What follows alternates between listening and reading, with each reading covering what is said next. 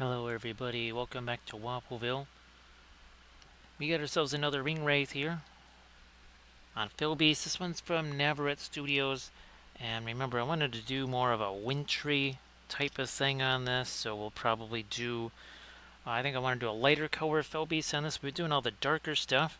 So yeah, we're actually going to try and go lighter on this guy. Thanks so much for being here, Armored Wolf. Sorry for the late notice. Just, normally I'm supposed to be at that annual thing tomorrow, but I just had to tell him I don't think I can be there because I just really have to stream tomorrow. We still got to get that other Fell Beast ready though.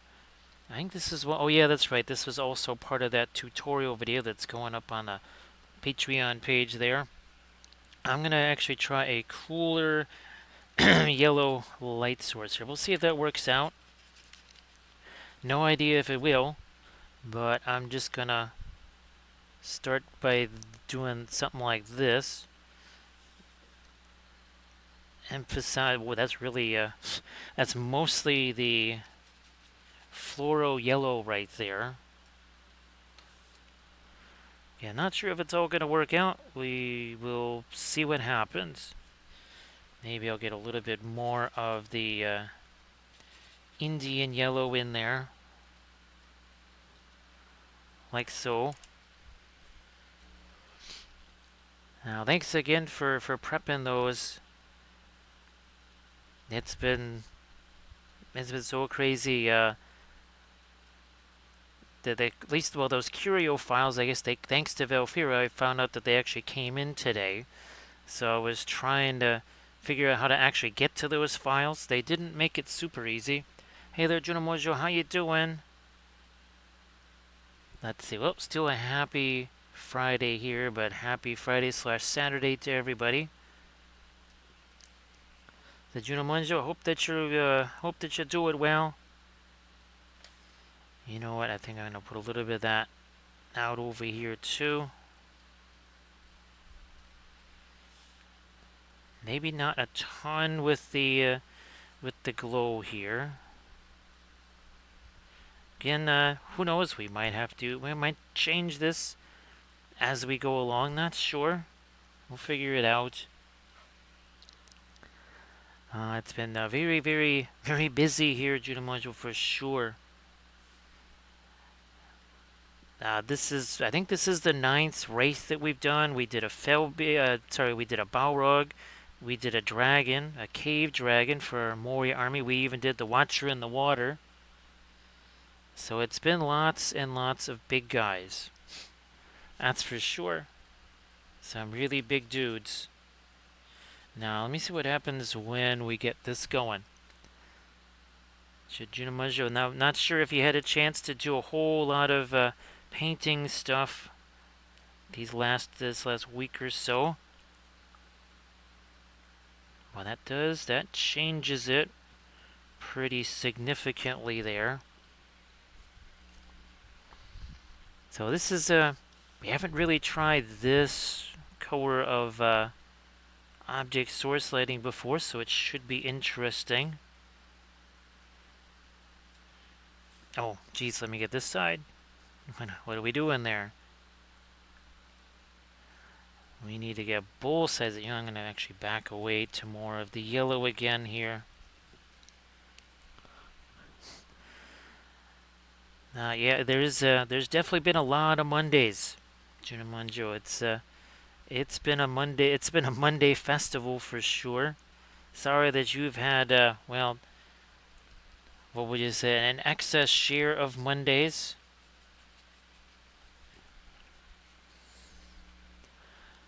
Yeah, that's because yeah, something else can always go boom, right?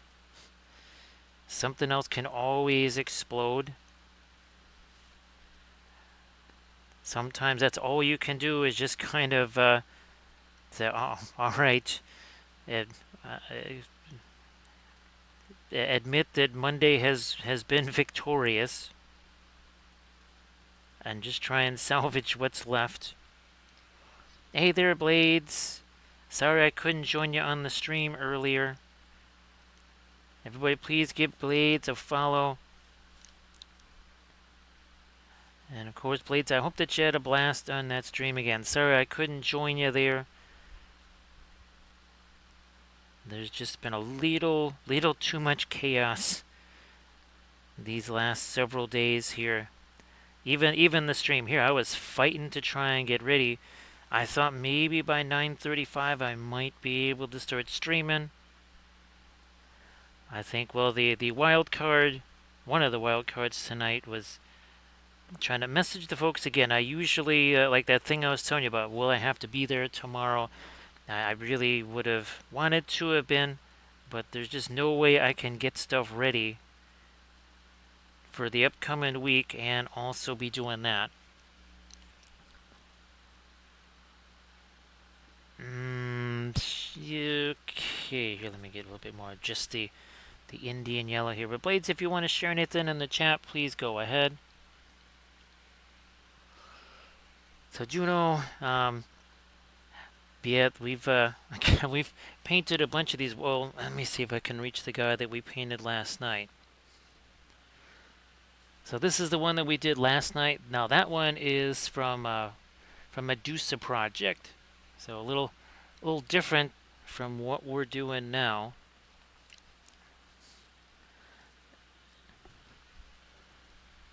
Well, I'm glad that you were able to get a fun miniature going there, and of course, Blades. Well, there's some folks in the chat. If you wanted to post that there, so that they could go ahead and check it out. Everybody, please give Blades81 a follow, of course.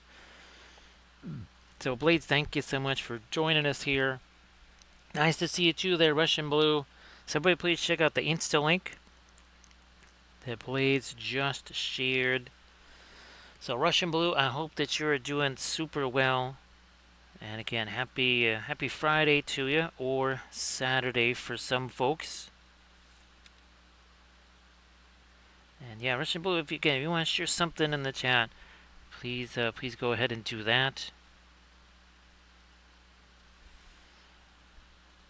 So that actually is that's kind of interesting. Now let me see. I'm gonna try to import a little bit of the really light stuff first here. So thank you so much, Juno. Appreciate that. Here was here's another one of the Navarette Studios.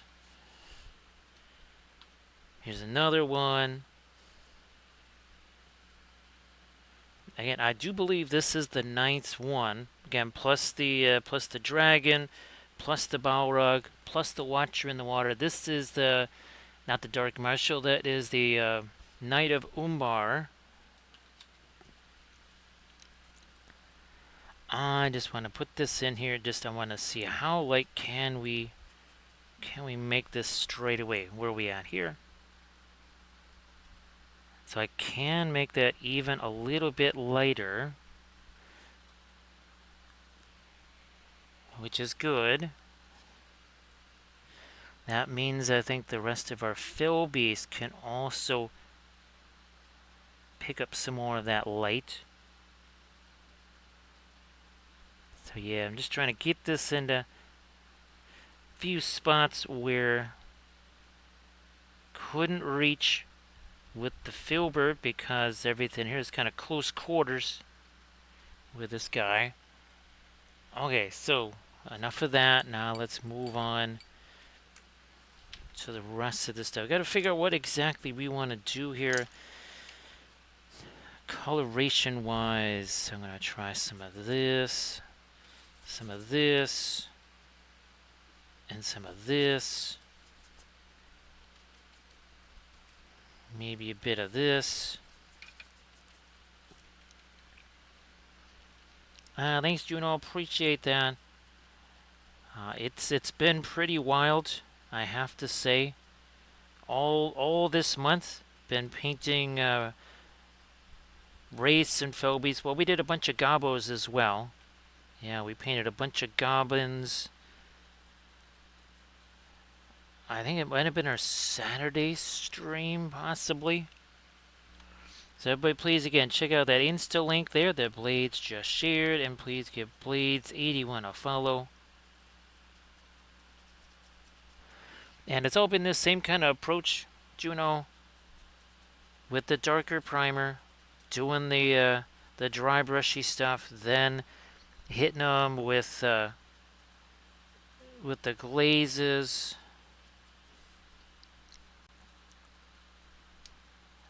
Let me get some of that down here. Not a ton.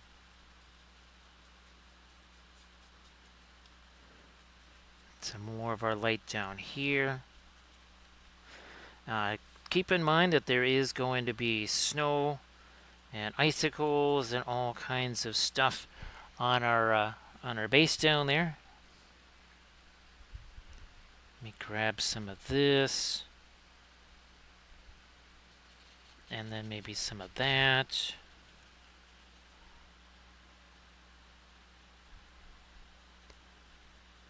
And like I said, we're going to be doing doing some glaze stuff after this. That's going to change things around a little bit too.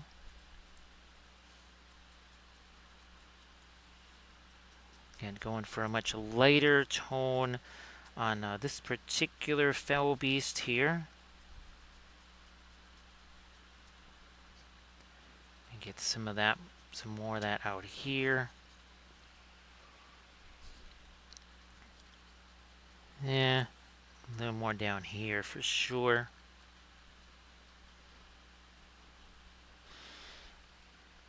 Try for some more of this lighter ice blue, ironically enough. Oh, Armored Wolf, I didn't have a chance to get the AK Interactive stuff. I think I'll give that a try tomorrow when there's just some more time. Looked like there was only a slight difference in price. Nice to see you there, Giga. Boy, it's been a little while. I hope that things have been alright. Yeah, hopefully nothing crazy has been going on. I know that the stream times have been a little bit difficult. But I was hoping there wasn't anything untoward that's kept you away from painting or anything like that. We don't want to see that. So Giga, I hope that you're okay. Everything's been going well. Yeah, we're trying to lighten this baby up here. Thank you so much, Grand Oracle. Appreciate that.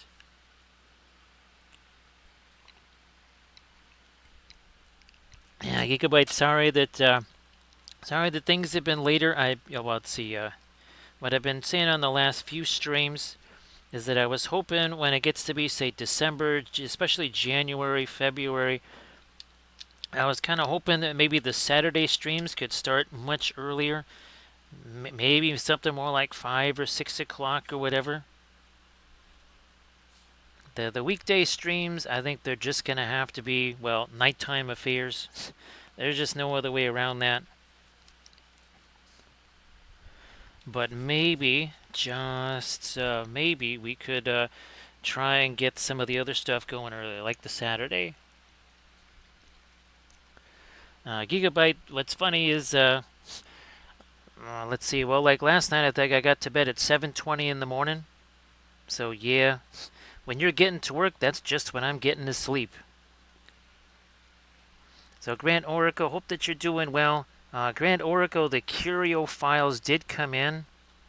Holy smokes, there's a lot there's a lot of stuff to print. I don't think it's necessarily a ton of gigantic, well, it's not gigantic pieces, but there's going to be a lot of pieces. I think that A1 Grand Orca, hopefully they still got that sale going on, but I might just have to get the A1, and that would print things like that curio cabinet, because the A1 carbon, right, it's got the same size build plate. Hey there, Velfera, how you doing? Let me scroll down here and see if anything weird is going on. I don't think so.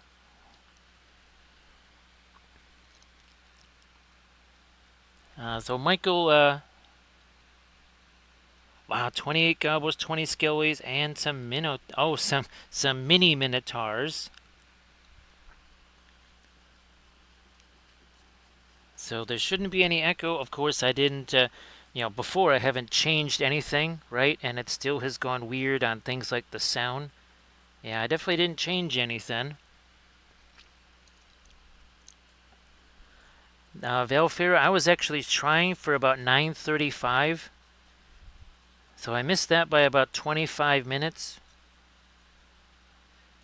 Velfira, actually, we was just telling Grand Oracle I might have to get that A1 just for printing out things like that curio cabinet stuff, because otherwise it's an either or, right? It's either we have the X1 print the curio cabinet or no terrain.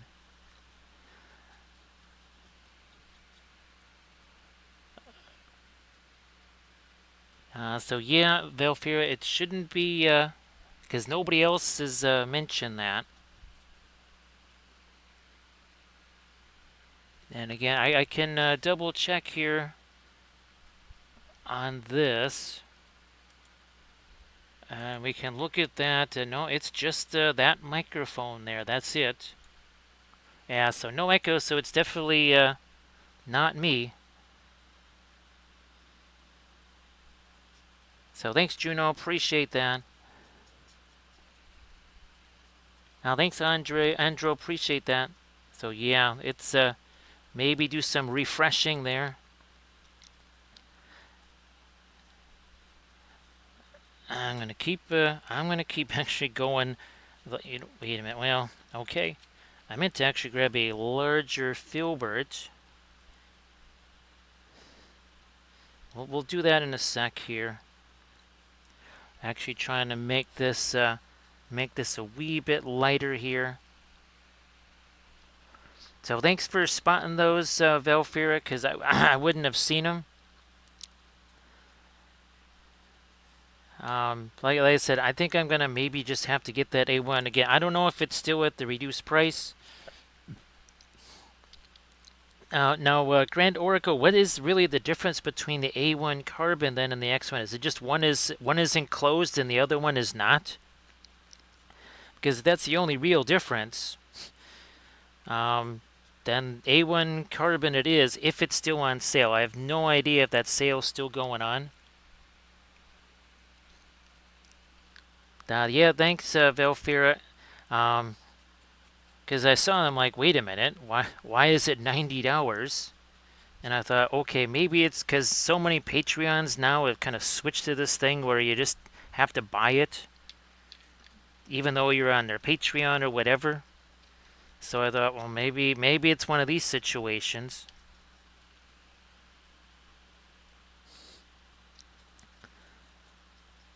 Well, the A1, is it the A1 Plus or something like that? Because I think there's the A1 Mini. I think that's the difference I'm thinking of there, Grand Oracle. So I'm guessing that the A1 is just not enclosed. Hey there, Nurgle Matthew. Nice to see you, Nurgle Matthew. Happy Friday.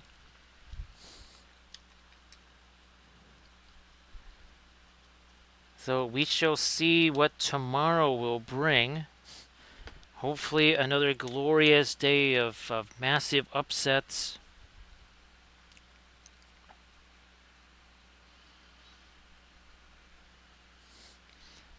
Let's see. So actually, I haven't really looked at the P1 so much. Everything has either been X1 or A1. And I don't know if the P1 is also part of that sale. Again, last time I looked at it was probably 5 days ago. So it may not, there might not even be a sale going on anymore.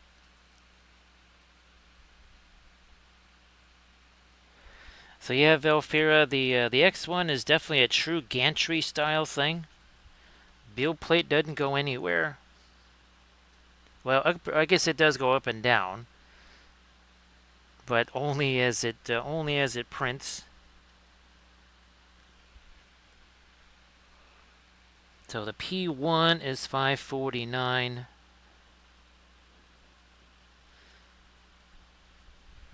Again, I'm starting to wonder if that well, it was supposed to be for smaller stuff anyway, and something like these pieces here. Well, also that one, Megicelled.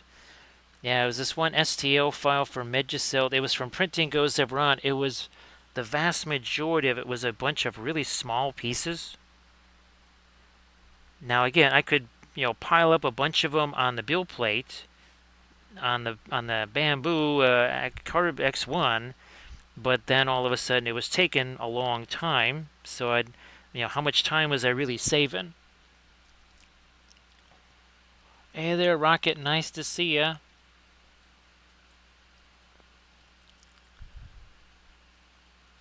Let me see.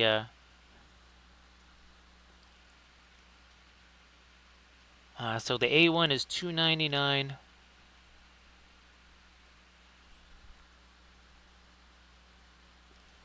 The P1 is the same physical size, and I'm sure it's open. It's not enclosed, right, Velfira?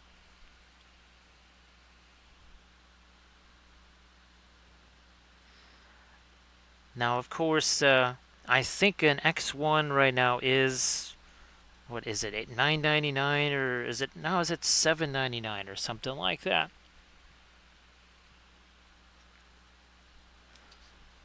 But yeah, maybe so Grand Oracle, I don't know, for printing something like those small parts, I wonder if I'm just kind of better off getting that A1, just a small one there, because that also won't require a whole bunch of space.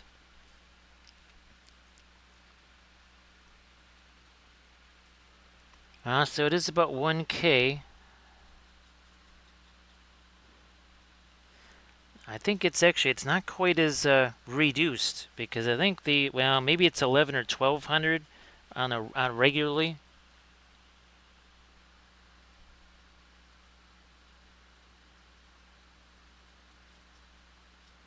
But yeah, Velfair, that's the thing I'm considering using that for. Would be just for things like that, where it's just real simple parts, nothing complex, no details. It's literally just a storage thing.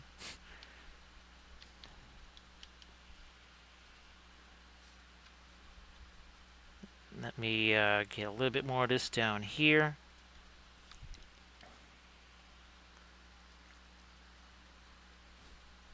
Little more of our light on the underside here, then perhaps something like this. Let me try to get a little bit of some other color on here.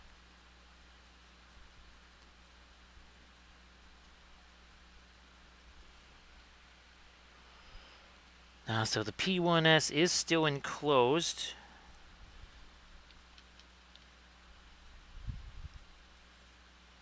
It is kind of it is weird that they're calling it a Black Friday sale, since we're not even in November yet.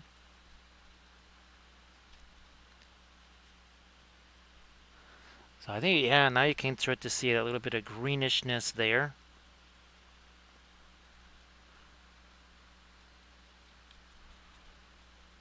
All right, what are we making happen here?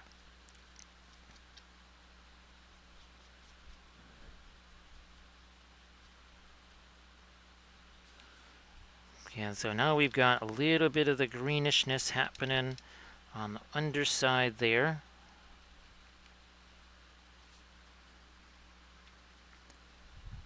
Come on, a little more. Now let's maybe go for a little bit of glazy stuff. So what are we at here? We're at 24 minutes in.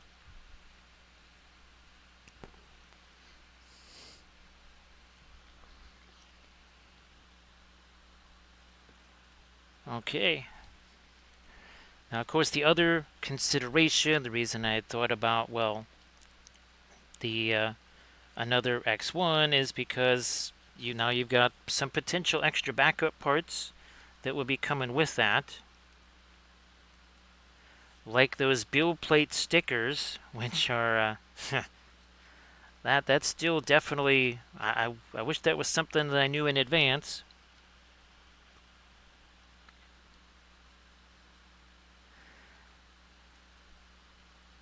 Armored Wolf, I can't remember. I think they had some P1s. Hank's got some of those right down in Peoria.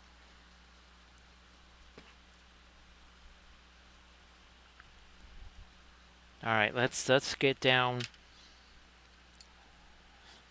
to some glazy stuff here. Let me grab. I guess this just might do it there. 1 second here. What is that stuff on there? So Velfer, I'm going to try and take a picture of it. Well, the problem is Velfer, it's not it's the whole plate is a sticker. I mean, it's the same size as the plate. It's not just a little sticker there. It's the entire plate.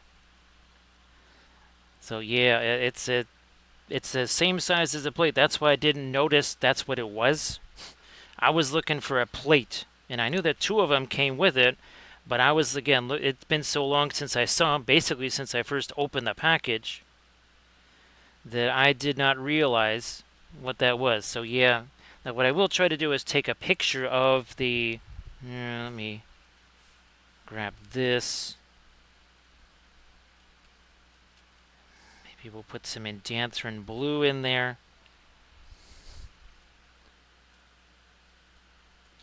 Maybe a little bit of our green too. So this is where things get truly fascinating, where we're going to be mixing paint here.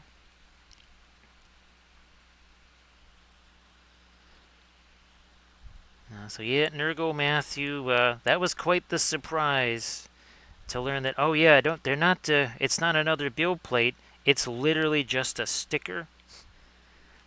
I mean, it's a heavy one. It's about the thickness of a refrigerator magnet.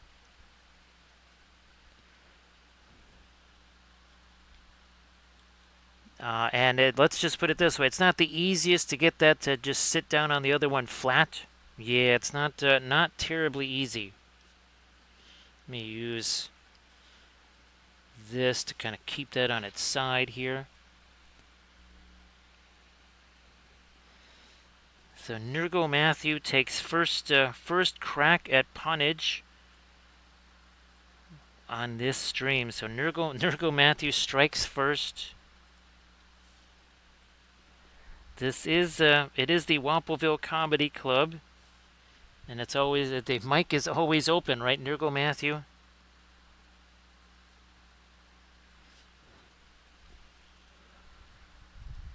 Now, Nurgle Matthew, have you had a chance to maybe do anything with the oils the last couple of weeks or so?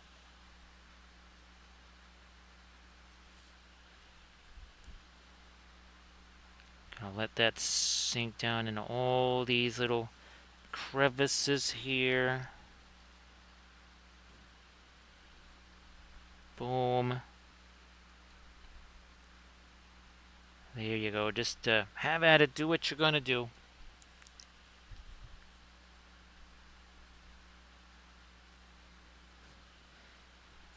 Take it and now just start pulling it down this way.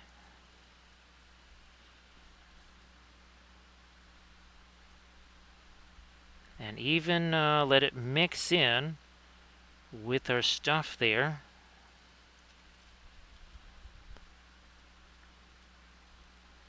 Yeah, look at that.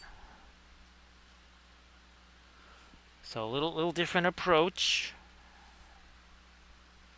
Wow, look at that. I didn't even put any on this leg, and look, it's gone all the way down there.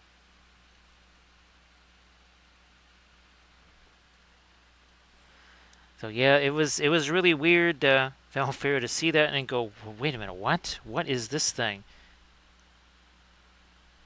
And then I kept thinking, well, now it's just a sticker. You know, if I got something that's really on that build plate, is the sticker going to come off with the print? So that was something I started to wonder about.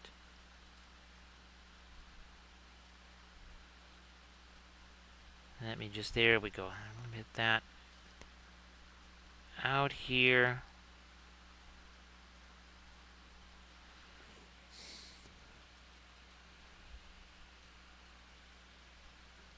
Well, Rocket, hopefully that worked out well. And of course, Rocket, if there's anything you want to share in the chat. Velfro, wasn't sure if you wanted to share the dragon or any of the stuff that you have been working on.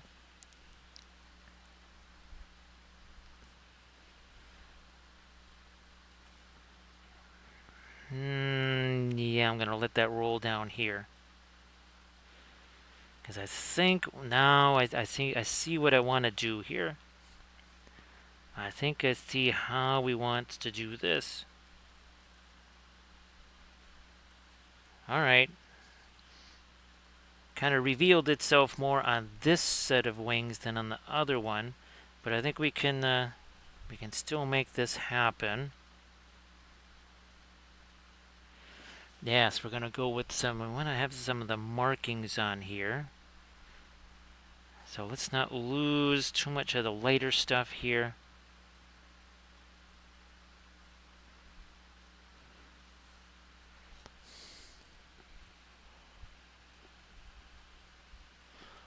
Let me see.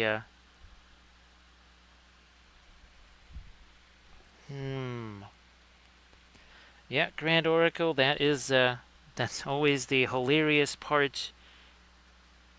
And what's interesting is that about 10 minutes from now, it'll look like it's dry. That's always the wild part of this. Is that it looks super, super shiny right now.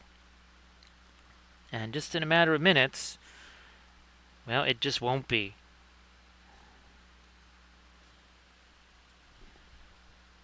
Let me hit this too.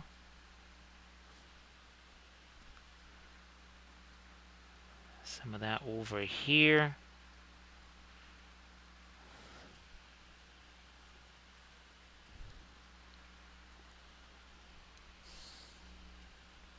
So yeah, Velfira, what I'm going to do is take a picture of that marker.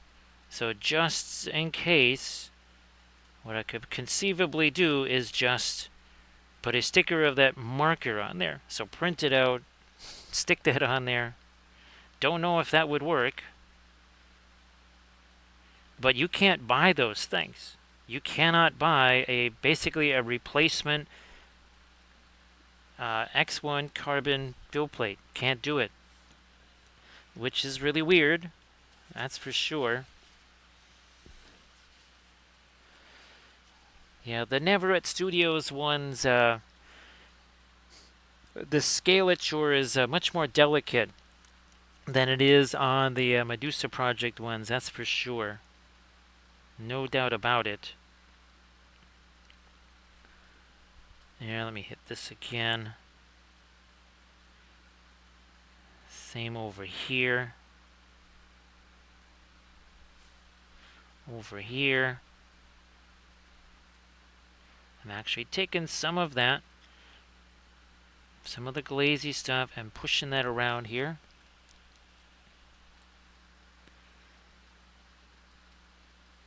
So this sword's going to be a yellow sword here because the Undying, he's going to get that sickly green. I still have to look at the Middle-earth armies there and see, you know, who the Undying really ends up with more, because that's more just for the basing. Where is the, again, here is the one that we did.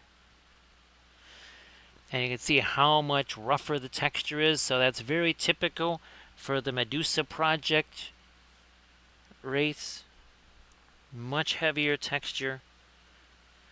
Now, what I'm thinking of doing is kind of the spots like this, but they will be in a kind of a darker bluish gray, and that's going to go on the top here. So you can see that's already starting to get less shiny there. It's already starting to lose some of that shine. I can even sort of do some rudimentary manipulations here.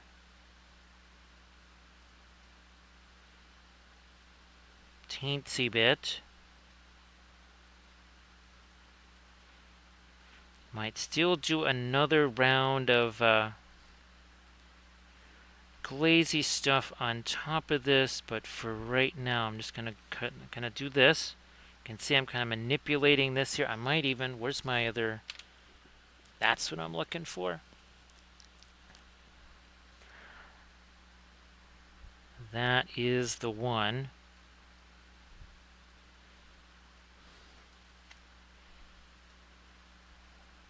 Let me do this. on this here.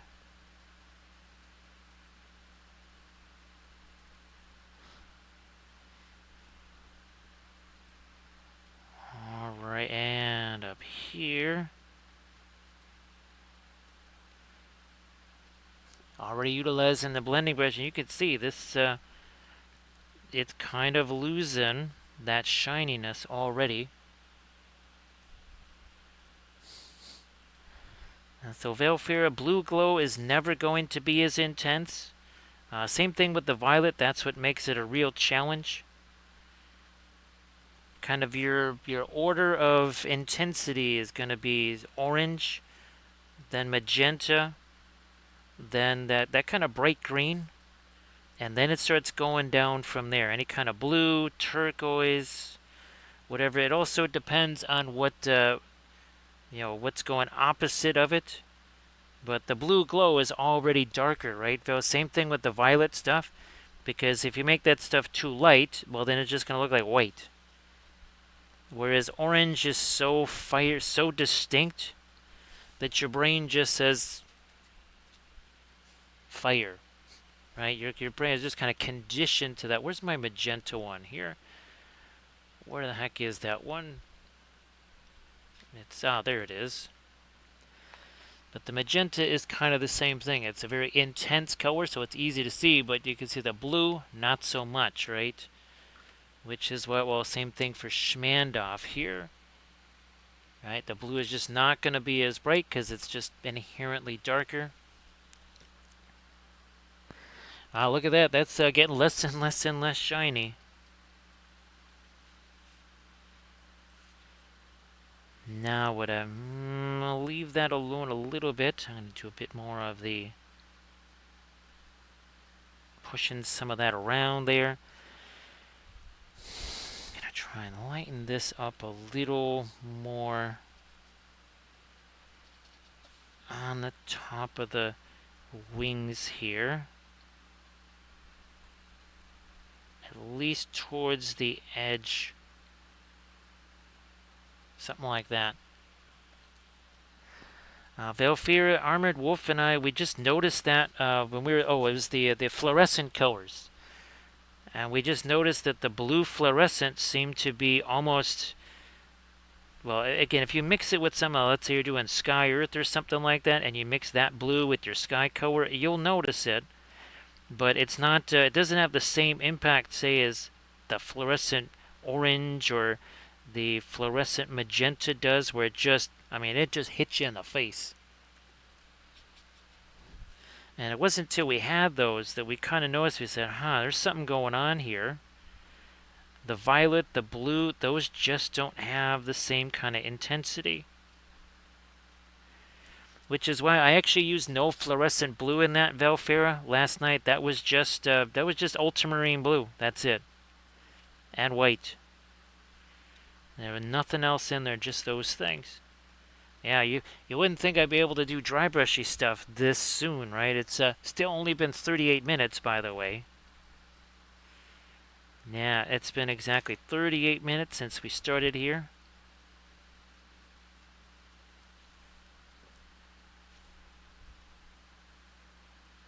And we're going to get very light down here too, I suspect, at some point.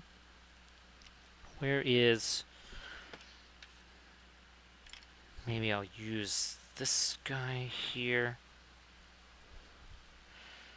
Some of that perline black, some of that green.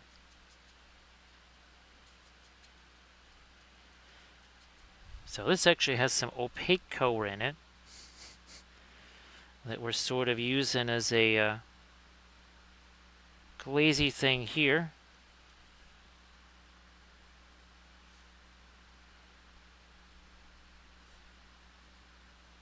Put some of that on the underside of these wings. Yeah, Nurgle Matthew, it really is the easy button. It truly is the easy, but it's like, well, let's see, how can we make all this easier? Well, just do it with the oils. That will make it easier.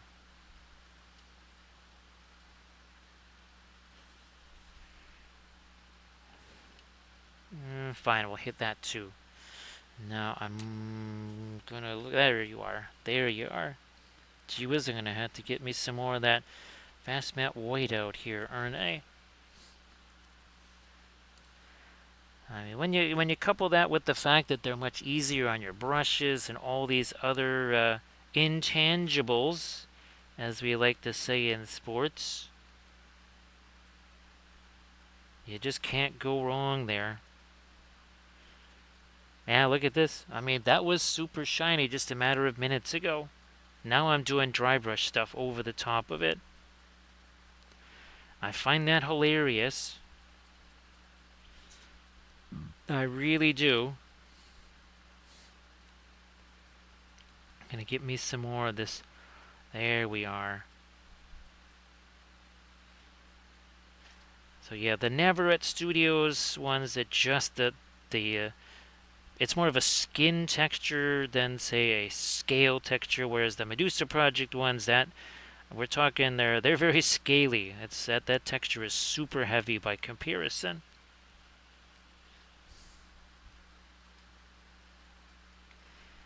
We're getting there, we're getting there.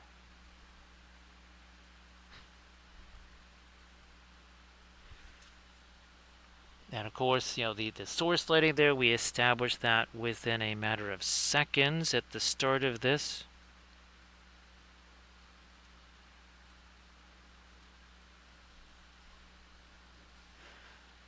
Now, let me try to start thinking about those darker spots. I might even use this guy here. So, I'm just going to get the stuff out of it.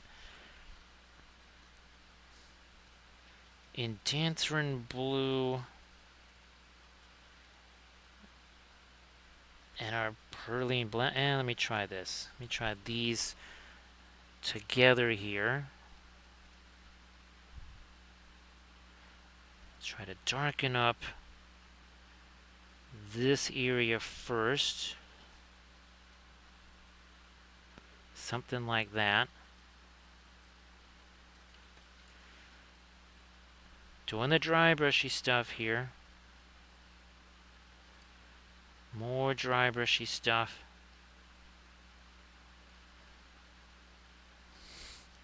Get some of that out here too. I better get me some of the excess out of that brush. Oh yeah. There's a whole bunch extra in there. No wonder.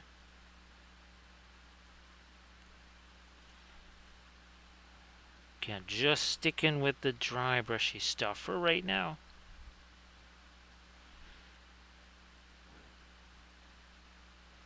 Gonna get that going down the these spines here, whatever.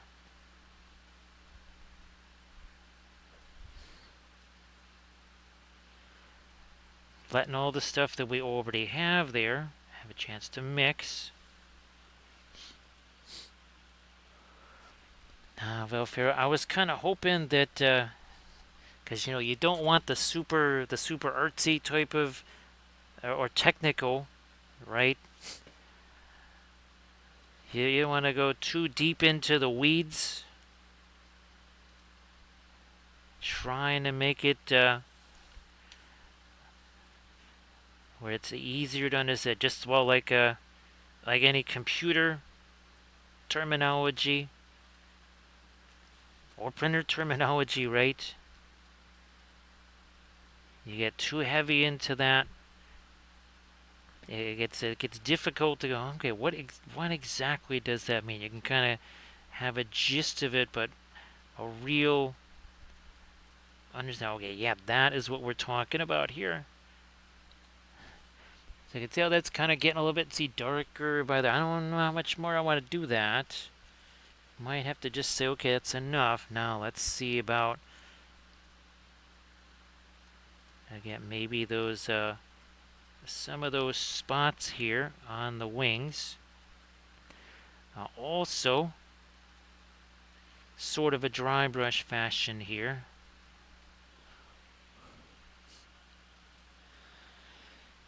Velfira, I was really I was wanting to do something like this for years. I mean, years. I wanted to have a special Kamul on Felbeast. And I was going to try and take a Kamul, the figure, and, the regular Felbeast slash Witch King kit, and just try to convert something there.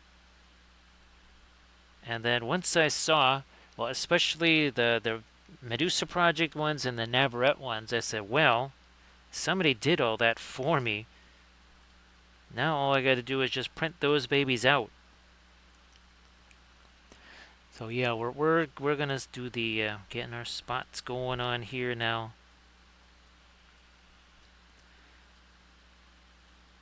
Because really, I mean, the Dark Marshal, the Knight of Umbar, I mean, those they should look different, shouldn't they, Valfra? I kind of think that they should. Very different from, say, the Shadow Lord. And of course, again, Kamul the Easterling. Now, apparently, what I've been told is even in maybe some of like the appendices or whatever, there has been a little bit more description. And they don't all look the same. Yeah, right, Vilfred? It just makes more sense that they would be different. The only reason they had the black cloaks was just so that they could not necessarily stand out so much, right? When they were the Black Riders. Didn't necessarily mean when they were on their fell beasts. And heck, even, one fell beast doesn't have to necessarily look exactly like the other one.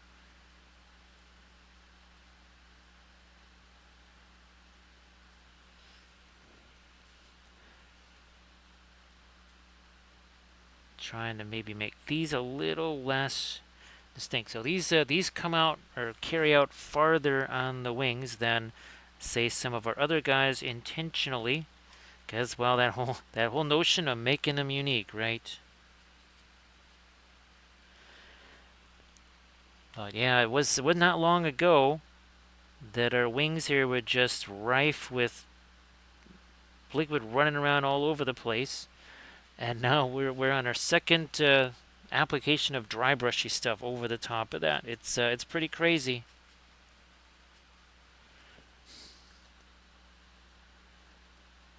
Doing some more again with the bigger spots towards the leading edge of the wing, and then they get smaller.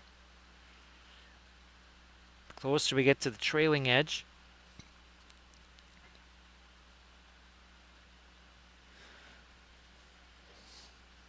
Now, let me darken this down a little more.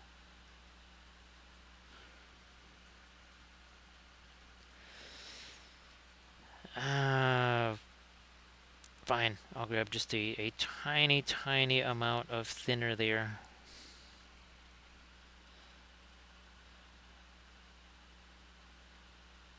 So yeah, Velfira, even well, like even the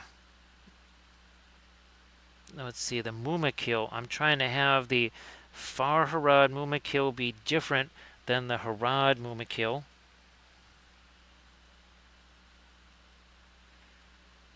I don't think well, yeah, you don't usually just see Far Harad with the Mumak. Now, we'll see what happens as far as the new edition. Who knows what kind of stuff changes with the Alliance Matrix or whatever. No way to know.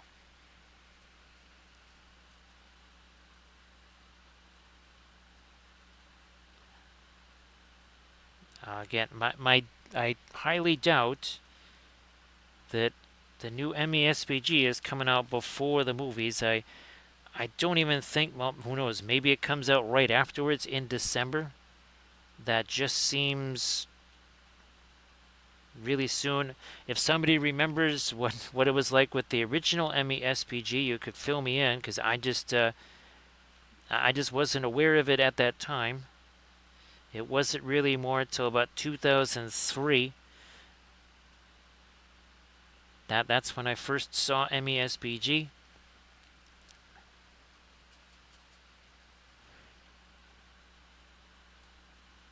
Okay, now maybe also Some of that over on this side. Grab a little bit of this thinner here.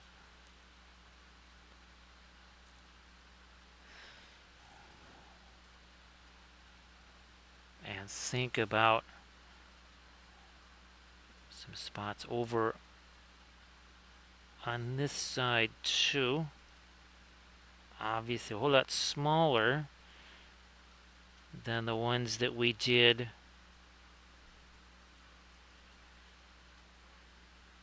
on the wings.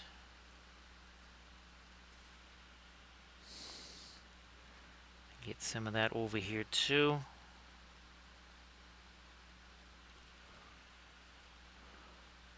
More spots over here.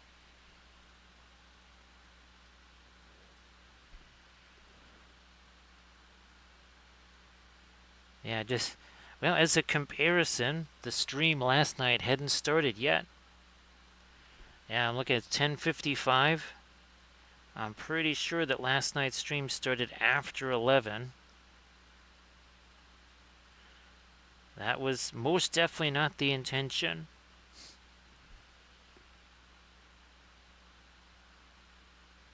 It's just been that kind of weird.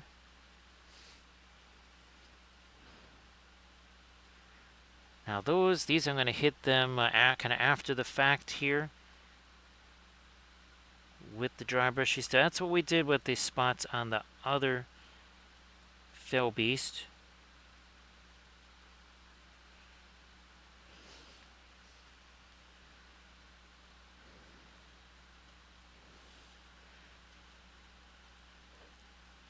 Now I think I can, I'm going to put some, I need to go more dry brushy here.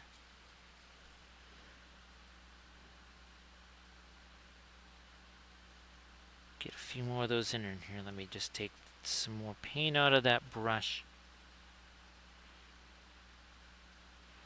before we try to do some of these much maybe smaller ones here.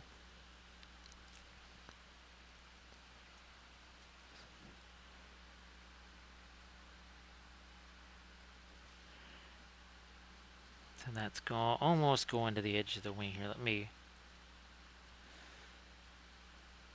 Okay. Already toning those down.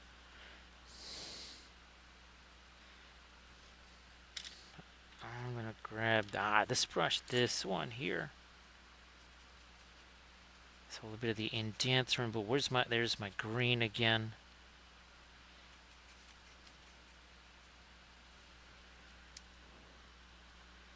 And now we're going to reinforce kind of the darks on the insides of the spots here. And then we'll soften up that as well.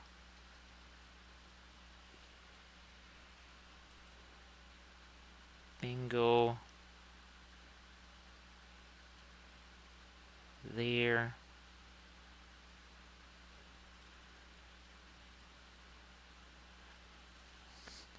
So I forget what the early games are. Again, some of the most significant games have the potential to be kind of the blowouts, of course. That would be your Navy Notre Dame and your Illinois Oregon, but those would be big. They would be top 10 busters, that's for sure.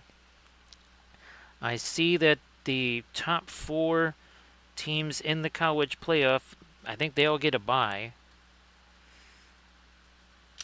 So it seems like your top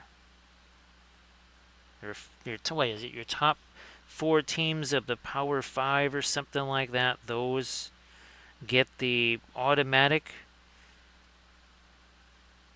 top 4 spots. And then everybody, the other, 8 are just kind of your at-large or whatever.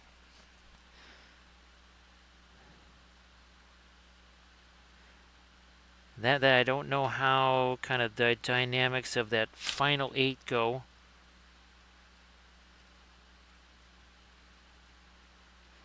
Okay, trying to get some of the smaller spots out here, kind of towards the edges of the wings.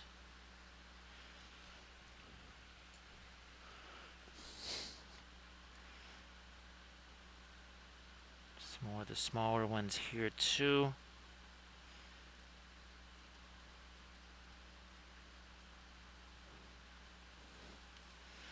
I think these I can start to, yep, kind of go after the edges of those a little.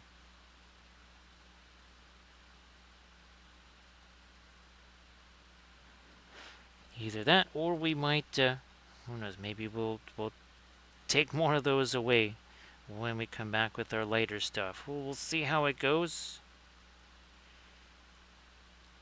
I mean, we're not even an hour in. We are 56 minutes in, that's it.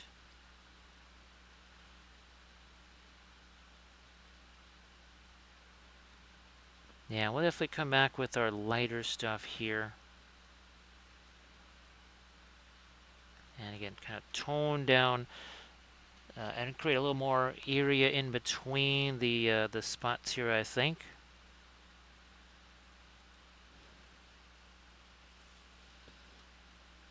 Maybe these get a little more extended. The larger spots, that is.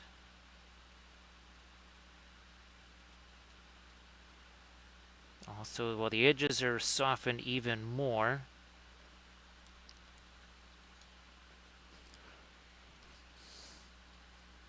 As we extend these out.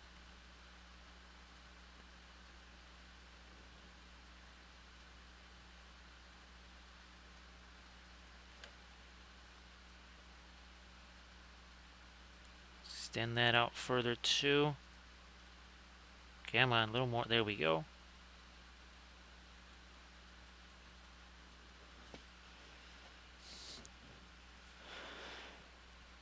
Now we need some of our dark in here there too.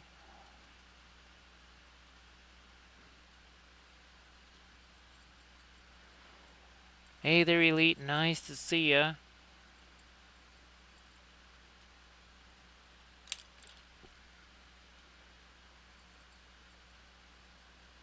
Well, that was somebody that served up I don't know what the situation was there.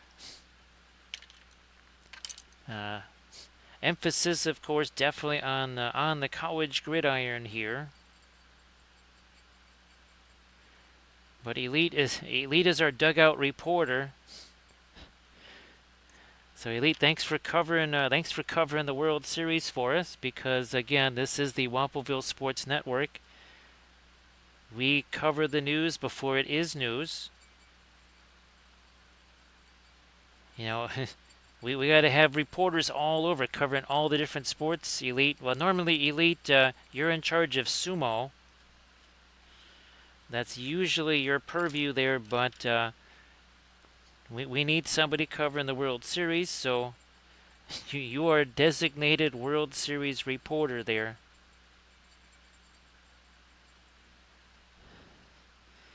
Alright, I'm just trying to get some of the stuff out of these brushes here, because we might need those for doing some dry brushy stuff later. But now we're going to do some... There you are. I'm going to try and get some darker stuff going on here. And I'm just going to use... Ooh. Let's get some more of our Van Dyke Brown out here. Where are you hiding? You're in here somewheres. Going to get some of this out here.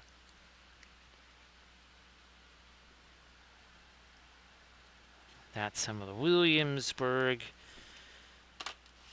Van Dyke Brown.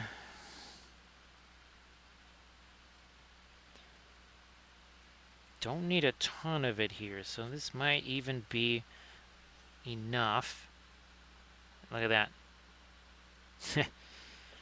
We're just touching it to this. Maybe we'll... There we go.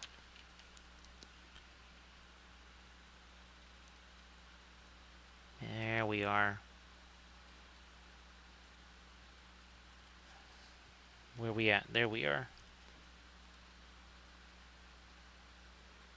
I think that is still supposed to be metal there. So that starts to look a little bit different.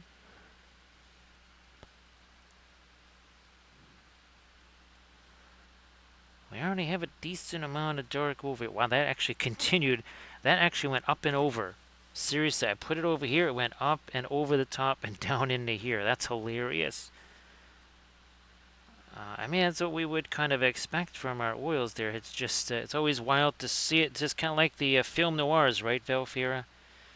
You know what's going to happen, but every time you see it, you still kind of go, wow, look at that.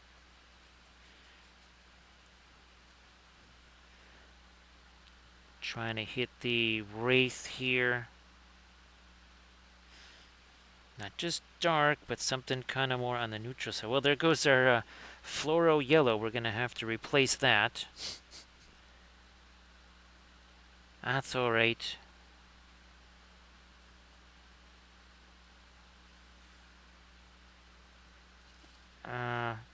Get the underside of the cloak over there too.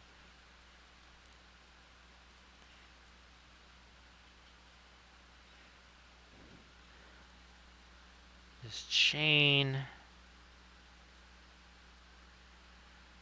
The feet's here.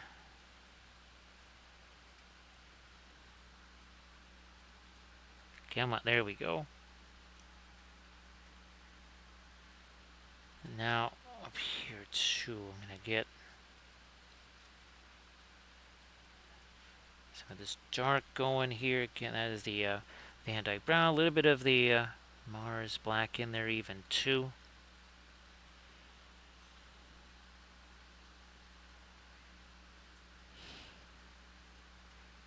Hit some of that over here.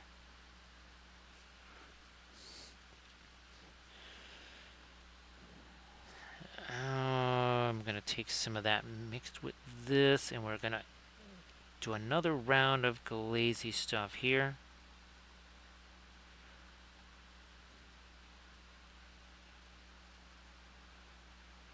Now, this is the stuff that has the charred animal bones in it, and if I remember right, I think it was the Payne's Gray Violet that had the charred animal bones. Now, they had the manganese. Well, obviously, dioxazine. Maybe it was. Where are you hiding?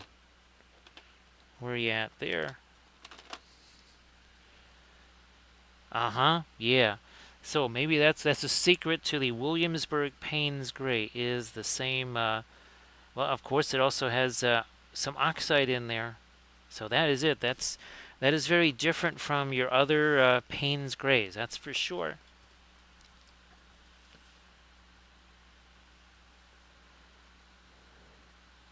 So we've got more of our dark in there. And that's where we had to do some sculpting in that area. Now over here, we're going to take some of the... Where's my... Not even going to bother getting the Pearline Crimson out here. I have this. Well, that actually kind of looks a little bit like Pearline Crimson over there. That's quite the crimson color. Get this all up in here.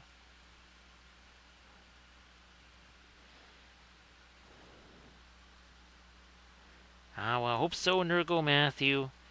I hope so, because painting, that's the natural state of being right there. Yes, always painting.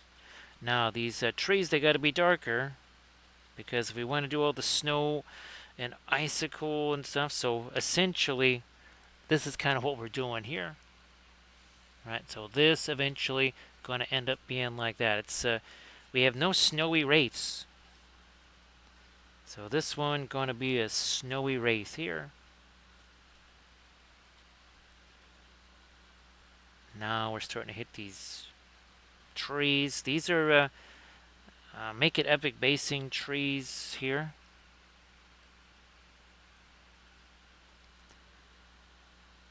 Yeah, Elite, I think, I don't know if you had a chance to see our one from last, I think so. Yeah, so this is the one we did last night.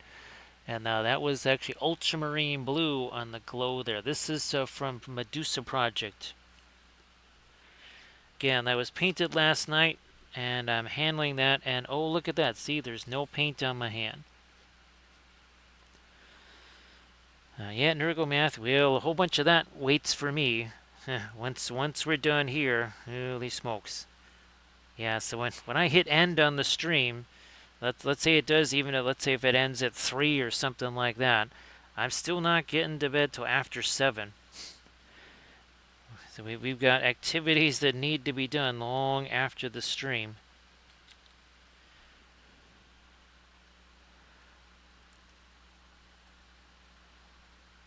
So yeah, Grand Oracle and Michael and Velfair, I have to kind of figure out is it worthwhile to just have another Bamboo X1?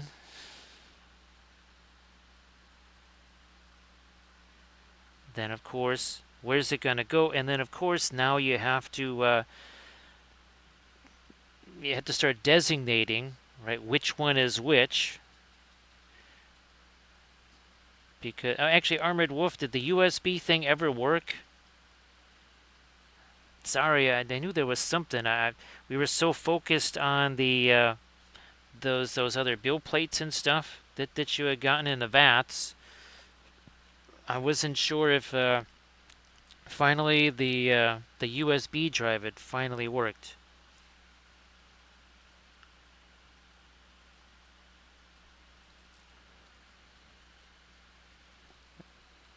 Let's do this.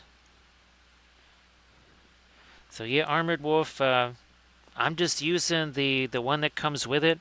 I was very disappointed because I thought, oh yeah, I've got all these, 32 gig drives or whatever. I'll be able to put a ton of plates on there. It'll be great. And it wouldn't let me put any more than the old drive. And the new ones, they would constantly keep failing too. Well, only for the printer. I would reformat them and then just use them for regular stuff, and they would work fine, of course, because that's how it's going to go, right?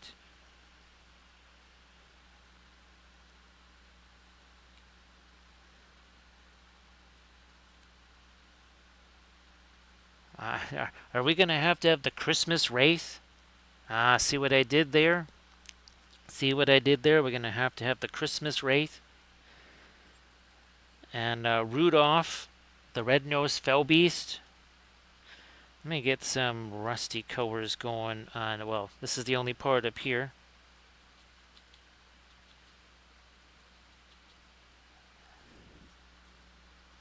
Bam.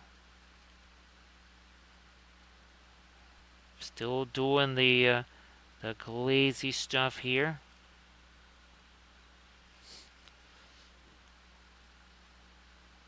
Remember, we did do a coniferous. Actually, as I've been desperately trying to find something that I still haven't found, I did see coniferous. Thank you so much, Cyberskull. That is 7 months worth. So Cyberskull, thank you so much. That is appreciated.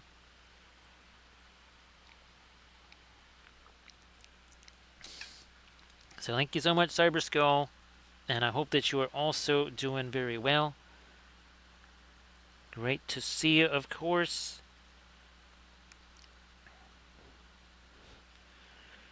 Maybe we should have even more rust on this thing, and then it'll stand out more. So I'm actually gonna put me some more on there.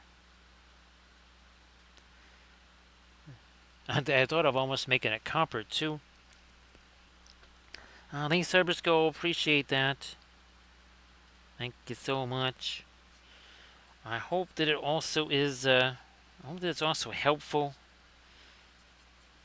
Right, that some ideas emerge there.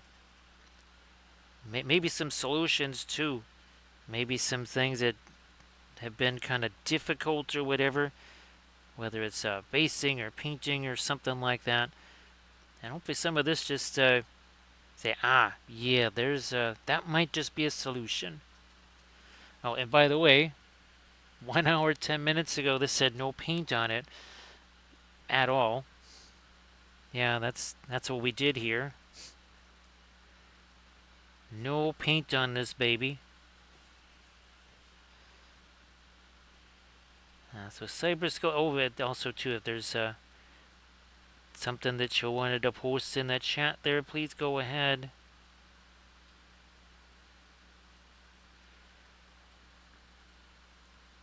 Actually, now Grand Oracle, should things finally level out and everything, is there something that you say, okay, this is my reward for getting out on the other side of this? There's this project, or wasn't sure if there was something, maybe a piece of equipment or something. You just said, okay, it's been a slice. We're gonna have ourselves a little something extra here.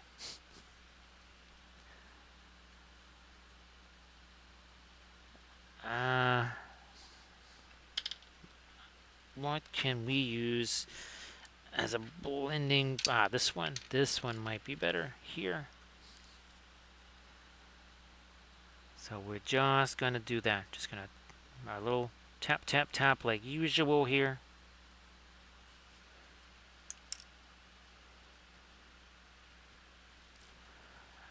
Well, that'd be great, Cyber Skull. Yeah, you want to post that stuff? I mean, we love our 2D art. Yeah, so you got 2D art to post or something like that. That'd be fantastic. Nurgle Matthew, I couldn't tell you the last time I had a chocolate shake or a shake of any kind. I would not be opposed to having something like that sat down in front of me.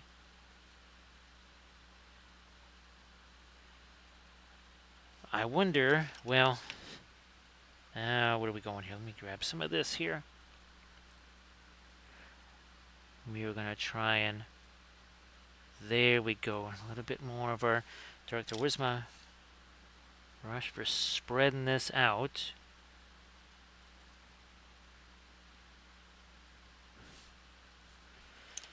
We will do the same thing over here. So again, everybody please check out that Insta link there that Cyber Skull just posted.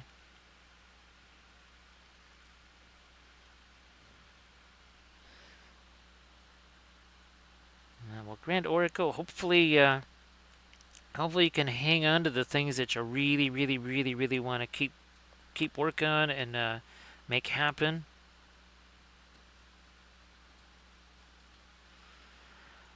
Now, I will at some point, again, it's been...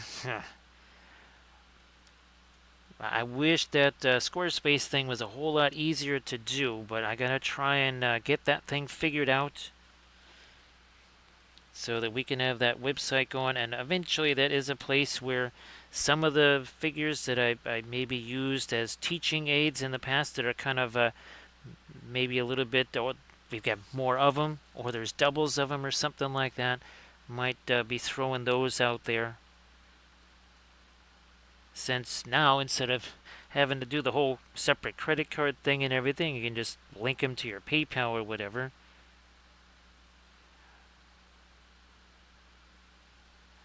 Well, that's the only way we're going to be able to think about another printer here or something like that is if we start doing stuff like that.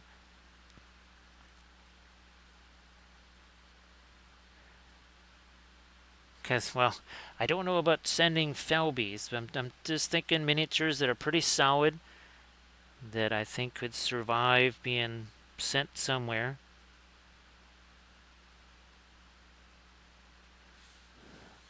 We are going to try and do a little bit of this on the inside now here too.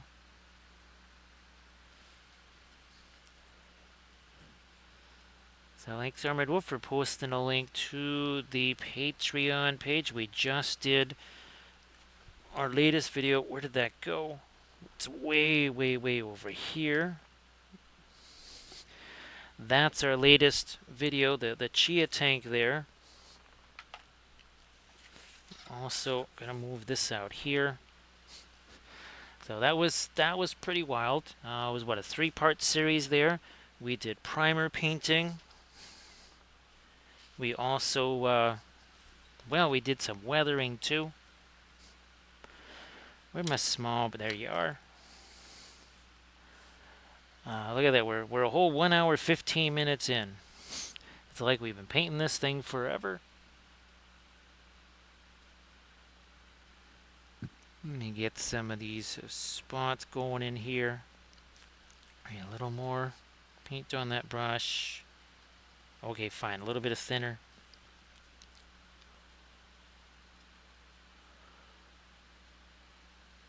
Get some smaller spottage here, I think.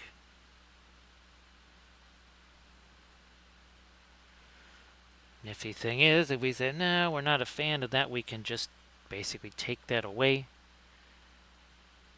I'll just dry brush the later stuff back over the top of it again. No big deal.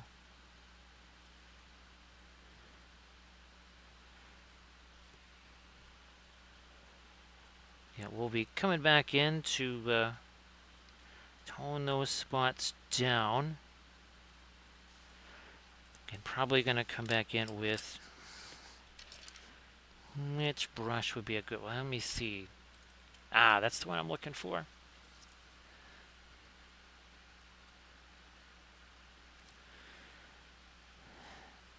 Yeah, Grand Oracle, I mean, it definitely happens, right? You end up with a whole bunch of things that I don't know if it's, more towards the historical, more towards the fantasy side, which things you're looking to kind of hang on to, and other things maybe that might vamoose. You know what? I'm actually gonna I'm just gonna do this, and we'll try those again. How about these? These, no, we're gonna do the same over here too. Yep. We might still do the spots there, but they're going to be done after we rework this.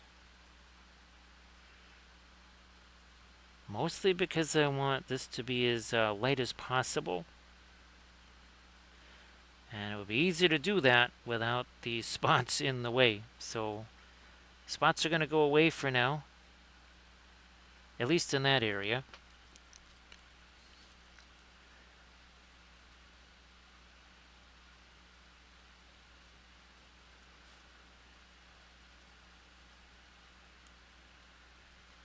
So yeah, Elite, I believe this is the 9th different Nazgul that we have done here on Fell Beast.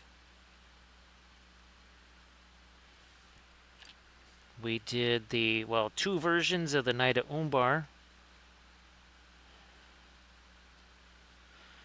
We did, let's see, the Shadow King, or Shadow Lord. Then there was our, the guy with the Rohan snacks, right, and the red glow. There's our guy with the green glow. And then there was, I wonder if that one will be the Dark Marshal, the one we just did. Of course, what was the Betrayer? We did the Betrayer. That was our first one. Hey, Crusader, how you doing? Thank you so much for joining us here. Appreciate you being in. We still got 37 minutes of a happy Friday here, but happy Saturday where that is applicable. Because I know for some folks it is already a happy Saturday.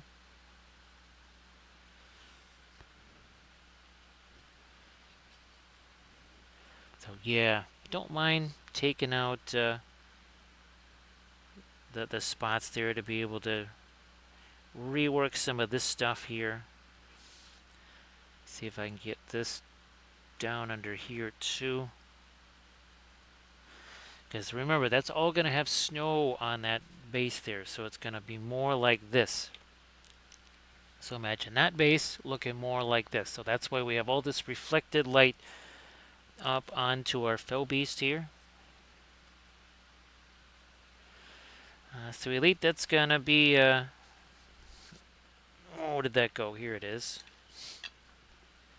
We will be doing some 2D art because we're going to be doing some more ornaments. That'll be in December, maybe even November, but definitely in December.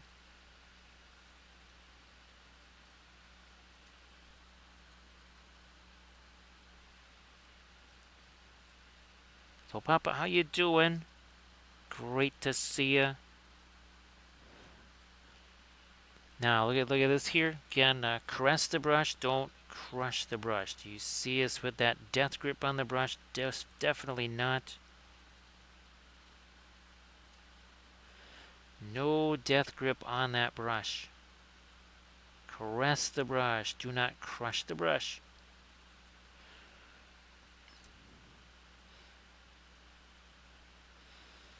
So, Valfira, I don't know if you saw the Friday night was already crazy. We haven't even gotten to Saturday yet. And between the BYU game last Friday and the Boston College Louisville game this Friday, it's already kind of gotten a reputation as Freaky Friday. And I believe this is really the first year. Well, actually, I think they had Thursday night. I'm pretty sure there was a Tuesday night game also. More college football, more better, we say.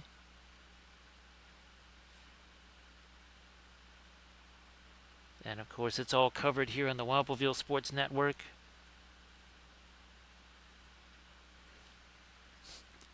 Let me get a bit more over like down there. Over here. Yeah, that's starting to work out now. And then back here, we're going to add not the greenish light. This back here is going to have a bit more of a, for lack of a better term, kind of like a purplish type. Then we got to get back up here and do some more stuff with our source lighting up there. We got to look at that, see how that's already looking pretty dark. We're going to hit another round of our lighter rust color there. So we're going to go heavier on the rust with this. Why? Because that's going to be a nice little contrasty to all of this stuff over here.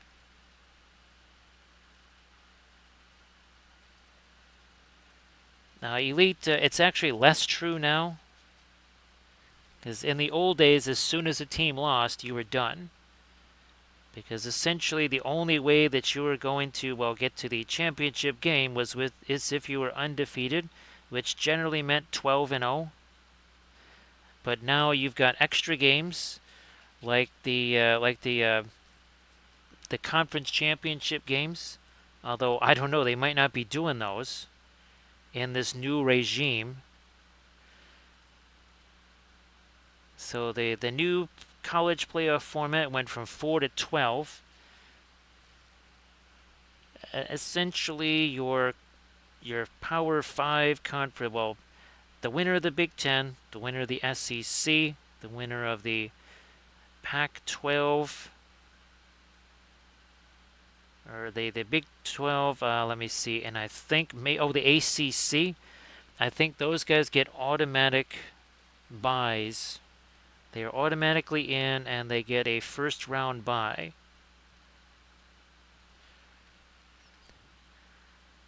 So again, it's not the... Think of college conferences almost more like divisions in the NFL. But they're mega divisions. Because, well, like the Big Ten, which has 7,500 teams in it. That's why we've got the APCC here. The SEC has 8,000 teams in it. The Pac-10 now only has 2.5 teams. I guess maybe they got one or two more. They're trying to reorganize and reconstitute. No, that don't go there.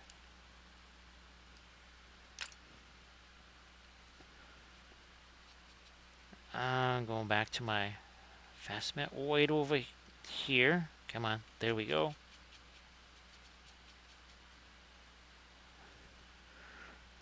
For these little spiky bits there. And then a bit, yeah, here, let's make some more of this. Have some light on it.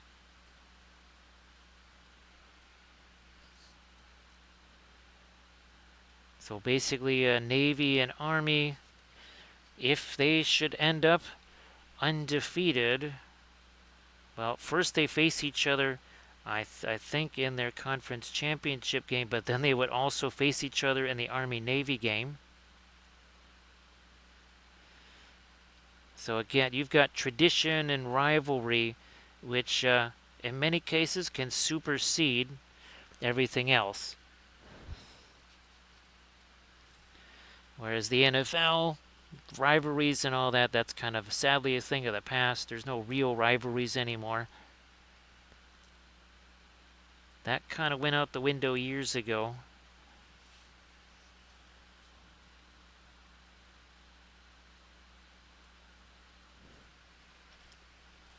To this. I mean, by real rivalries, I mean, in the old days, NFL rivals used to pretty much get out of the locker room brawling with each other. And then on the field.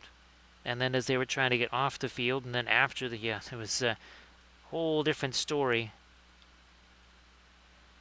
And that's where the biggest appeal of the college football is, because there is those rivalries. And of course, we're going to have a whole slew of games this weekend in stadiums that seat over 100,000.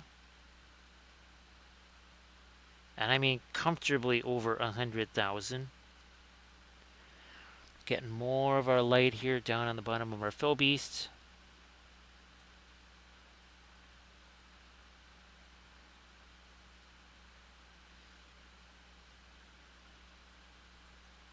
Alright, we'll do this. Light under here. Some light over there. Okay, look at what my hand is on that brush. It's almost not even on the brush anymore.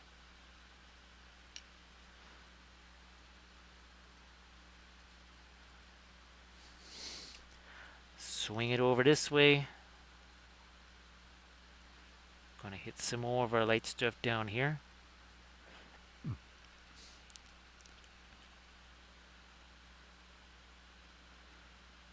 So I mean, there used to the NFC North used to be called the Black and Blue Division. Nothing to do with team colors. It was all about those teams hated each other. And I mean, they really hated each other.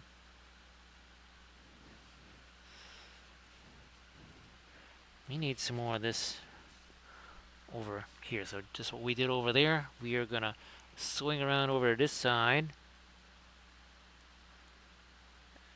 And we're gonna do this.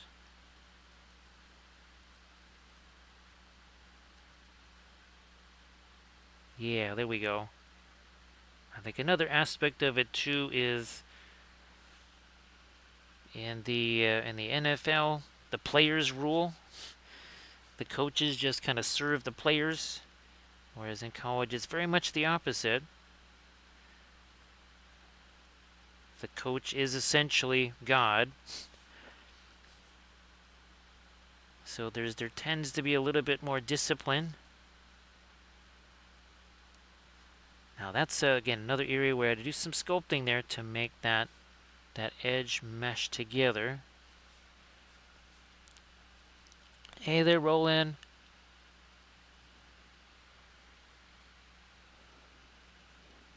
Yeah, Roland, actually I've got at least 2 or 3 tutorial videos on making those kind of buildings. Also like a castle, like a traditional castle with crenellations and everything.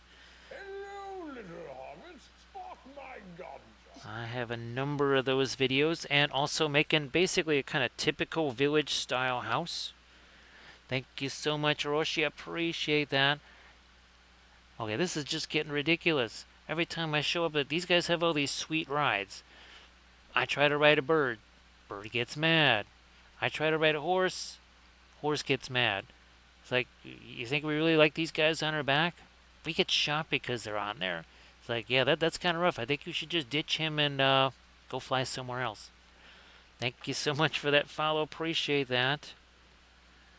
What's going to happen on our big old Gandalf 6 here? What it's going to be? Alright, there you go.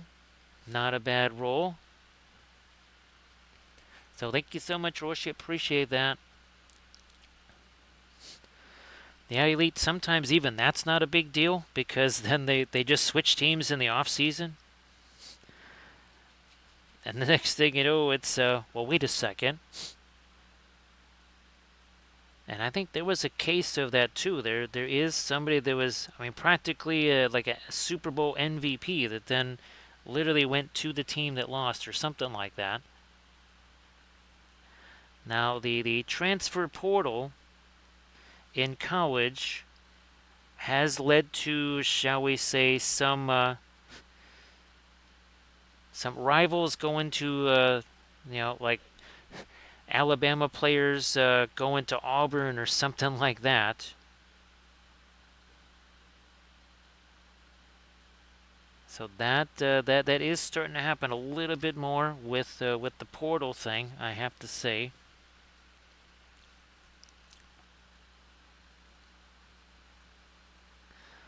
Let's do this here.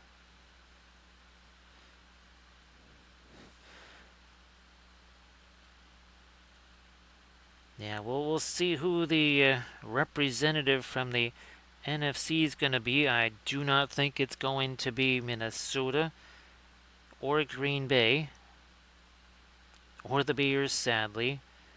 I don't think it's going to be the Lions either, which didn't leave a whole lot left. It's more so that the NFC team or the NFC North teams are going to beat up on each other. Not that they're not playoff capable. That's it, Elite. That's maybe a good comparison. So think of these conferences, especially like the SEC, the Big Ten now. Imagine they're all just stacked with teams like the NFC North, where not only does everybody have a winning record, but we're talking about some of the better winning percentages in the whole league. And now imagine every division is like that. And you don't have, lots of teams that you can just kind of beat up on. Now there we go. So you're getting some more of our light down here. Not too much of it here. Not too much. There we go. A little bit more on this one. So all that stuff that's darker down there, I'm not going to do a whole bunch on the trees because we're going to have the snow on there. We're going to be hanging icicles off of this. That should be super fun. I'm going to see what I can do down here to make some of this a little lighter as well.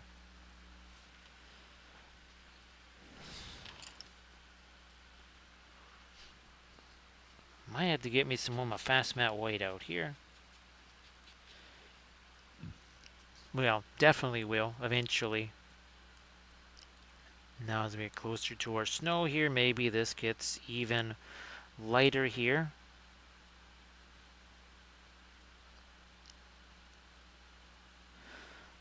Let me take a little look-see. This is pretty funny because our Knight of Umbar. Yeah, see, there's still a little bit more of the there's a bit more of the yellow and the green in there. Of course,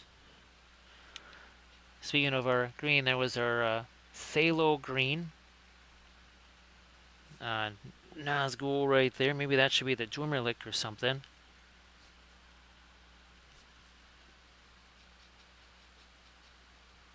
I'm going to get a little more thinner onto this. Okay. Yeah, it might have been too much, but let's see what that... not too bad.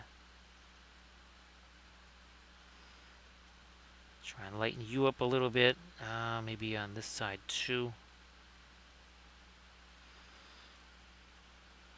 Where his ribs are, maybe. And then down. That's too much. But that's what the blending brush is for.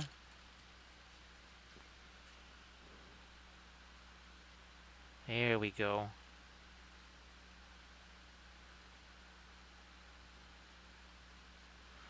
Let's do some more here.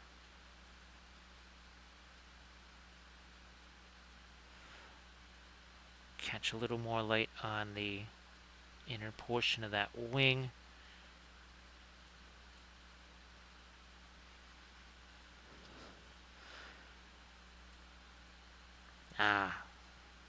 Fine. A little more of our light down here. Not too much.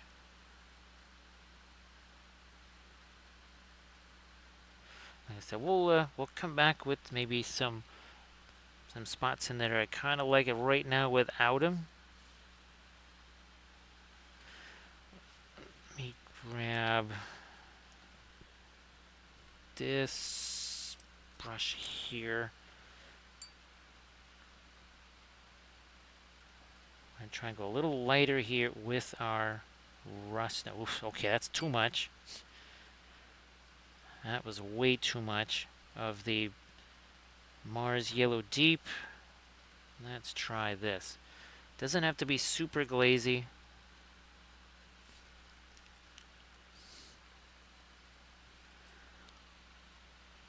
It's gonna go here. There we go.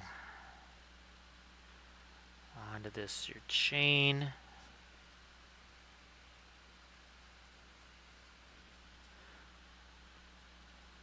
More of that rust over here again. That is, I'm gonna let this be much more rusted, because that it's gonna really stand out from the rest of that fell beast there.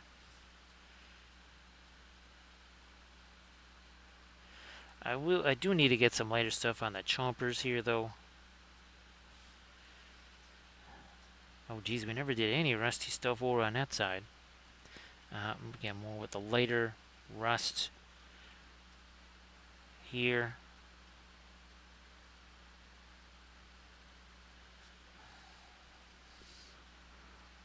That chain. Ah, yeah, on him too. Almost forgot. Some more of our lighter rust over there. That also.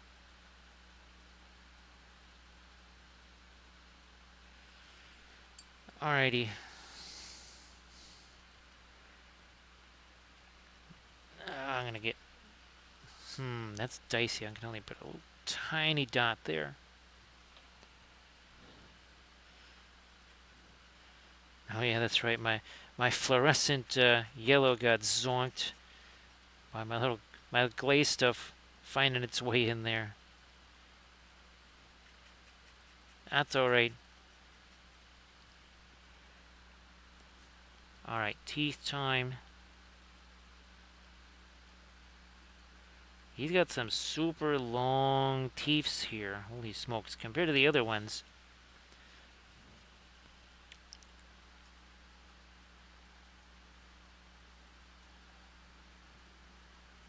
Alright, there we go. Now let's try to lighten those up. Again, probably should just get some more of the fast matte white out here. Hopefully that's gonna do. Ooh, that's a whole bunch of junk on the end of that brush. That's better. Thank you so much, Sarge. Appreciate that. So, well, it's still Happy Friday for us, Sarge. For you and me, thank you so much. Appreciate that.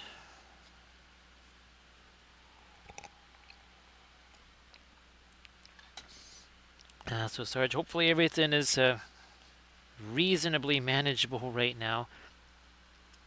Again, sometimes that's the best we can hope for. Now, is that... No, that is just a tongue there, I think. I wasn't sure for a second. Let's do this here. So, sorry, hopefully all the travel stuff has worked out fine.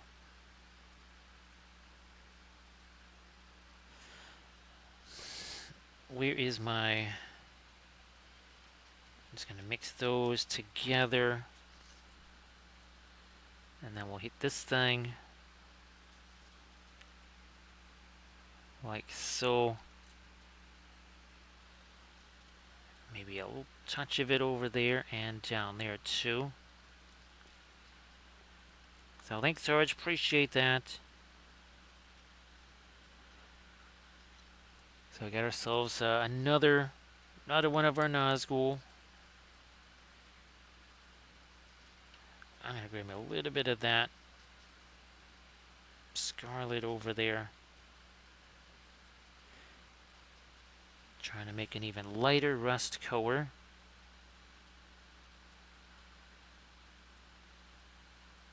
To do stuff like this.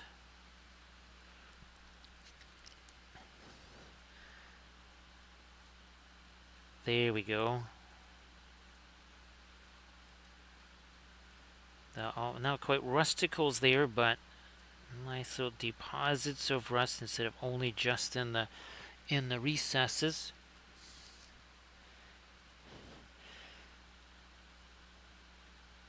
Sarge, I'm glad that you were. That sounds like some good news too on the modeling front there.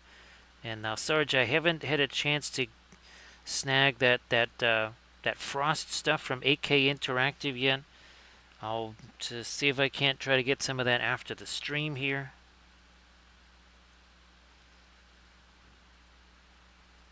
Again, won't really. I don't know how much we'll be able to use that on figures, but certainly on terrain. That's kind of what I'm targeting with that stuff. Come on, there we are. So I'm hoping to do is get this in here and let that sort of blend with our yellow, and then maybe come back in with the yellow one more time.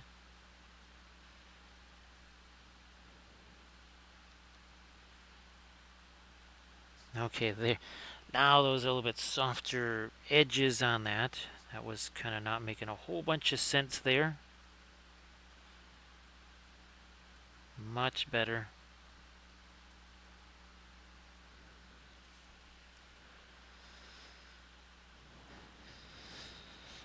And that's really starting to stand out now from, yeah, look at that. I think we did, yeah, we did the darker stuff on the trees there. Let me see what happens with the foot here. Let me get some of this radiant green. And I might try to make the foot a little bit lighter too, and that might also then stand out from that rock. Boy, Sarge, that was, I think, was that the thing you mentioned, or was there another expense too? Well, I think it was just the boarding. Yeah, first the boarding was a big expense. But G-Sarge, like you said, that it's all these other ancillary things are going to be more expensive than that itself. So sorry about that, Sarge. Because every time I turn around, you say, "Oh yeah, by the way, I didn't tell you about all this extra cost for this or for that," and it just keeps on piling up. Where'd that? Well, let me use this thing here. So again, Sarge, sorry about that.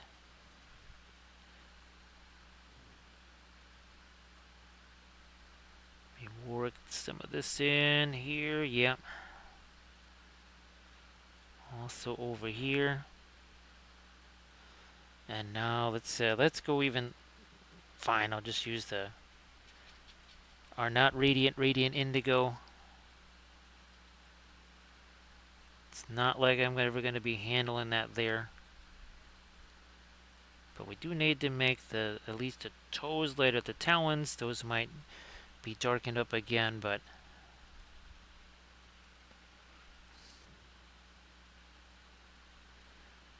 let me hit this too. And something there.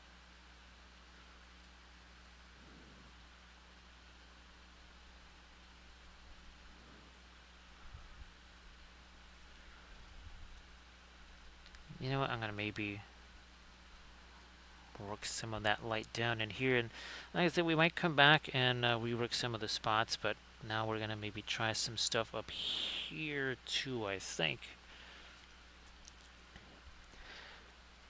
but with a different color. I'm gonna using the radiant blue, and now we're gonna try and get some of the lighter stuff here. Remember, let's see, so it's 1 hour 46 minutes, probably about an hour and a half ago or so, when these wings were just absolutely drenched in all of our glaze stuff. They look really different now, don't they? Also trying to catch a bit more of our wing texture again now.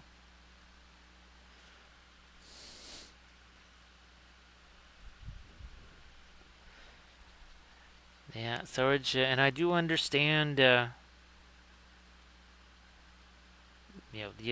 kind of have to do it when you can, because you don't necessarily know when you will get the opportunity again, and when that opportunity might not happen.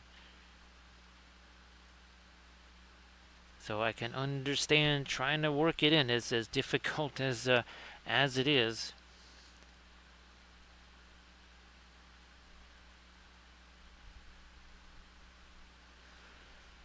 We'll do some of this light stuff over here too. Again, this is less of the greenish set. So see that? It's got more of the green down there, and then up here is more of the white. Now again, we have to just imagine, we have to pretend that the base is covered with snow and icicles and all that stuff. Might even be putting stuff on the fell beast here, maybe some of that snow or whatever, just for funsies.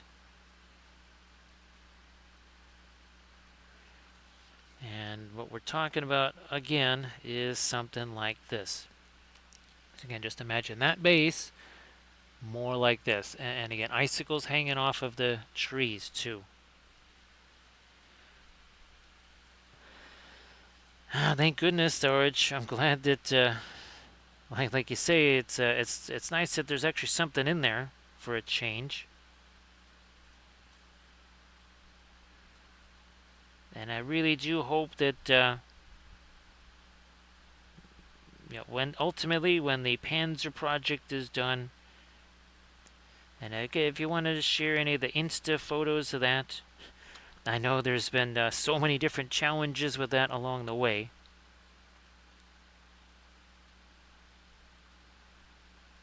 Some expected, some that just came out of nowhere.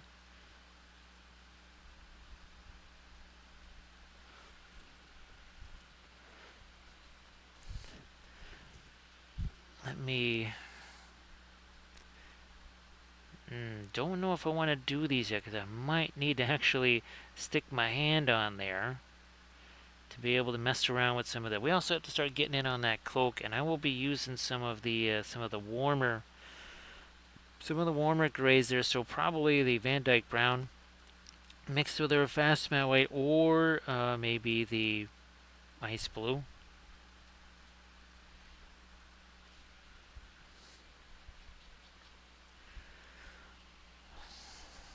A little further with some of this texture again, kind of on the end of the wing.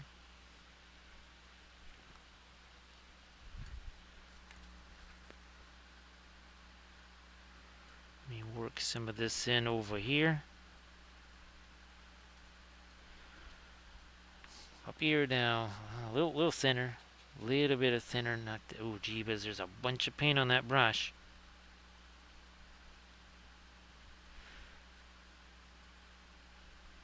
And again, where we say, okay, maybe that's a little bit too sharp,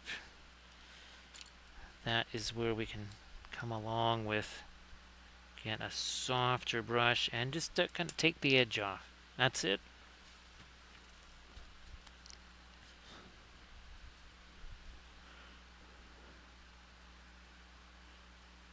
Come on, there we go.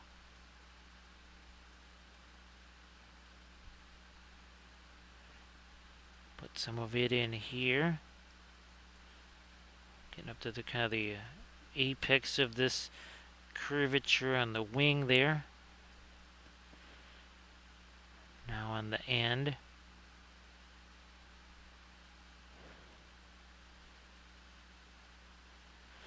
So we've worked several, even almost opposite or opposing type colors into these wings,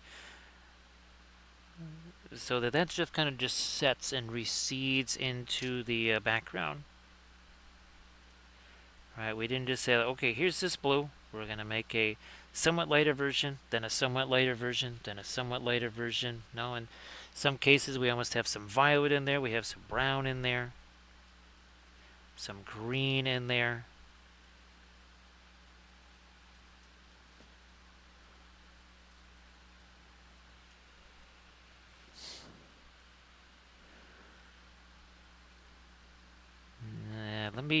Let me play around with what about that over there? Well, we'll leave that for right now. Let me get some of my, again, the Van Dyke brown here. Might even mix a little bit of that in there.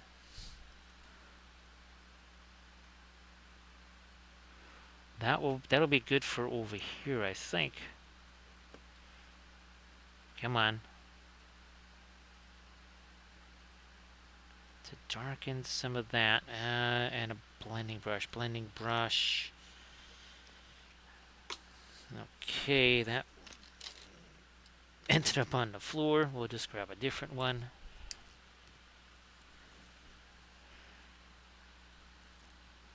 Soften that up, and then soften this up.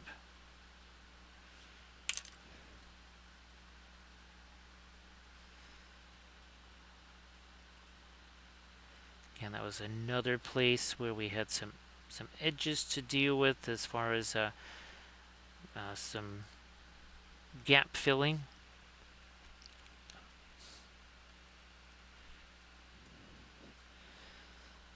So they weren't necessarily undead. Again, they were in that shadow world. I mean, I guess you could say undead, but they kind of walked in between worlds. They weren't necessarily corporeal. I guess if you consider, your traditional sort of skeletons and zombies, all that kind of stuff, because there were the Barrow Wights. And then the Barrow Wights, they were, I guess you could consider them undead too, but the Barrow Wights were, I think they were maybe more bound to their barrows, whereas these guys are being black Numenoids because obviously these guys were kings, right? And they had the 9 rings, so that's probably what it was, Roland. Yeah, the 9 rings basically kind of brought them into the shadow realm, so they probably never died, actually. At least not in the physical sense that we typically think of. And the fell beasts were definitely not dead. Again, Morgoth, he could not create anything. He could only corrupt things. So it's very possible that the fell beasts were at one point eagles or something like that had been corrupted by Morgoth.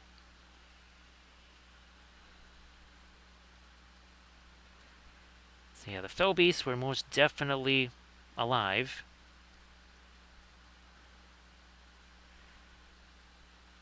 They were, again, just some corrupted form of life. Again, whether that might have been once been an eagle or something like that. Well, same thing really for orcs, because they were corrupted elves. And that was kind of part of it too, is that Morgoth, he also wanted to make a mockery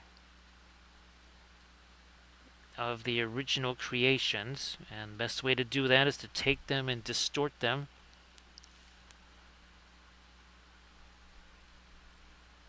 Alright, so yeah, now we're starting to get this stuff worked out here, but we've got our little bit of source lighting. I might even bring a little bit of that over to here.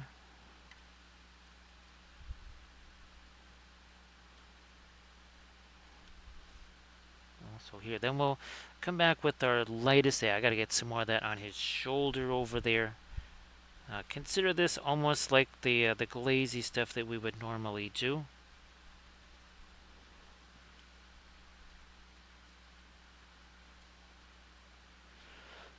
Alright, let's try to get some of our lighter glow onto his shoulder now.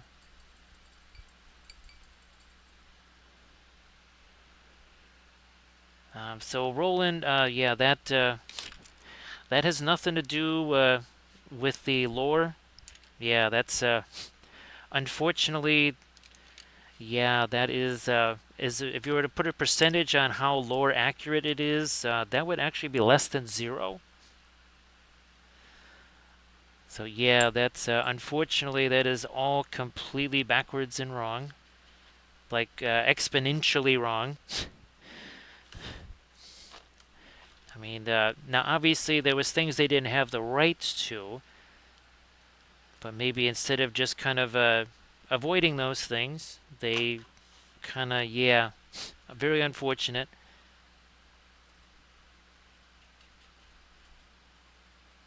There, now we got some of the white, some of our yellow together here.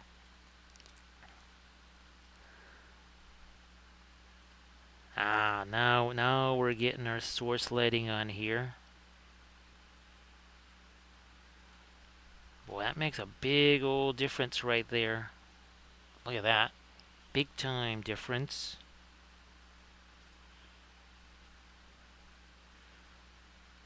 So this is kind of a little bit of an experiment here using the fluoro yellow and just the Hansa yellow.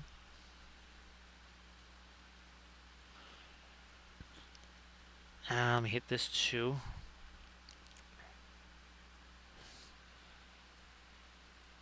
Up here.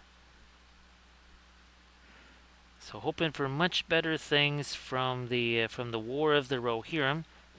Well, especially since the new Emmy SBG is going to be based on that.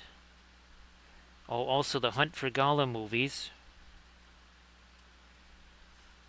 So those, and I believe there's 2 of those coming out. So we'll see how this all plays out.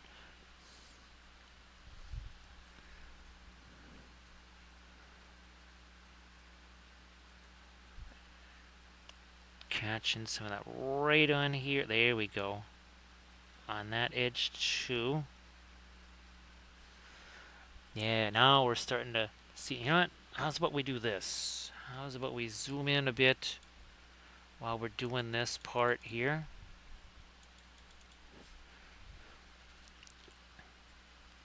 Oh, by the way, I can still actually go lighter than this. Now, I'm glad I didn't do more over there because I do have to set my hand on there to be able to do some stuff here.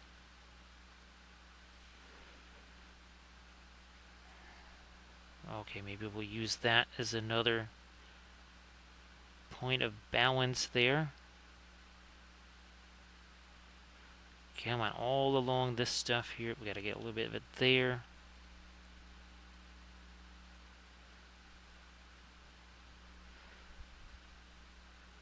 And, oh yeah, right along the edge of that gauntlet here.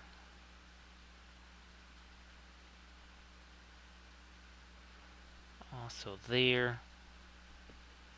Now, this needs some more of our light.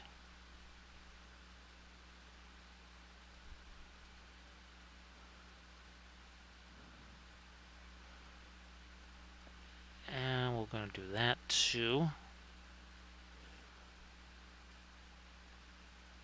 Now, let's get these guys here. Back to more of my yellow.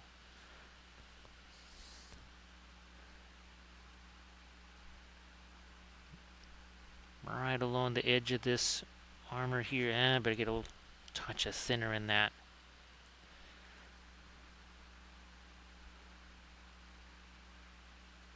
Yeah, my brush is, my hand is nowhere near that metal ferrule. I mean, no way I could do this. And look where my hand is on that brush. That is why we caress the brush instead of crushing the brush. I swear I've seen people with quite the death grip on the brush there, to the point where I wonder how that brush is not actually snapped in half. That is how much pressure they're putting on it.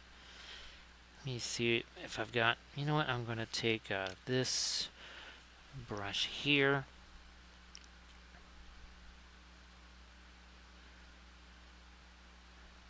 And do the same thing again. We're just going to let that get blended in. Now I need a little more thinner into this.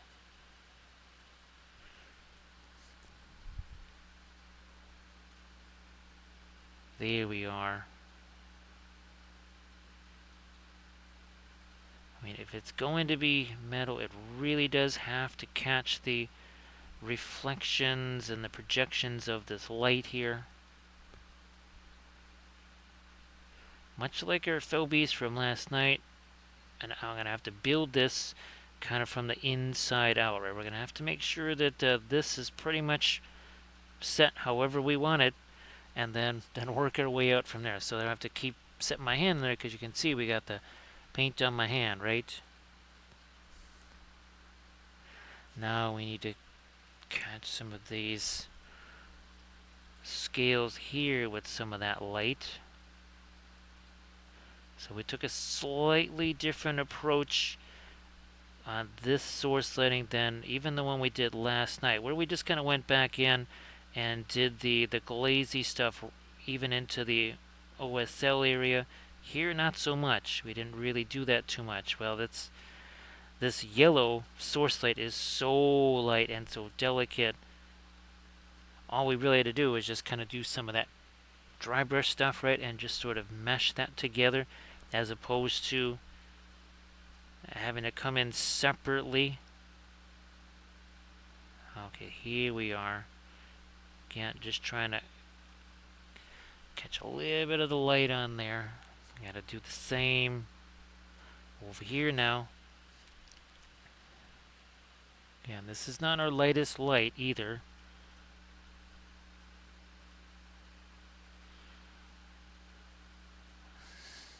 A little bit of thinner into this, and now I'll get these scales over here. I did mention in the video where this was one of the figures that we were doing the gap filling on. And I mentioned, especially ones like this, where I said, well, we're going to be doing object source lighting, and it's going to be hitting these areas of the wings, and that we should be able to utilize the kind of extreme lights and darks created by the projected light to actually engineer a way to pretty much cover up any of the sculpting that was not perfecto as far as our gap filling. That's certainly working out over here. Now, if this were for some kind of painting contest or something like that, well, maybe you take it a bit further, right, and have a bit more of the cleaner edges and stuff on your sculpting or gap filling. But it's really not that important here, because this is not intended for any contest. It's just kind of for us to have fun with here on our Halloween streams. Thank you so much, Armored Wolf, for posting a link to the Patreon page, and that, in fact, is the next video. I'll be posting that tomorrow on the Patreon page, because tomorrow is the 27th. Well, no, tomorrow is today's the 26th. Oh, yeah, tomorrow, Sunday, is the 27th, because now it's Saturday here. Yeah, a little bit fooled, because this stream is starting so much earlier than last night's stream.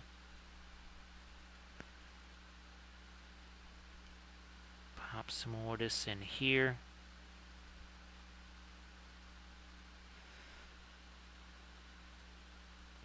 A little bit of our yellow out onto those as well.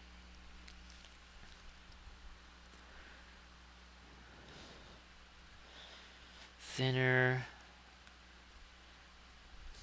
Lighter yellow again. This is not our lightest light here. It's pretty close. But it's not as actually as light as we can go.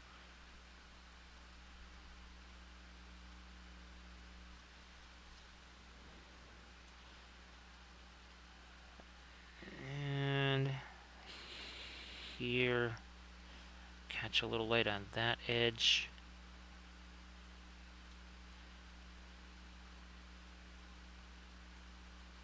Also over there. You know what, that could, fine. I'm gonna put a little bit on the armor there.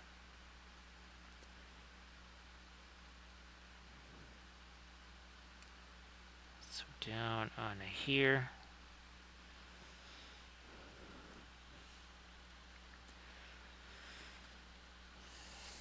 Might even have some of that, yeah, on his cape or whatever here. I mean, just all on that edge. Nothing too much. Oh, thanks, Grant. That's right. You were 2K last night, and this definitely is the 200K. Thank you so much, Grand Oracle. Well, we can have this in the meantime here. Grand Oracle, where the heck are you? There you are. So, in honor of Grand Oracle, we're gonna have. What is this? For 200K, we have this. There it comes. There it is. Coming right at you, right on that screen. There it is. All aboard. All aboard that hype train. Thank you so much, Grand Oracle. Wait a minute. What's this? What is this? What is this? What could this be? I just saw something there. Oh, that's what it is. There it is. It's a hype train. All aboard. All aboard the hype train.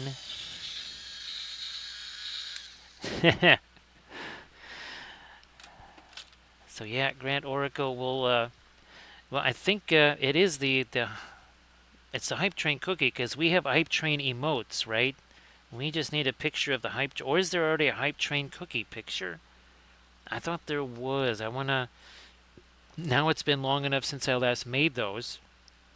I don't remember if it's the hype train cookie or if it was our hype train AI generated image. Now, Grand Oracle, I think you saw what happened with the dragon, right? Where it was shocking. And I don't know did you see last night when we did a when we did a film noir? Well, we'll do this one first. Oh, which way? Let's do it this way. I predict that this is going to look like there's no shading at all, and all of this stuff is going to really just kind of start to blend together. We're not going to have any. Yeah, see that? It's like there's no shading there whatsoever. There's no greens. There's no. I mean, look at that. I mean, that looks like there's nothing there at all. That's really amazing. Here, let's bring back the color. Look at that. So that's all just straight up rust. And we're going to go later on that rust too. Now, let me do this. Sorry, it takes me a little while to grab this other one. So Grand Oracle, now, what was happening to this is that it actually got, it became lighter. Look at this, see that? You see how the object source lighting gets lighter when the color's taken away? Look at this. Is that not darkening? Or it kind of feels like that's getting darker?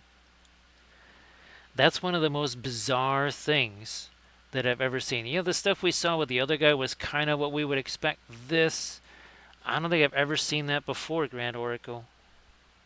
I've never seen anything quite like that. Of all the weird things, that has to, that's got to be the trophy for the weirdest.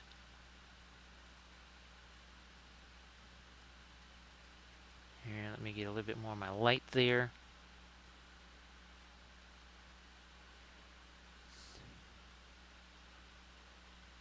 And up here. Oh, out here too. So yeah, that was freaky. Because we did that, Grand Oracle, or sorry, Valfira, I think, wanted to do a film noir, and I went, wait a minute, Grand, did you see that? What is going on here? That was just bizarre. So thanks again, Grand Oracle, appreciate that. And again, we'll try and get that all lined up with the new graphic and such. If I can try and do that by today's stream, since tomorrow is today now, we'll see if we can make that happen. Okay, let me get over here and maybe try some of our lightest rust. Okay, there we go. Get some of the Indian yellow into that too. Now we're getting into some really light rust here. And then we're going to make it a little bit spotty along the edge there too.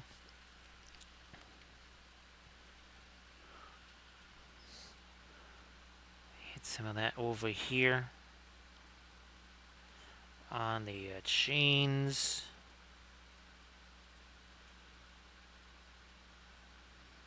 Over here, yeah, let's get some more of that down in the recesses on that.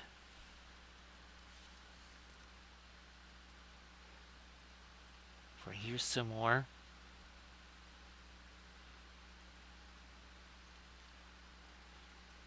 More of our lighter rust on this side as well.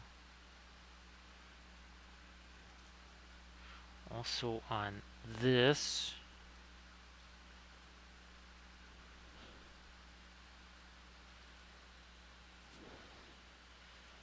What else are we doing here? Yep, bit more there.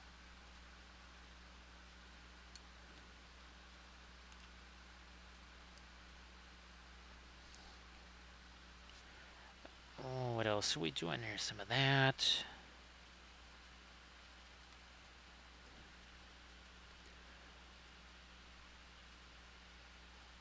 Let's see. Yeah, Grant Oracle, I think you recall what happened with, was that Pale Rose Blush? Remember? Because that was where we first really saw the whole zinc white. It's weird. It's a transparent opaque. I mean, I know that sounds kind of weird, but that's sort of the case.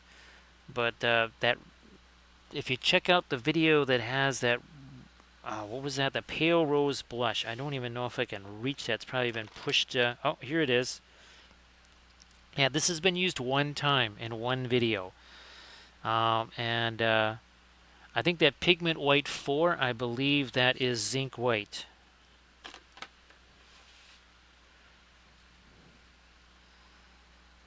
So yeah, we used that one time, and it's never been used since. I mean, we'll maybe give it another try. I have tons of other stuff that I can use for skin tone vids. It's just when we have other stuff that works really well, right? Grand Oracle, this whole idea, well, let's make this other thing work. It's like, well, we have something else that just we know works already, and we don't, and it's very utilitarian. Oh, wait a minute, it's what we're using for Rust. I mean, that's how utilitarian it is. It just kind of doesn't make sense then to come along and say, well, let's take this other thing that really doesn't work as well, and we'll just make it work. Now, this is I'm gonna go a little lighter even with the rust here. So it's not something that we've done on the other fell beasts.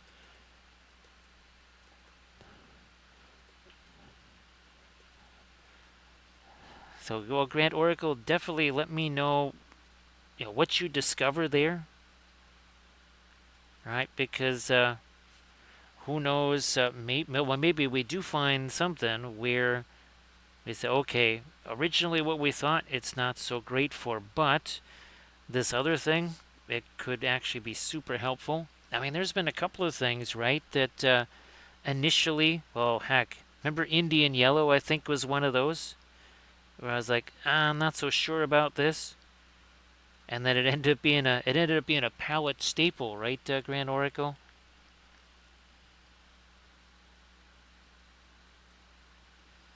So yeah, sometimes just gotta try things,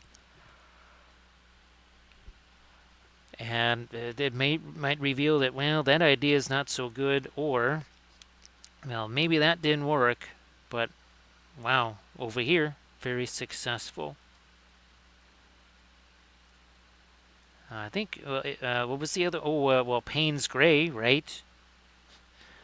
I thought, well, Payne's Gray is first it was a Powhatan staple, then it was a Powhatan refugee, and now it's Williamsburg Payne's Gray, right?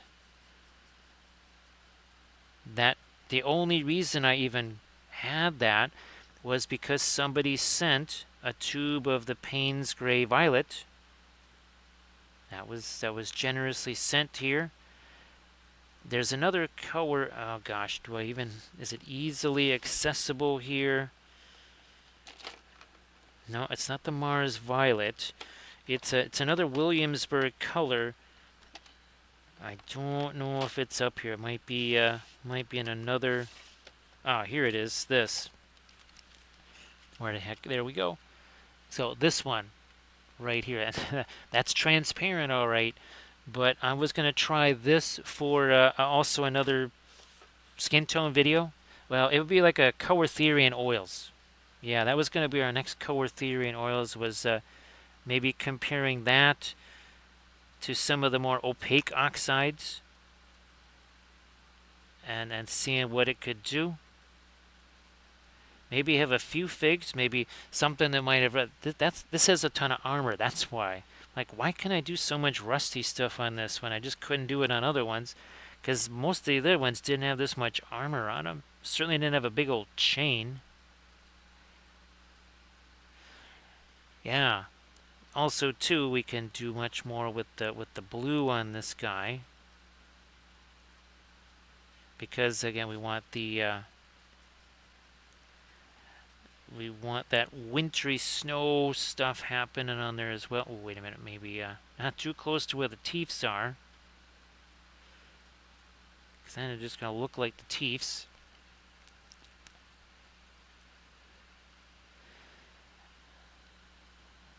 Grand Oracle, the nothing was more shocking to see the the Payne's Gray Violet. It wasn't a super shock to see that have staining ability, because it does have it has basically Egyptian violet in it, so that's not a big surprise. But the Payne's Gray, and again, that's basically it's the same stuff that's in the Van Dyke Brown that creates that. Now here,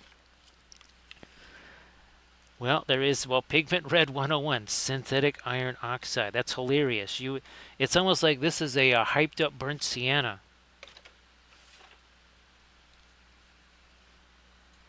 Maybe that's what that's going to be, is kind of like a burnt sienna. So definitely good for the skin tones there, I think.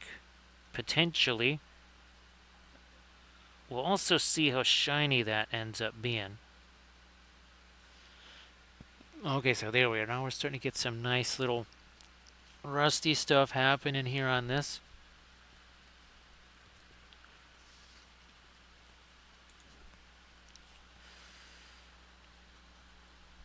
Anything more?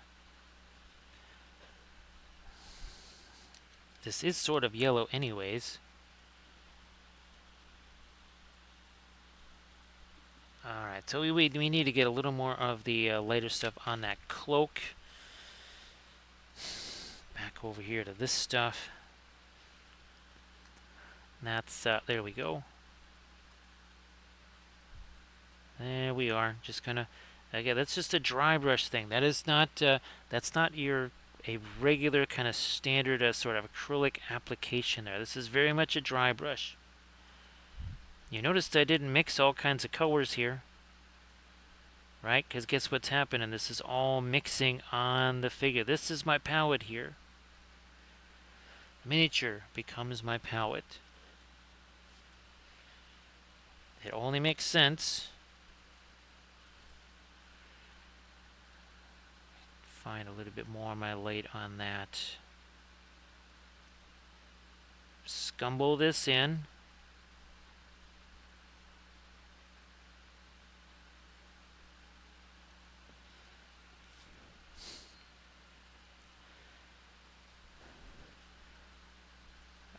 And here.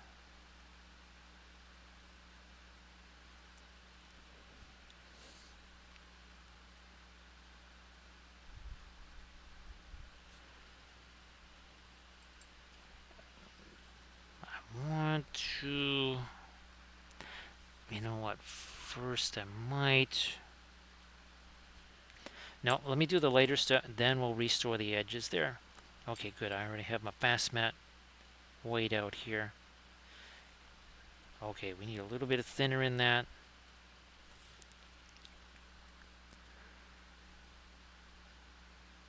That will go right there on the edge of that armor. There we go. Now, what about this stuff here? We haven't really done a whole bunch of... Oh, we gotta get more of that yellow on the other side of it, too. Like over here. Alright. Let's change gears here. That is the same sort of dry brush stuff going on here.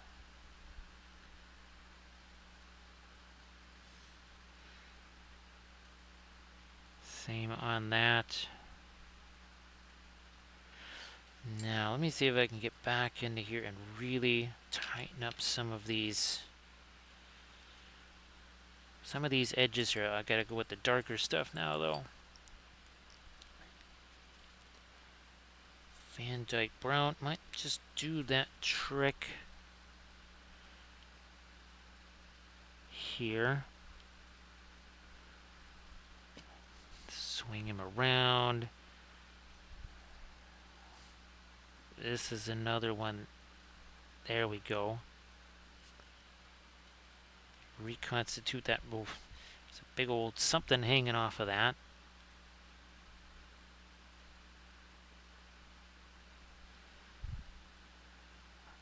Now I think we got those edges set. What about these?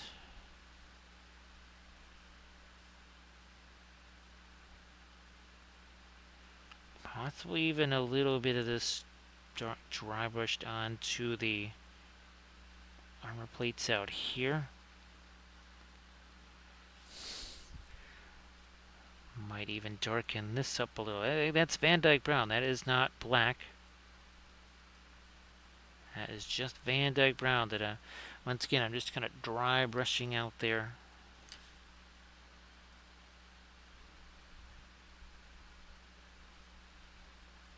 Maybe a bit more down into the recess there with a blending brush to do this.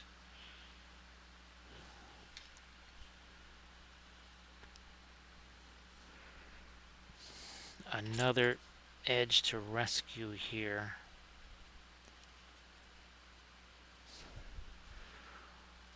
That is this one. Right along there. Now here we need to push the yellow that way. Oh, okay, now we're just gonna go more ambient light. Where's my warmer gray there?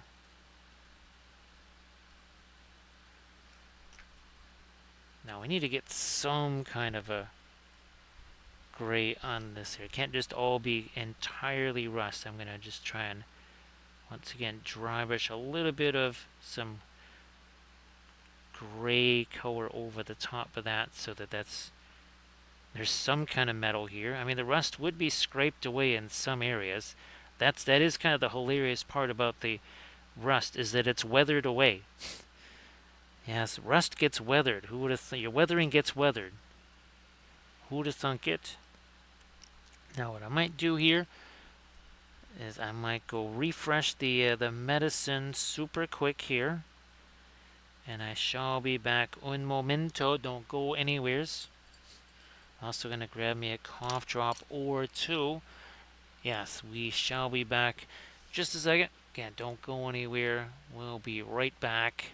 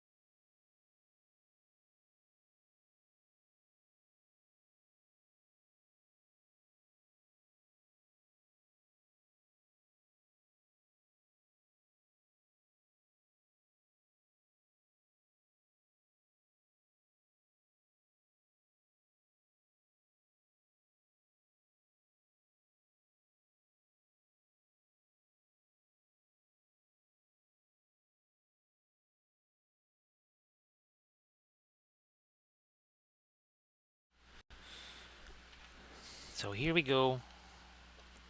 Gotta get, I think, some more of our extreme light on that sword. Still got our fast mat weight over here. That's got to work its way up there along the edge. Same over here.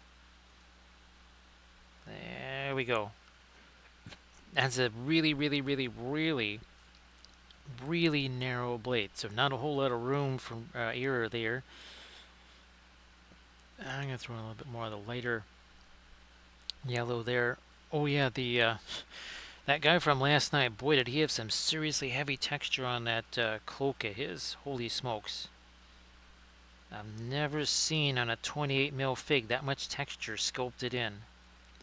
He really likes his textures.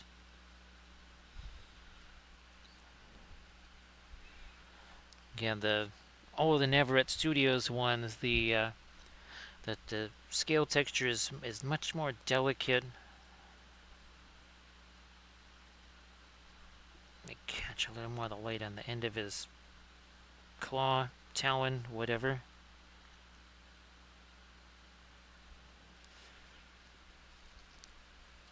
I need a little more of the thinner end of that.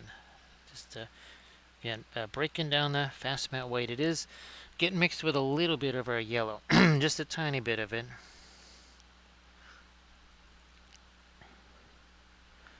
This might be about the most texture that any of the Philbeast has, like out here on the wings. Come on, there we go.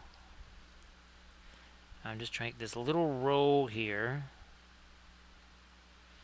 Yeah, like so. There we go.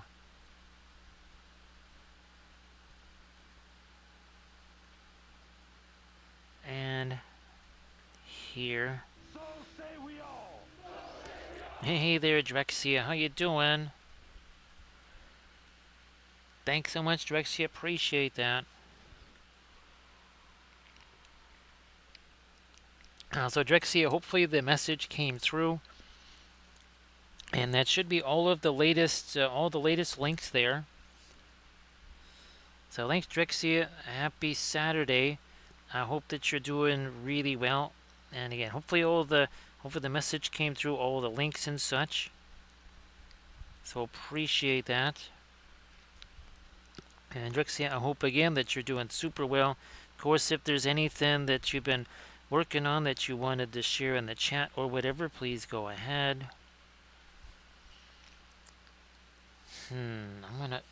That's what I'm gonna try and do. Let me stick this here. Try and get a little bit more of the yellow on his fingers here. You know what, maybe that has to advance a little bit further this way. Okay, if I'm gonna do that, then I gotta come back with the dark over here. Like that. Also up there. Over there. Come on, right along there. Okay, there we go. Now let me see if we can try and do the spot thing again here. Let me get some of my green and get that mix going here. Hey Ryan, how you doing? Nice to see you, Ryan. If you please could share your link in the chat there to all of your oil painted stuff, that would be sensational. So Ryan, great to see you. Everybody please check out that Insta link that Ryan just shared. Now Ryan, let's see, hopefully you're able to take a little bit of time away from the new endeavor to be able to have a little bit of relaxing time there. And of course, well, tomorrow is going to be a big day. Of course, next week is going to be a big day too, because well, yeah, Pittsburgh and Smooth. That's going to be that's a bigger game. That's got definite ACC implications there. But here is hoping that all goes well this weekend. And hopefully no Central Florida skiers this time around. I'm going to just try and get a little bit more of the spot here. I might just make that one a little bigger.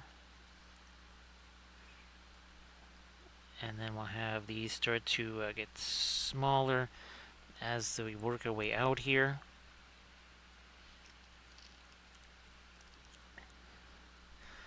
I'm glad that you've been able to do some of that, Ryan.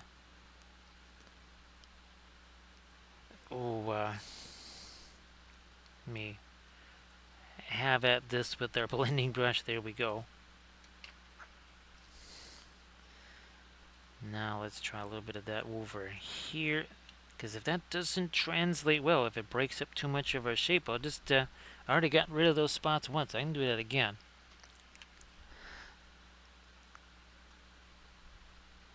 So yeah, Ryan, sorry I didn't shoot you any pictures. I've been trying to decide here, and we're kind of talking it through in the chat to, is it, for some of these other secondary things we need to print, well, like this curio cabinet thing, is it better to get the much less expensive, say, P1 or A1, especially the A1, versus another X1, and literally just use it to print very simple things like these parts, instead of, it's a little bit like using, I don't know, it's like using a Saturn V rocket to on the 4th of July. While it's impressive, you don't really need that for the 4th of July. You could just use some smaller fireworks for that are a bit more terrestrial in nature. So I'm just wondering if maybe that's what I should do, is just go with a smaller printer for printing out, again, kind of these more simple things that are essentially just a series of rectangles. Because otherwise, it means tying up the bamboo for quite some time. Now, it depends if I can get like 10 of these things on one build plate. And okay, fine, it takes 1 day to print those things out. Well, maybe that's a little different. So everybody please check out the Gene Stealers that Drexia just posted there. Drexia, that's a nice, that is a nice combination there. Yeah, the quinacridone magenta can do some really nifty things, especially when you're not relying on it as a staining color, right? So yeah, it can really do some neat stuff. So everybody please check out those links again, what Ryan posted and then also what Drexia posted. Of course, the Navy Notre Dame, that's probably my game of the day. As much as LSU Texas A&M is going to be a huge one, well, there's going to be a bunch of big games. There's a lot of big games coming up tomorrow. Not necessarily ones that you would say it's only like a 1 versus 2. But even those ones down the line, they could have huge implications.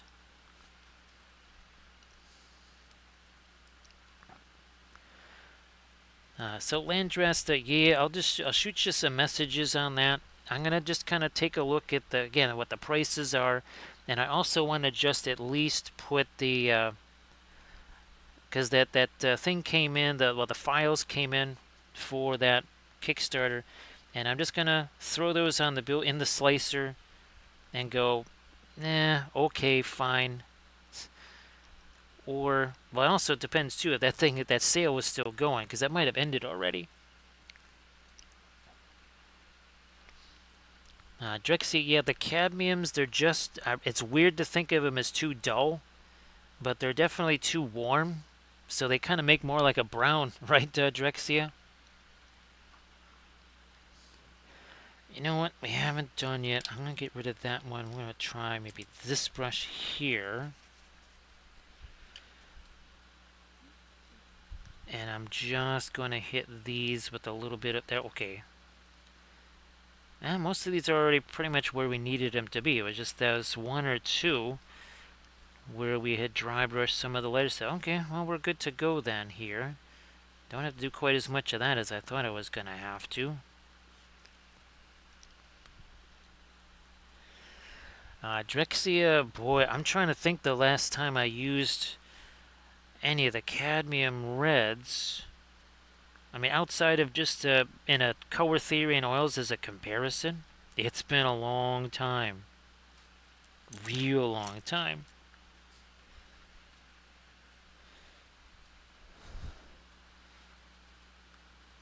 Oh, right, sorry I haven't had a chance to get you the last thing of the color charts. Just talking about the color theory and oils reminded me of that.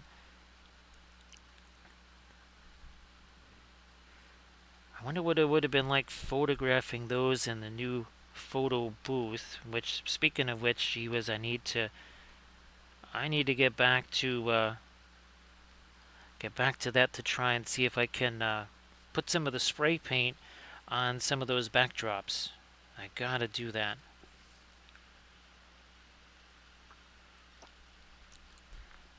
Yeah, Drexia, the cadmium red hue, the dreaded hue. Yes, it is always the dreaded cadmium red hue, or the phthalo green hue, or whatever, or the manganese blue hue.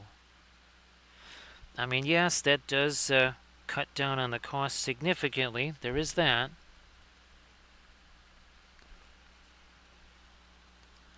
Come on, there we go. I'm trying to think of the last time I used cadmium anything. Well, there's also the drying time. There's the expense. And there's also the drying time, which, as we know, is going to get kind of extended when it comes to... You know what? Let me zoom out. No. We'll stay here. I was going to zoom out a bit, but I think we'll just stay where we're at here. Oh, no, I don't get that much thinner on there.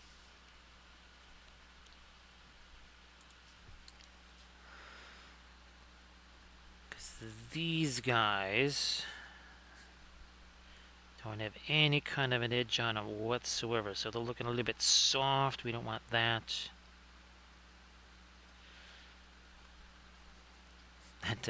That tree's getting in the way, so we're gonna have to move over this way.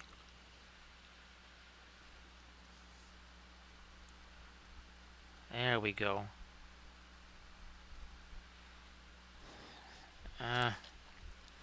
Gonna have to use the blending brush there.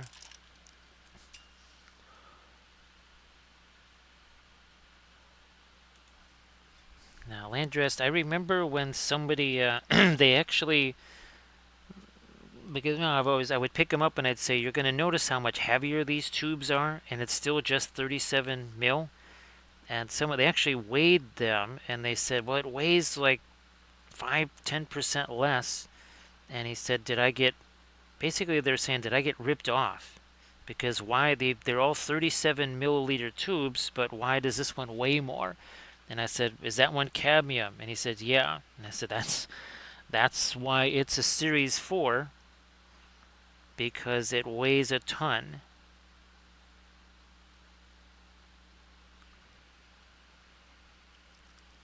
So this one is a Navarette Studio. You can always kind of tell by the wing. This is the dead giveaway right here. Grand Oracle is the wings, because it's got that smooth texture comparatively to... 1 second, here we go.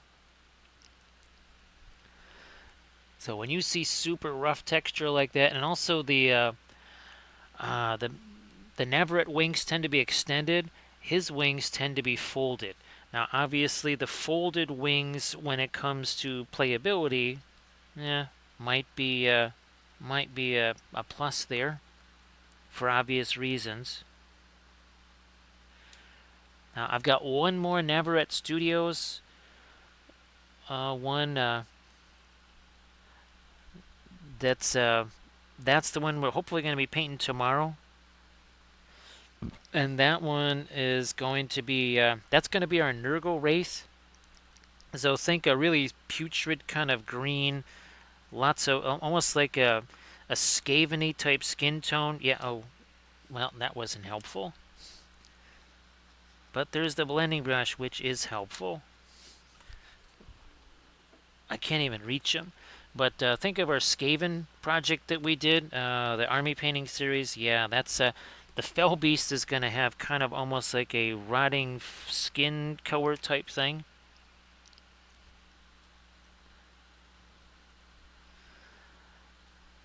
It is a little bit easier to transport because, well, it's not taking quite up as much space in the case for sure, right? And when it comes to playing, well, needless to say, the Fell Beast, a lot of times well, you're trying to get as many guys around them as you can to try and trap them. And there's a bunch of wings sticking out, that becomes difficult. So you kind of get rid of that. It's a little easier to play with for sure.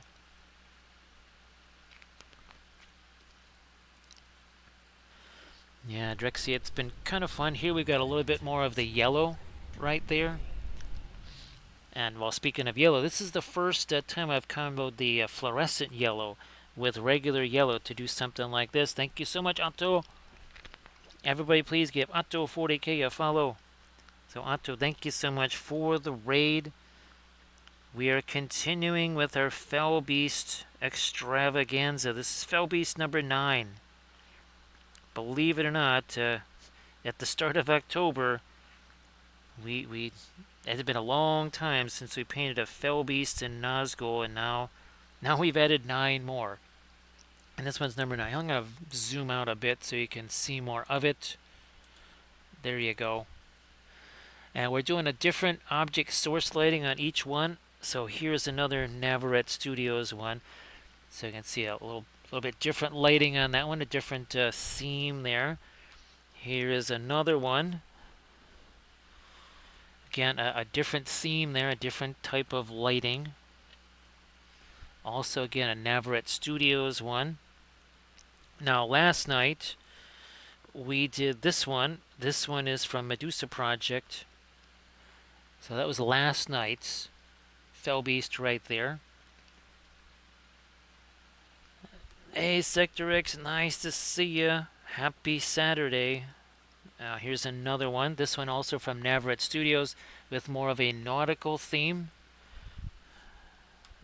But it's not just Fell Beasts. Let me see if I can get to this as well here.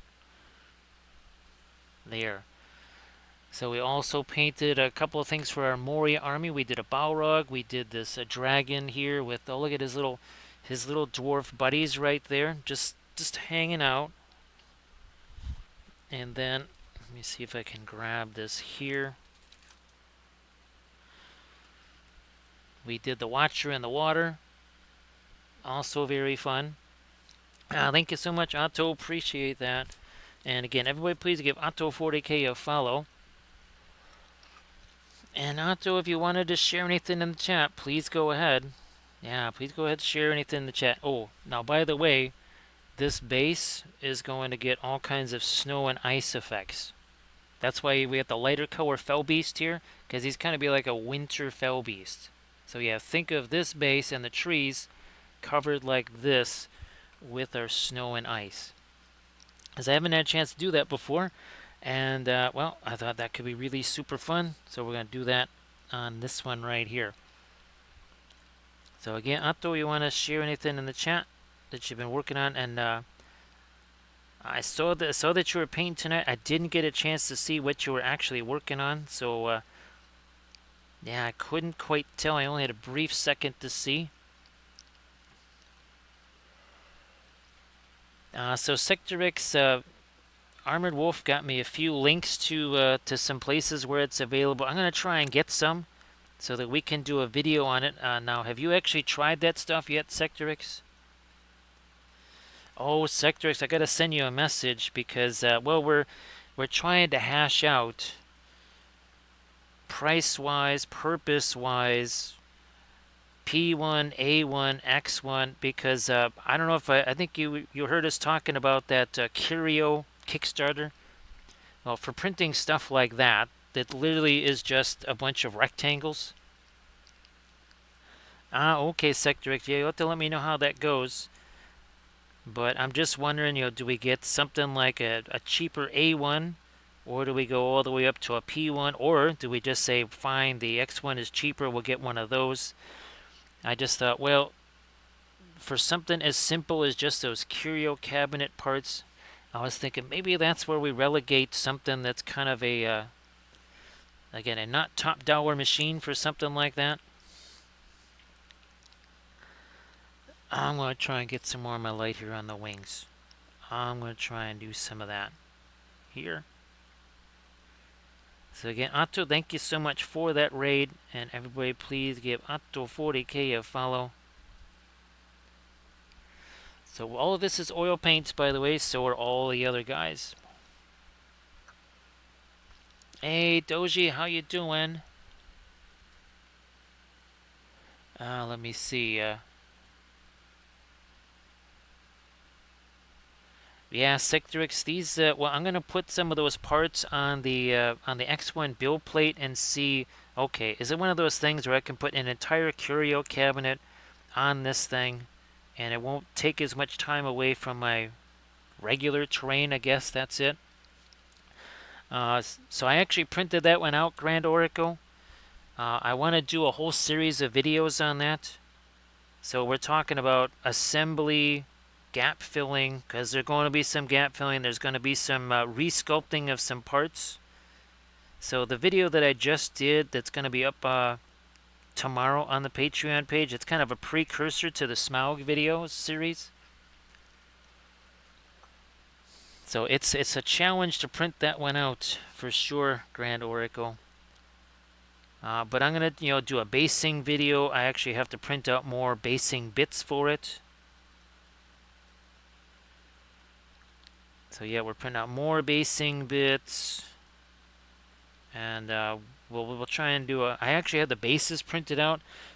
I printed those on the, ironically enough, on the X1 carbon.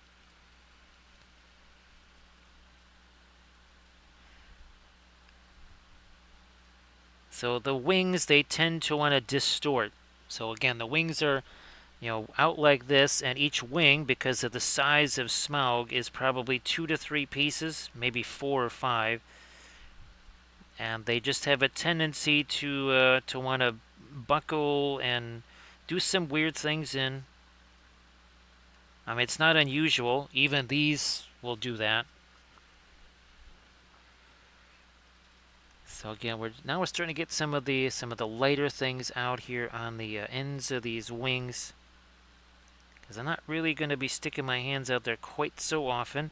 Also, 3 hours ago, this had no paint on it. Yes, this was a completely paint-free primered object 2 hours and 54 minutes ago.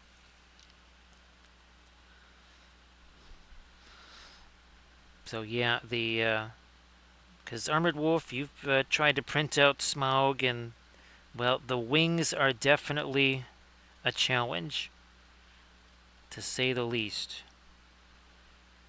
Now, I mean, I could try to reprint some of those wings, but what I'm just going to do is say, okay, fine, we're going to roll with what we got, because I thought it could make for an interesting video series where I have to do some repairing, some resculpting.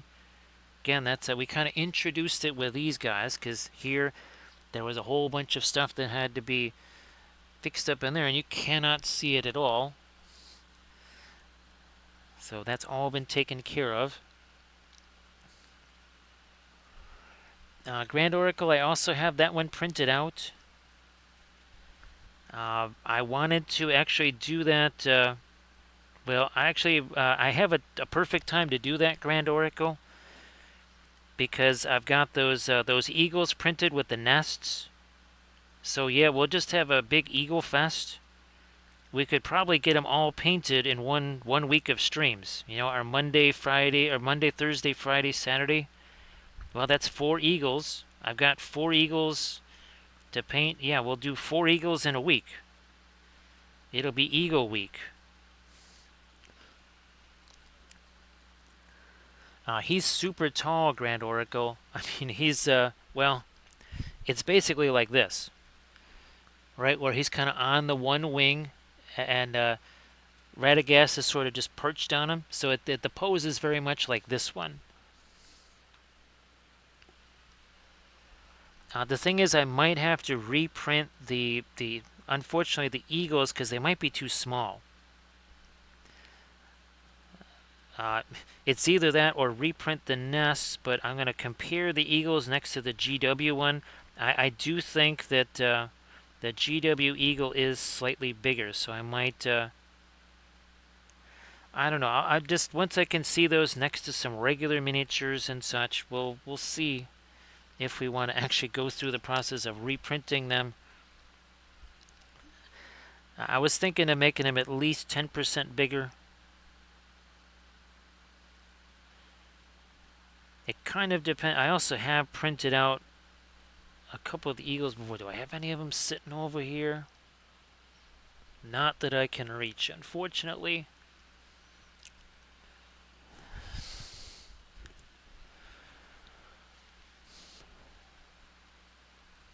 I also have all of the Dol Amroth stuff. That is going... Well, actually, I'm trying to prep Dol Amroth stuff from, I think, 4 different... let me see. I don't know about Dandelion, but we've got... I don't even think Diwali has. Let's see. It would be Navarette Studios, Printing Goes Ever On, Kurzlook, and Medbury. So yeah, I think those 4. Again, maybe Dandelion has also already done Dol Amroth stuff. But I was going to do a supplementing your armies series of vids on those guys because I want to. All I ever really did was the GW ones and the army painting series. And obviously, I have some brand new freehand that I would really like to try. Well, I mean, not the original stuff was nice. I would like to do that and some of the new freehand on some of these new sculpts.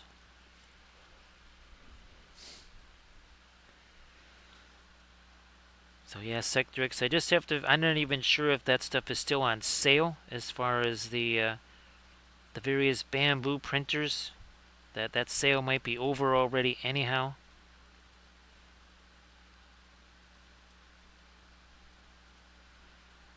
Let me do this.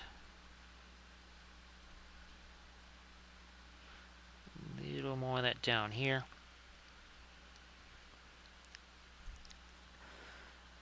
Get some more light on this wing now.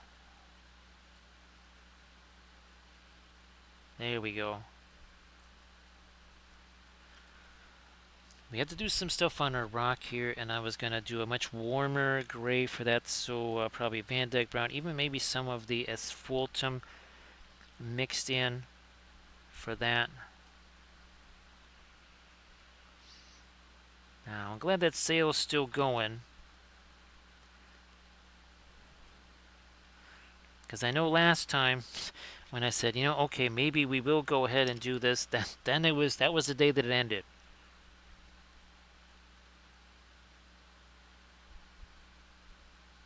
So yeah, Sector X, I'm still, well, this is the other one that I modified right here.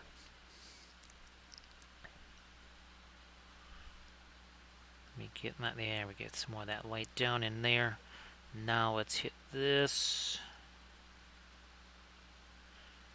This set of the spines on the wing here. Maybe a few things on these talons.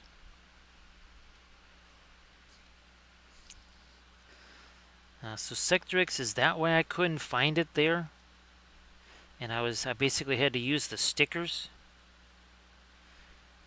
because it didn't say it was out of stock. It just didn't show up. It just seemed really weird. Well, maybe that's why, because everybody else had to do what I had to do because they all wiped out that stupid build plate marker. That would be pretty funny, right, Sectrix? Ah, okay. I just thought, why are they not selling an integral part of their primary printer? Now, if I had seen temporary out of stock, well, you know what would have happened. I certainly would not have gotten that hot plate thing.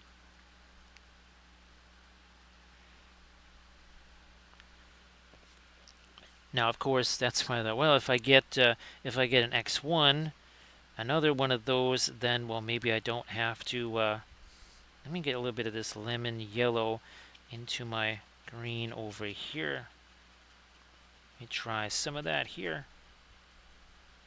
Hello, little hobbits. Spark my gums. Thank you so much for that follow. We welcome all of our new little hobbits. Thank you so much, Leaky Spigot. Again, I'll go through the formality. You shall not pass. He's like, I will just fly over you. You know that. It's like, well, hopefully you're not going to drop something on me like the last one, because that was rude. Thank you so much for that follow. Appreciate that. What's going to happen again off here? He survives, rolls himself a 2. Don't mention the pipe weed, don't roll a 1. Thanks, Leaky Spigot. Appreciate that. Now, Spigot, I don't know if you saw some of the other ones that we were showing with some of the other various colors of source lighting. We've done these with red. I do have, believe it or not, there's still more to come. I got the Witch King and other stuff. We will be doing the orange glow on that. So this was the Night of Umbar, so a nautical theme. We did it's sort of a turquoise glow there here. On this one, we did the more of a straight up phthalo green on that. Now, let me see if I can reach this guy. I can. We on the Balrog and this guy, obviously, we did more of a firelight sort of thing. I think we did this one. Was this last week we did this one? I don't know. It was about a 5-hour stream or so. Ish. Something like that. Yeah. Well, Leaky, well,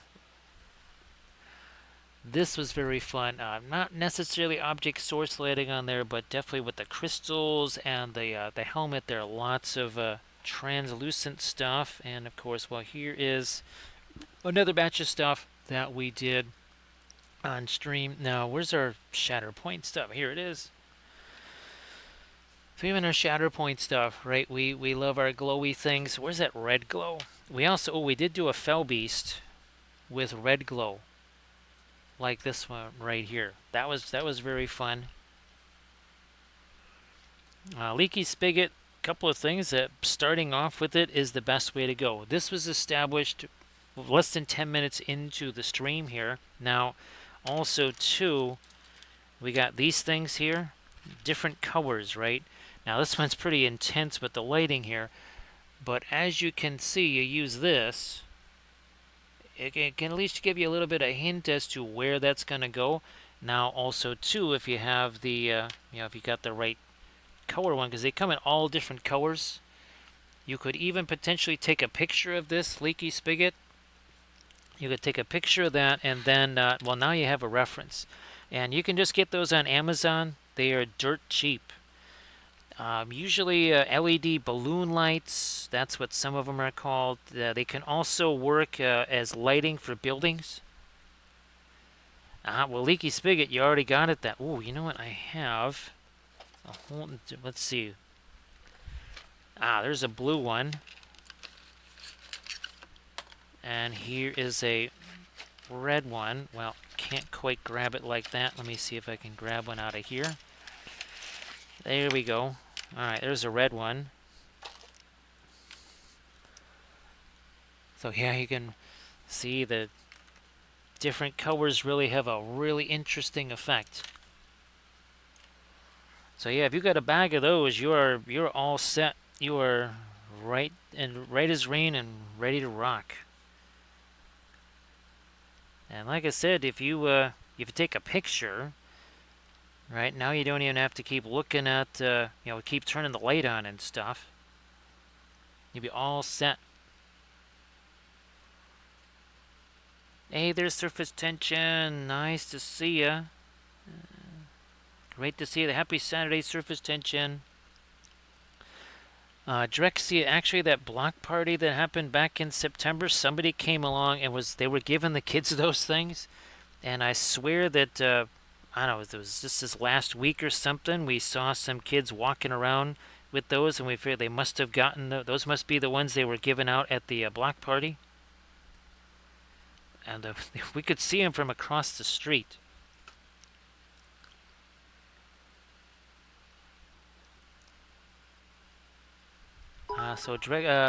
So Leaky Spigot, I'm really glad that that was helpful there, and thank you so much, Surface Tension. We could certainly use some of that. Of course, Surface Tension, you want to share your links there in the chat, please go ahead. Please go ahead and do that.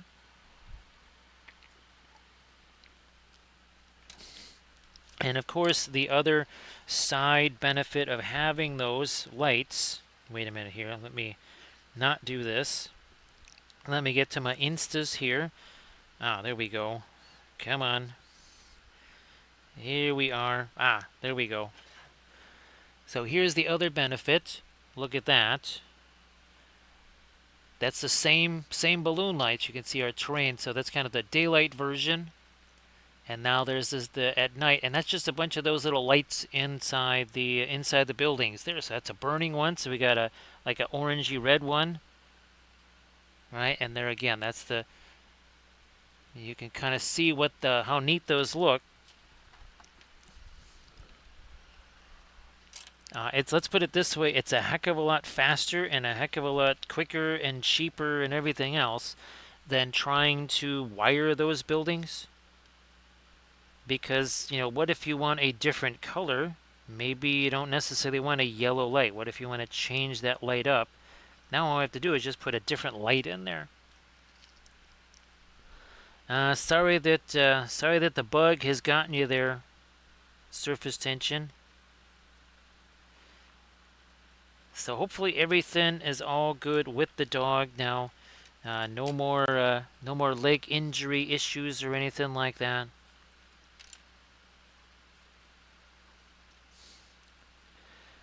So Leaky Spigot, I didn't post any links to them. Now, this is Navarette Studios. Navarette Studios did this one and the one we did last night.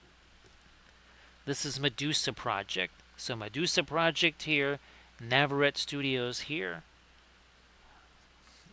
And I think I can actually reach... Oh, here's another...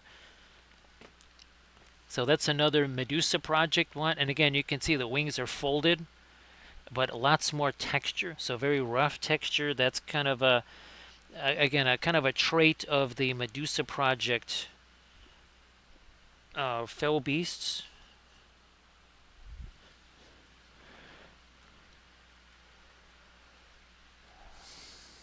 Well, sorry to hear about that, Surface Tension, but glad that that kind of issue, at least that's not too bad of a thing to deal with right now.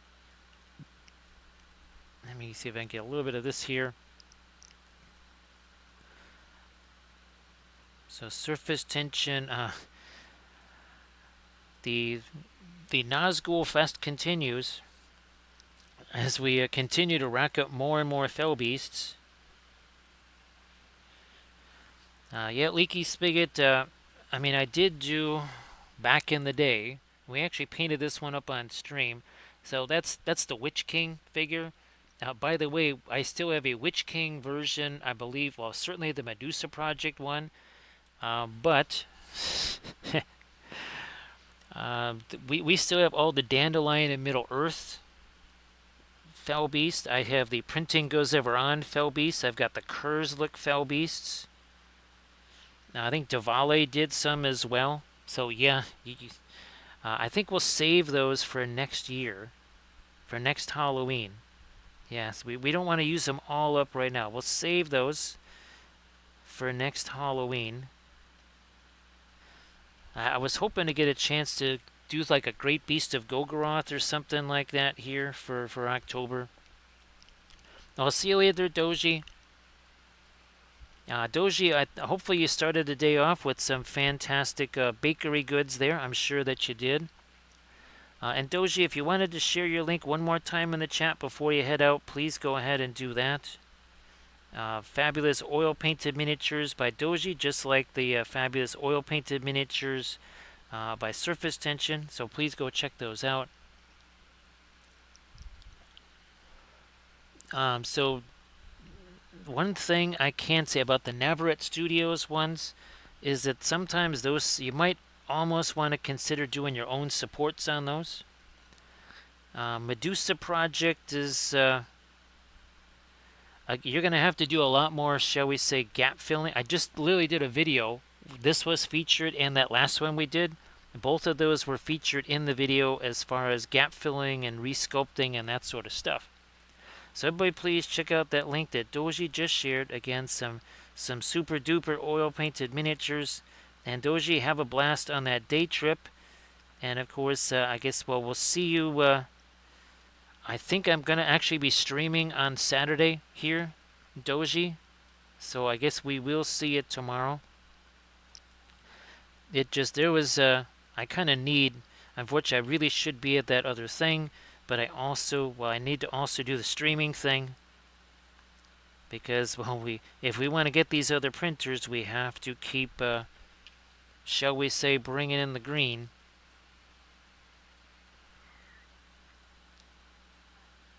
So yeah, Leaky Spigot, what you'll find is that the Medusa Project ones have a lot more pieces and parts.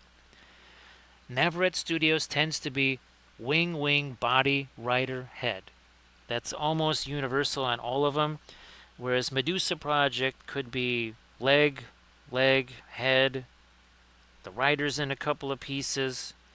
So you will have to print out more pieces when it comes to the Medusa Project stuff. And again, the texture is much heavier. Surface Tension, I think this is number 9. I believe this is the 9th one. And we actually managed to find a color that I'd never really done. I've done yellow before, but not like this. We took actually fluorescent yellow, mixed it with Hansa yellow, and some of our fast matte white, and that's been very interesting. So yeah, I hadn't done that before. Hey there, Green Fairy Studios. Happy Saturday. It might still be Friday for you, but here it is most definitely Saturday. So Green Fairy, I hope that you get a chance to paint some stuff or play some games or both.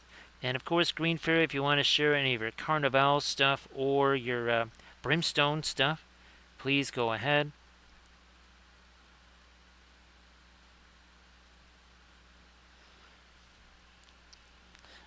Surface Tension,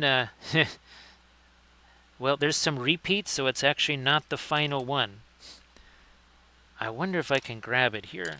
1 second here. Give me a... No, it's too far away. But it's basically going to be the Undying. So we basically have a Nurgle Wraith for tomorrow. And then we've got basically the Witch King.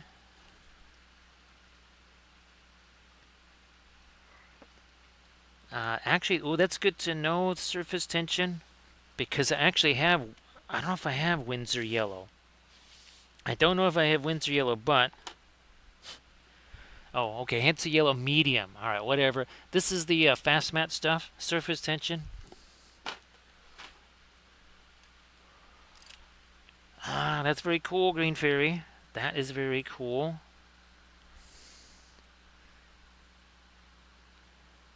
There we go. Let's do a little more.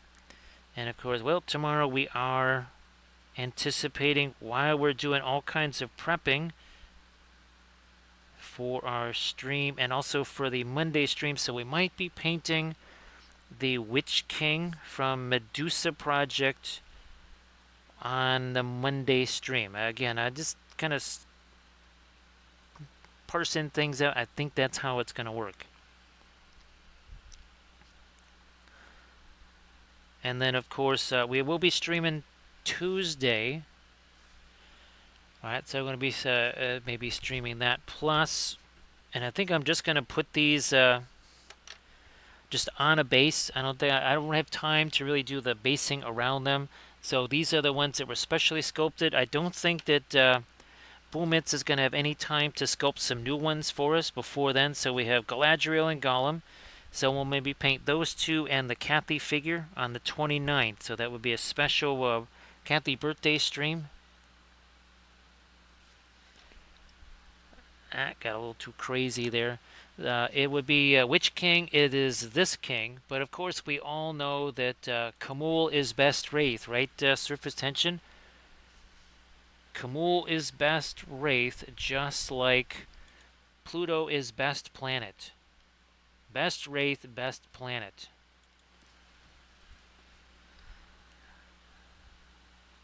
There we go. Here, let me get a little bit more of our light right in there. Also over there. Ah, look where I'm holding this brush. There's almost hardly any of the handle left to grab onto.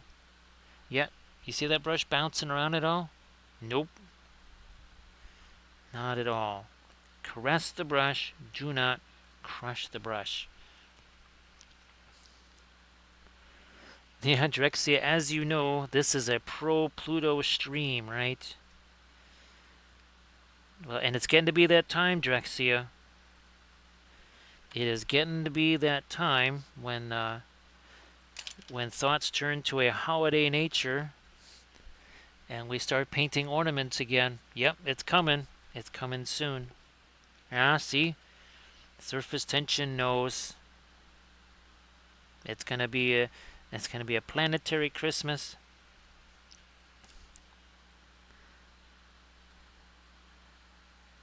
And of course, well, where's my? There we go. This is, as always, our New Year's Eve stream, right? This is what we do every New Year's Eve. And of course, well, we will be doing other things. We did Io, we did the Moon, we did Jupiter. Remember Saturn? That was crazy. We won't be doing Saturn again because people kept accusing me of trying to hypnotize them. Because, well, with Saturn and the 1100 mile an hour winds, well, the clouds are literally just stripes. So there weren't a whole lot of features except just, well, a bunch of stripes. So I don't think we'll be doing Saturn again, and I don't really have time to do another set of plastic card wings.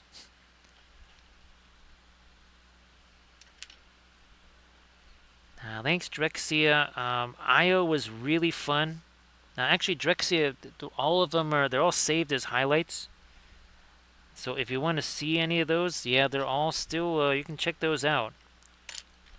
Now, we did Mars a couple of times. Oh, yeah, Mimas. We wanted to do Mimas. I guess the question was, do I actually sculpt that texture on there? Or do we just try to paint that on? So we might try to do a couple, like I wanted to do a Callisto, Ganymede.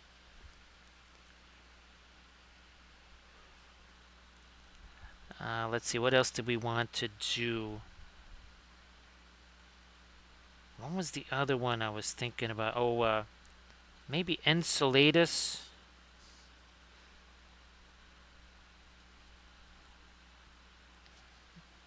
Let me see. Was it Io again? It's always really fun to do Io. So we'll probably have to do that one again if we get to our planets. Of course, we could try to paint a Middle Earth. I'll bet you there's plenty of references of Middle Earth as an actual globe. So we will try to find that. And then we should try to paint up Middle Earth as a globe.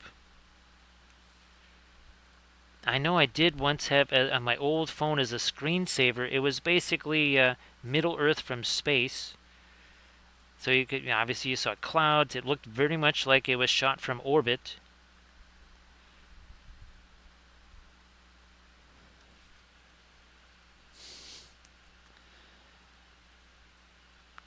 Yeah, Drexia. There was a part of me that was like, should I actually try to sculpt that in?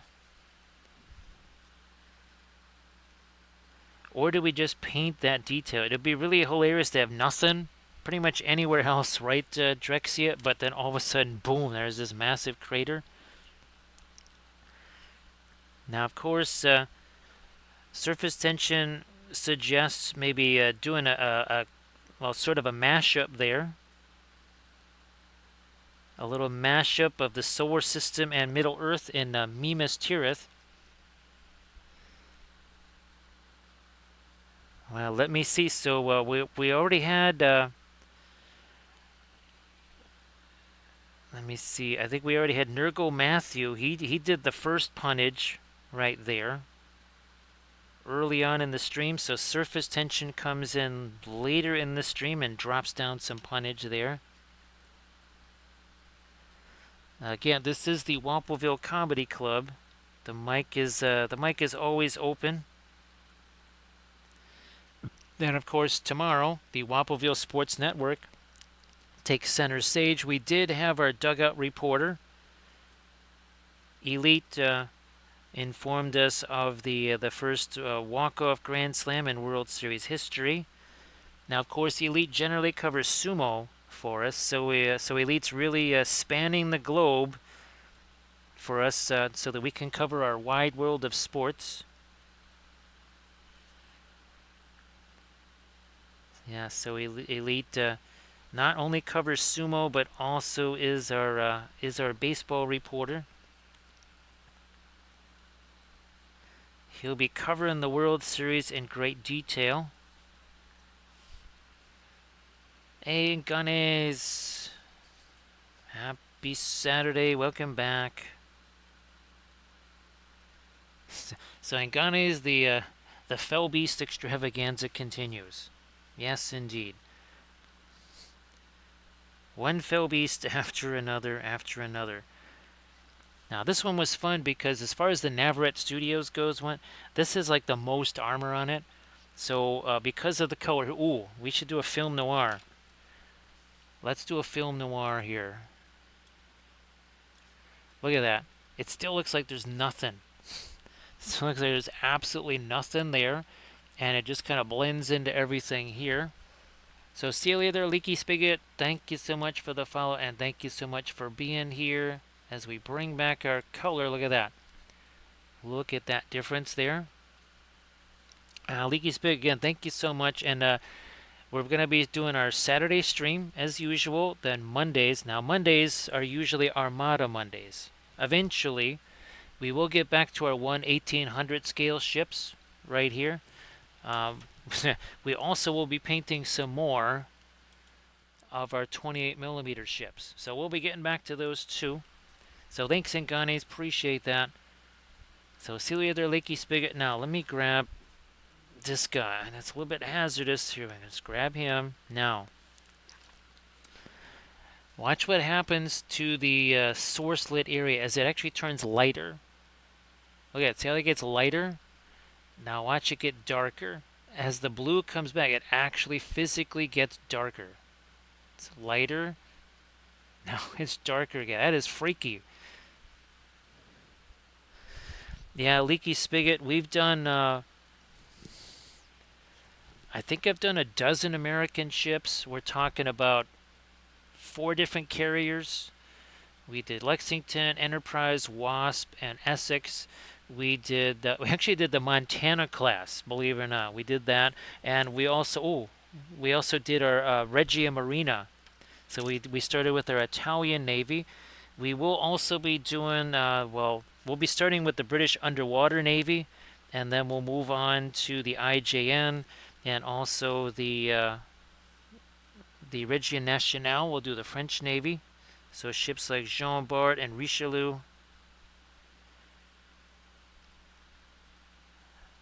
Oh, and Surcouf. Yes, it's the only submarine. That is the only submarine. Well, I'm interested maybe like the I-400 series of subs. But yeah, those are 1/1800 scale. And apparently, what is it? Victory at Sea, the Warlord game, is 1/1800 scale. So you could use those for Victory at Sea. At least I think that's what it's called. Not War at Sea. I think it's called Victory at Sea. And that would be well, coming up on our Monday streams again. I need some time to well, first I have to buy some more files, then I have to print some more ships. Then I got to get them all prepped.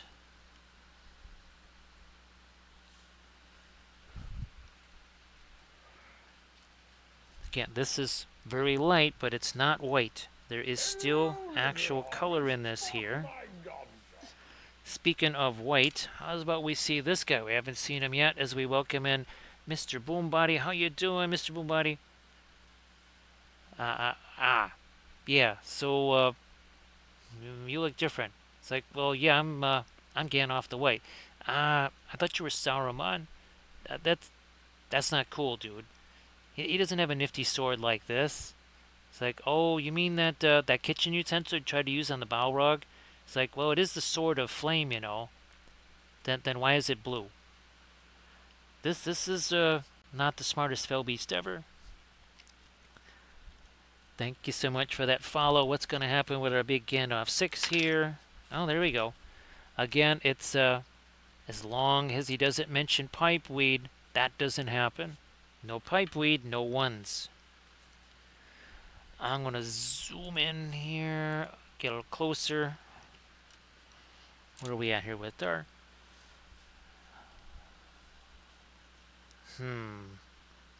Got to get me some more of my light on this wing. Again, we have... That's the one neat thing about these big guys and the being backed out like this. You can see just how far away my hand is from that ferrule. If it was any further away, I wouldn't have a brush in my hand. But do you see any shakies on that brush there? I don't think so. Looks like it's going pretty much where I want it to go. See that?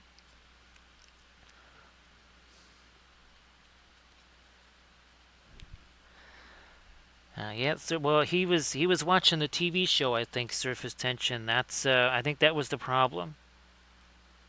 I think that he only understands modern day television. That's probably the problem with this fell beast right here.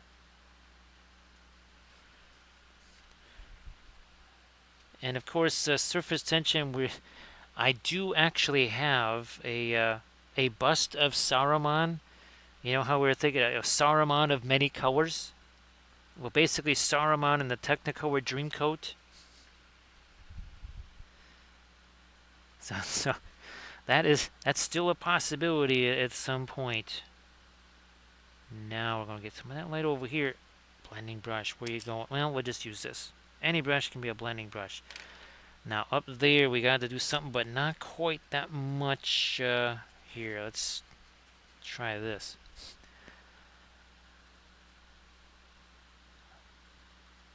There we go.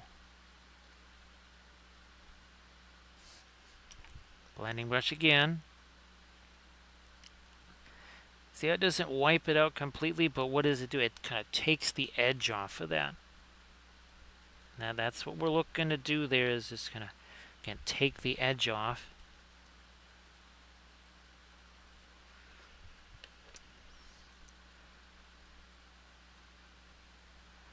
Unfortunately, Surface Tension, he's not well informed. Not well informed.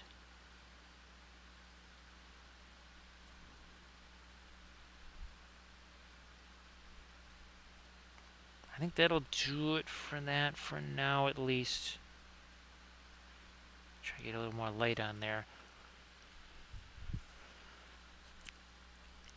Something down here. Not quite as light as what we've been doing. Nah, I guess I need a little more thinner on that. One sec here. Okay, that's too much thinner. There we go.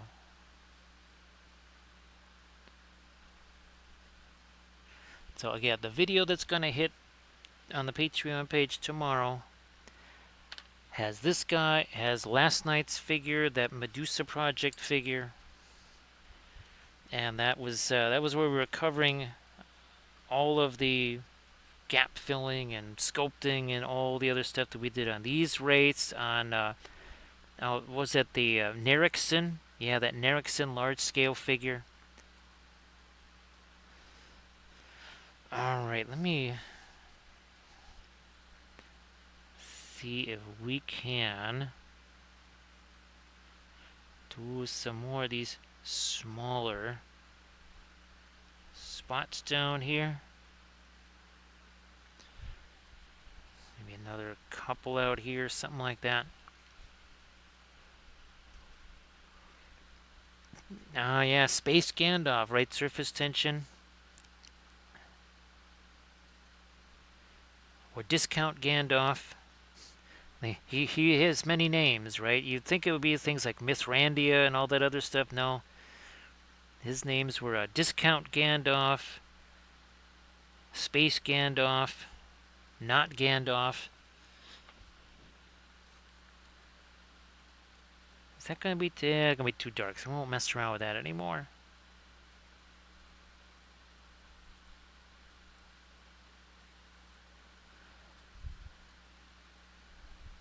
Taking these spots. It's the same thing we did up here.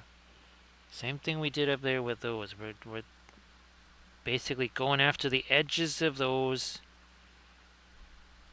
and just softening those up. But we kind of did it over here. We're going to do some more of that. And just going after those edges, making them softer. Same thing over here.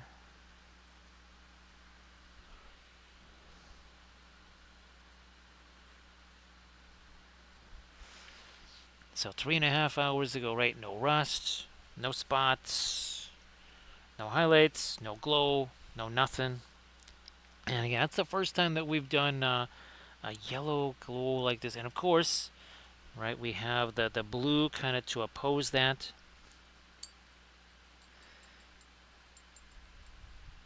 Yeah, surface tension, you would kind of think that, that first round would have been, they would have said, maybe we don't do some of this stuff again, but they kind of did. It's almost as if they kind of even doubled and tripled down on it. I'm going to try and make these talons a wee bit dark. I'm just going to hit them like this. And then we'll bring the dark, or the light back in. Just easier that way. Yep, it'll be easier like that. This is a little combo here of the Van Dyke Brown and our blue.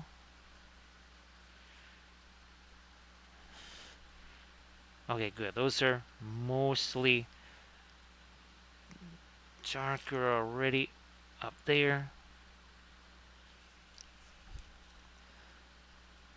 But again, once you realize that it is, I thought we had the only comedy set in Middle-earth, but apparently not.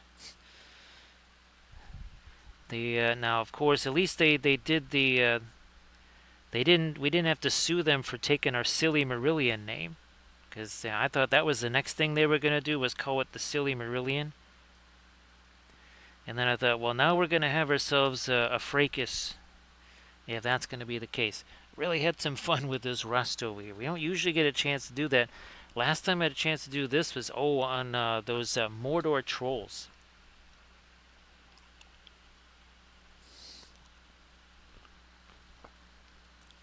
So yeah, surface tension. Now, we did, it's kind of a bummer. It was a couple of weeks ago. It was when we first started doing the Fell Beast. We had some pretty epic moments between Gandalf and some of the Fell Beasts. Now, of course, surface tension, can you imagine what's going to happen when we start painting those eagles on stream? And then Gandalf shows up? Holy smokies, that's there might be some contention there. I also have that Gandalf on Shadowfax. Well, I have two of them. I have printing goes there. Actually, I have three. Because not only do we not have enough Gandalf's surface tension, we don't have enough Gandalf on Shadowfax. So yes, I have the old metal one that Recoil sent me. I think that'll be the first one that I try. Then we have the Printing Goes Ever On version, and I think I have the Diwali version. I think there's also a Kurzlik version too, but again, we would only have 3 Gandalf on Shadowfax miniatures. Wow. I guess we have to get more, right?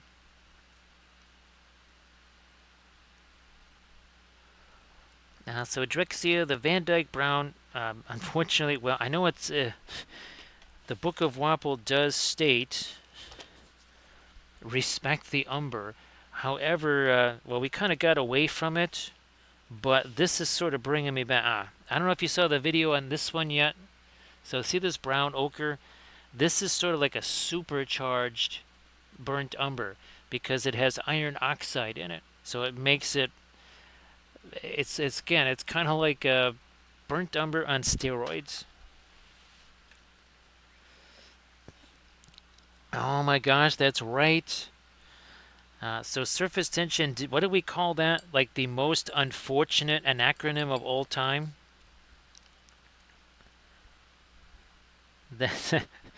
It's like it's kind of like the Geico commercial. Oh, you know what?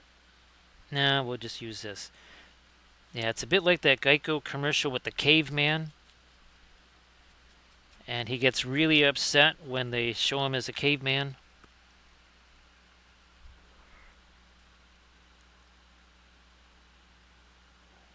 So, so that anacron, that MEAT anacron, that's I believe that stands for Middle Earth Animal Transportation. And they tried to make a little bit of a union for themselves, since they were being kind of taken advantage of. The problem is that they chose a rather poor combination of letters there. Well, I mean, it's no surprise that animals are not good at naming their own organizations, I guess. Now, here, let me get a little bit more of this.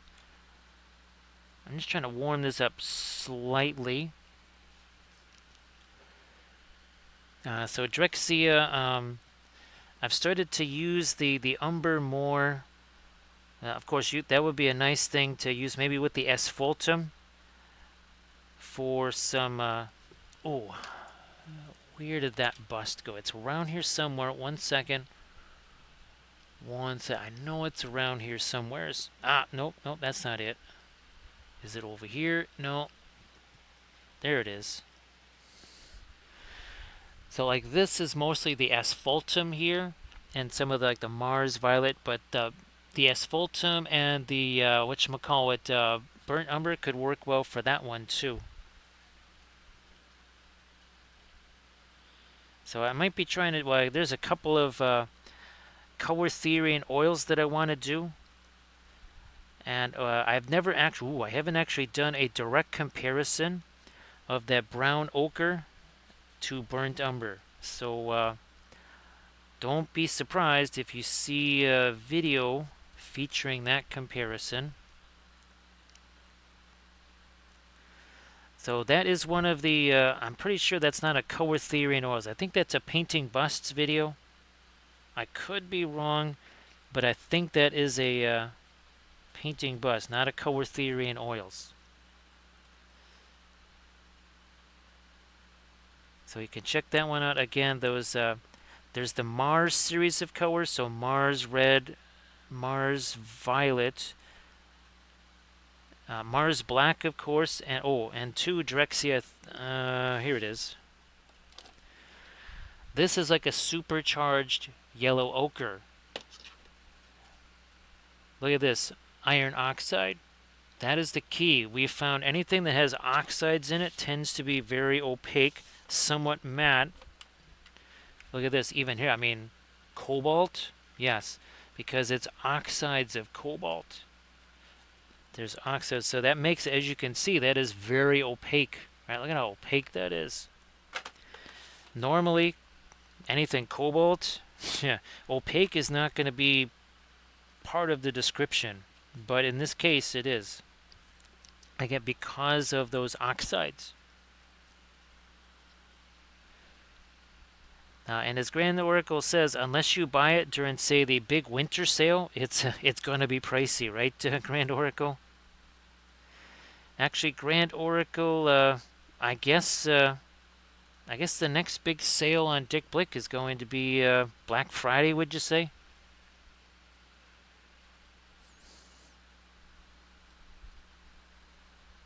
So yeah, Drexia. I do like the color theory and oils episodes because it's less about painting a miniature and it's really more about experimentation. Just saying, okay, we've got 4 different versions of dioxazine violet.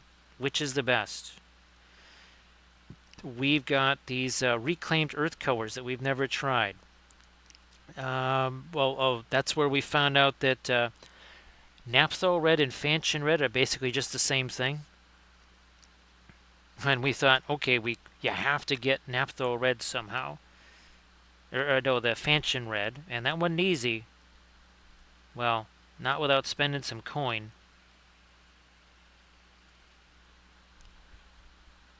Yeah, Grand Oracle. For me, it would mostly be restocks on that. Well, Fast Matte White and some other stuff.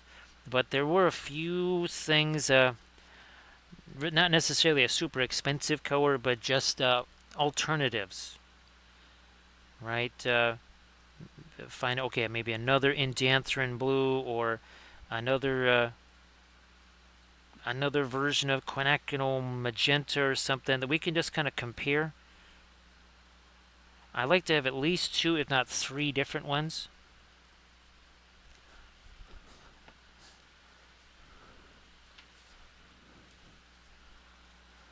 Oh, geez. I'm just going to find myself. I'll just use this guy. We'll just use this. Because this little guy here, he never got hit with any of this lighter stuff here. There we go. But I was really worried at first that too many of these trees were going to get in my way. They really have not gotten in my way at all. The whole reason I'm putting these are obviously for, compositional reason on the bases, but this is where I want to hang. I want to hang icicles off of these like Christmas ornaments. So that's one of the big purposes of these branches here. Pretty sure that these are all from Make It Epic basing. This I know, that may not be though, but that is. I know that one is. So I think one of these might be either Zabevka or Goon Master Games. I'm leaning towards GMG on that one bit though.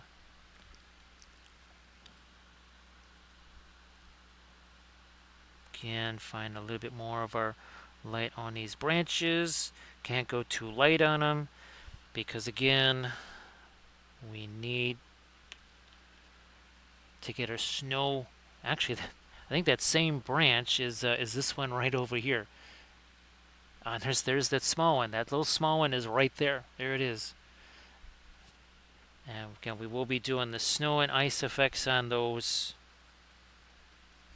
On this one here, who knows? I might even it might even be part of a tutorial vid. I'm not sure.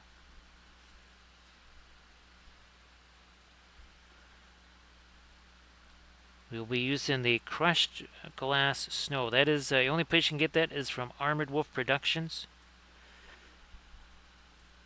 It is so fantastic because you can do all kinds of different snow effects.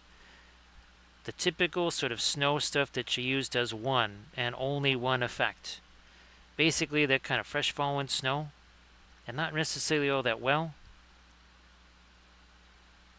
With the crushed glass snow, you can do melted snow, muddy snow.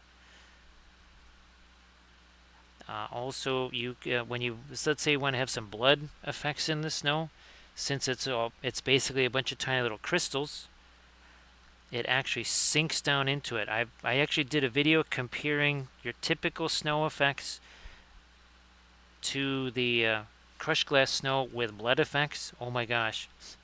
On all the other materials, it just looks like red paint sitting on top of white.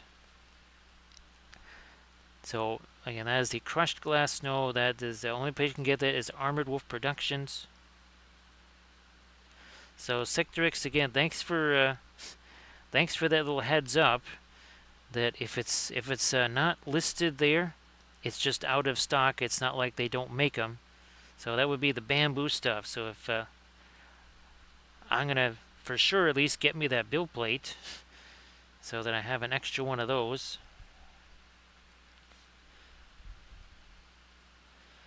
Alright, well, Grand Oracle, yeah, I was wondering if it was that time again. You know, it starts getting a little bit cooler. It's time for those swim meets. Well, and more scout stuff. Well, the summer was full of scout stuff also. So thanks, Grand Oracle, for being here, and thank you so much for reaching the 200K. Like I said, I will try to, I don't know if I'll have it by the stream tomorrow, but I will try to get the emote there. I'll try to get that emote going for you, because that is obviously a hard won and well deserved. Surface tension. There was one time that happened. It was the Green Stuff World inks. Yeah, I really, really liked those. That was when I found out the hard way that they reactivate, because they put the snow effects on there. Needless to say, it kind of looked like a place where people kind of walk their dogs. Yeah, it was most unfortunate. Surface tension. Then there was another time it turned green. Yeah, so again, learned some hard lessons there.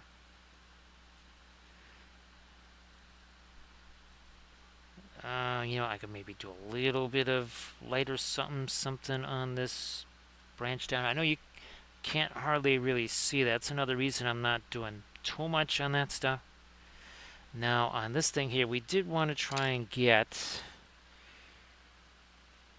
a warmer tinge in this. So, okay, that was a little too much of the Van Dyke Brown, but let me try this here. I'm trying to make a bit more of a neutral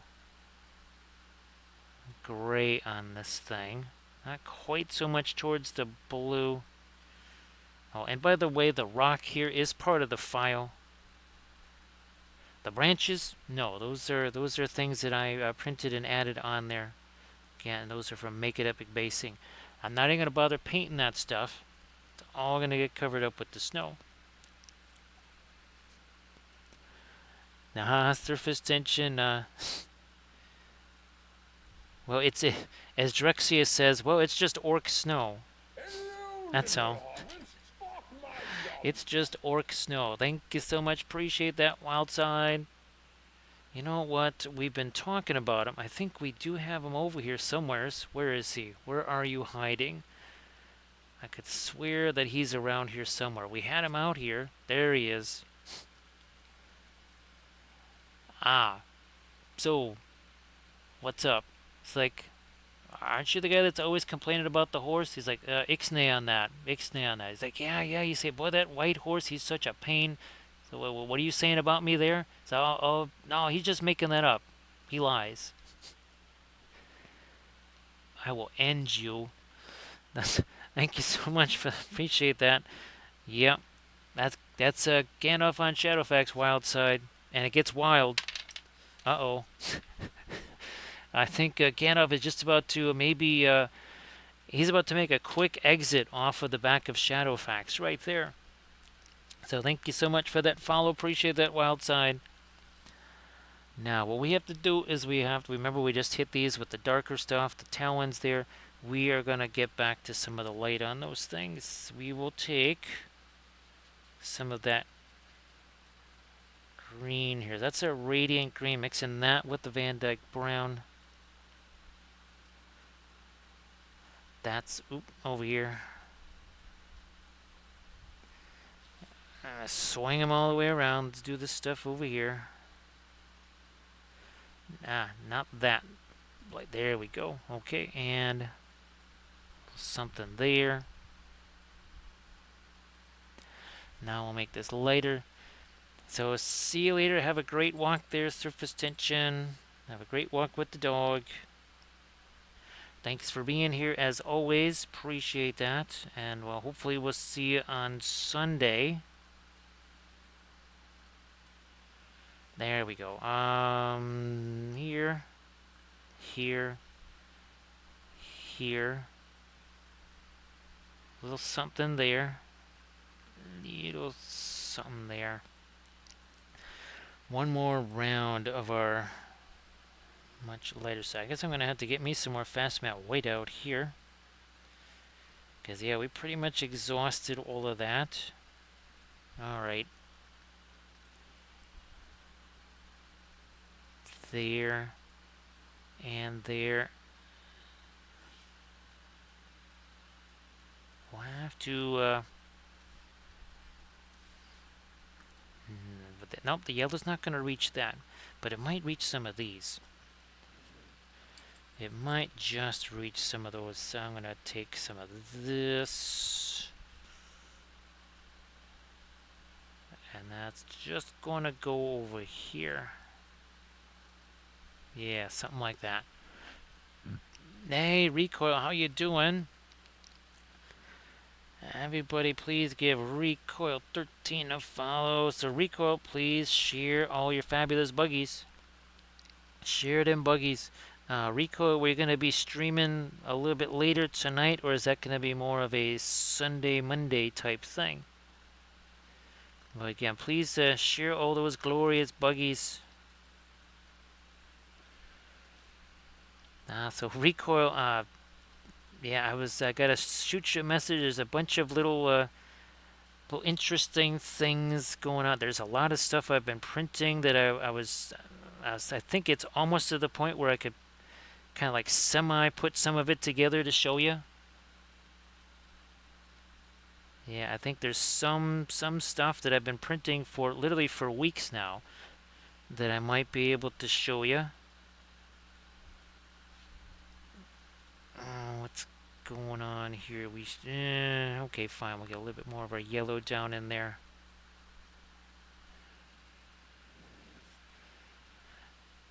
Yeah, Recoil. Well, like the stream last night, Recoil. Holy smokes!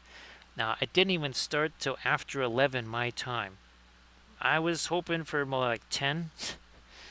Yeah, that didn't quite go so well. So Landrest, I'm printing out. Ooh. Actually, I want to see just what the status is on that thing. So let me wait a minute here. That's not what we're looking for. Whoops. There we are. That's what I need. So I'm looking for Bambi Cam here. I want to see how far along we are on this. Okay, we're 61%. Okay. So yeah, this is yet another piece of that giant Easterling building. I think it's going to be the tallest Easterling buildings. Because I think it's something like 7 or 8 floors tall. It's basically, it's like the Barrador of the Easterlings. Or Orthanc of the Easterlings. It's that tall. Recoil, I wanted to actually try and paint a Great Beast of Golgoroth during October. I don't think that's quite going to happen because I don't think I'll be able to get that thing prepped and ready to go. I mean, we can try, but I don't think that's going to happen.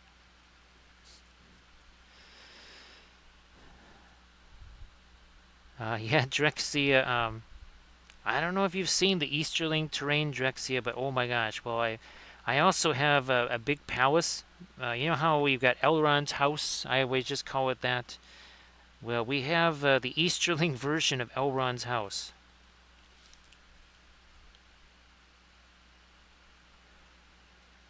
Yeah, Landrest, that's the one that you sent me the link to, right? So yeah, Landrest, I was looking at some of those curio cabinet files there. There's a lot of them. None of them I don't think are terribly big. Again, I haven't actually put them on the plate. I think the depth on some of those I think there's like one, there's 100, there's a one that's 200. And it sounds like a lot, right? I mean, well, that's 60. So, okay, fine. The piece is going to be like that wide. And maybe, I don't know, 4 inches tall or something like that.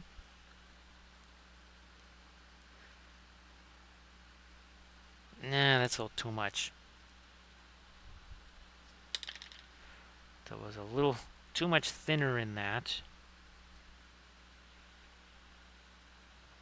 Okay, I think we got some of those going. Now here, that's a little too similar. I am going to take some of the asphaltum here, plus some of the green. There we go. So now that stirrup, it's kind of a weird place for it to be on the outside of the robe, but is what it is.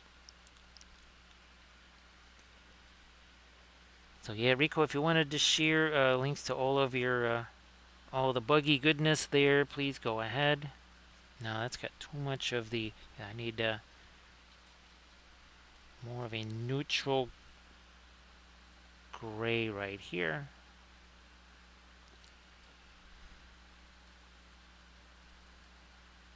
There.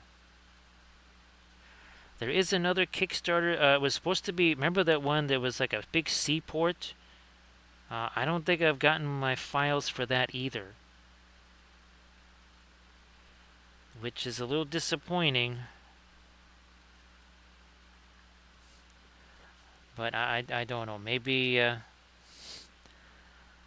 because I think I did say I did send him a message saying, "Look, my this is my mini factory email. It's different from my Kickstarter email."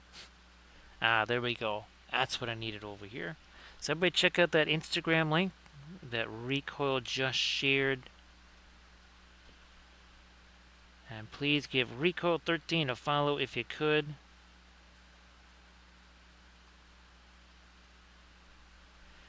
I try to give it a little bit of light on the back of that area there.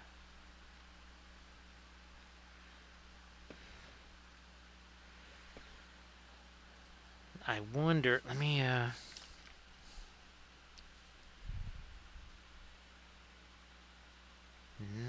it doesn't really. Interesting. Well, I guess there's a tiny bit maybe that reaches that over there.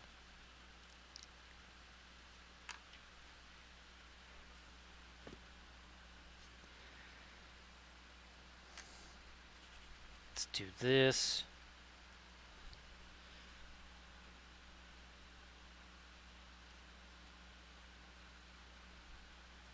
Because it wasn't a problem before, right, Landtress? Because, well, it was all physical stuff.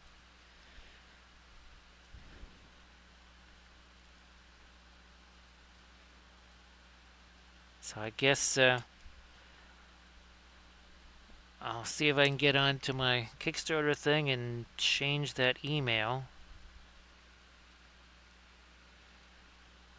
So this is one from Navarette Studios. You can almost kind of tell by the wings. The wings typically are spread out, and the texture is, there's not quite the texture. Now, last night's stream, this was another one of the Medusa project, and typically the wings are folded, and look at how heavy the texture is. You can see here again, the wings are open and definitely much less, or the texture is much more subtle. Whereas here, it's very rocky and craggy. So lots of texture there. Again, this is our stream from last night right there. And of course, well, we've done tons from Navarette 2. We still have one more to go yet. We'll be doing that one tomorrow night. That'll be the Undying. Basically going to be our Nurgle Wraith. So again, those are all from Navarette Studios. Here's the... Oh, that is the Knight of Umbar right there.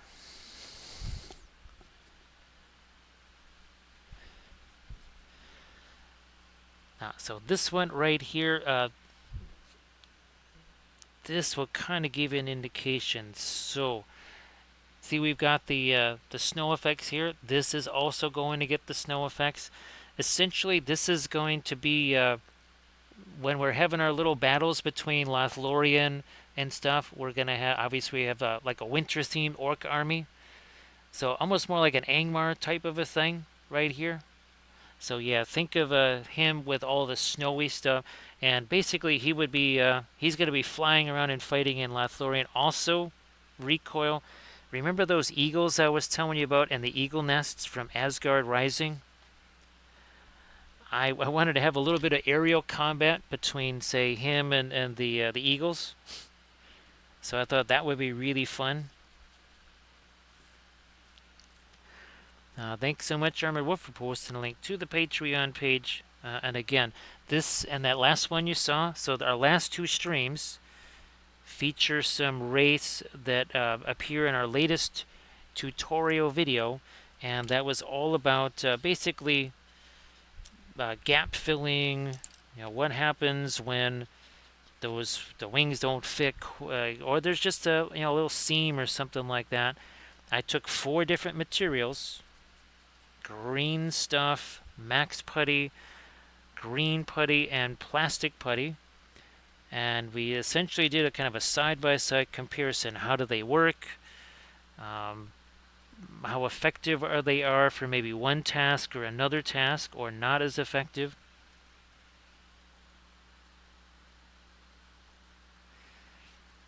So yeah, recoil. I wanted to kind of do a lighter color. I mean, this is by far the lightest Wraith that we've got, or lightest Fell Beast. This also gave me a chance to do some more of that rusty stuff there. That just kind of made me think of your orc vehicles there. And Recoil, I think I sent you a picture of the Chia tank, right, Recoil? Yeah, I think I sent you a picture of that. Also, hopefully that Mum and Squeak are doing super well.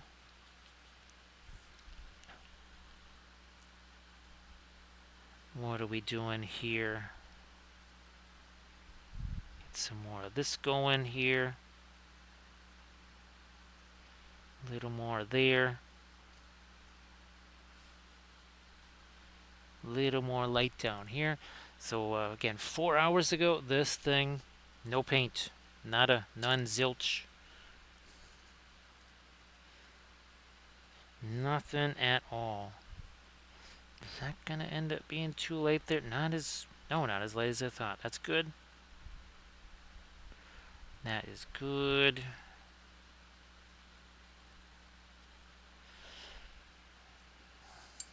Let me get my Bassmat White out here for some ultralight things. Where are we at? There it is. This is the Gamlin Bassmat White here. That's fantastic recoil.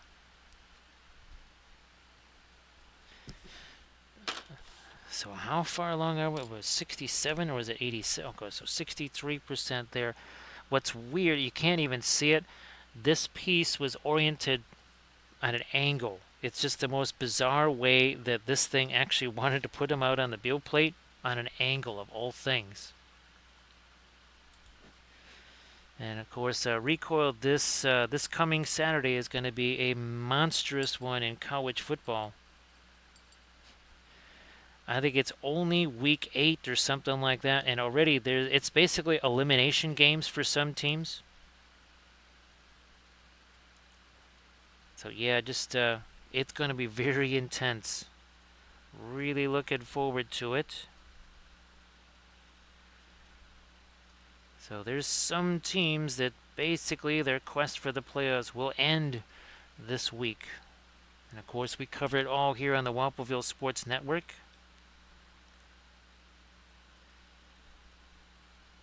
Of course, Recoil is our sideline reporter in Aussie Rules Football. Elite is covering baseball and sumo, which you would think would be 2 very unrelated things, but if you've ever watched NHK World, you will literally see baseball coverage and then sumo. So it's not really unusual for the 2 of those to be together. Well, I guess later today, because it is Saturday here. It's just the stream begins on Friday, so to me it's Friday until it's the Saturday stream. That is Wampelville logic right there. It's the Wample theory of relativity, which is why we don't get to be in charge of the universe, because, well, things would probably explode. There would be ample amount of Tuesdays, though, right, Recoil? In our universe. That means that Armored Wolf and I might actually get a chance to sleep once in a while. There we go. I'm gonna get a little bit of our light going right on the end of those talons there.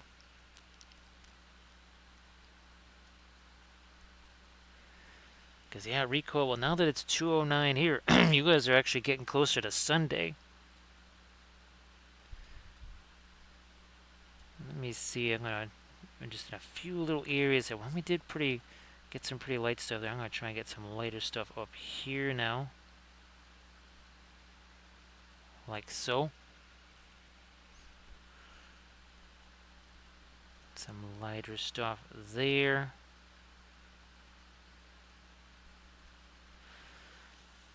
So recoil, this was basically Hansig yellow, fluorescent yellow, and fast matte white. So it was. This is a very unusual source lighting color that I've never tried before. Just like the last night's was ultramarine blue. It was basically just ultramarine blue and fast matte white. That was our source lighting last night.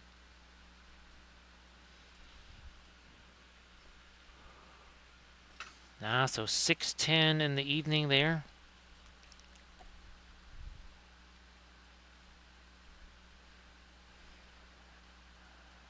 What we got going on here?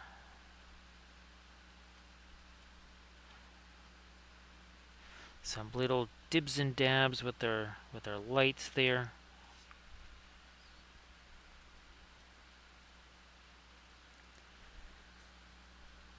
Maybe not any. Let me see something here on this.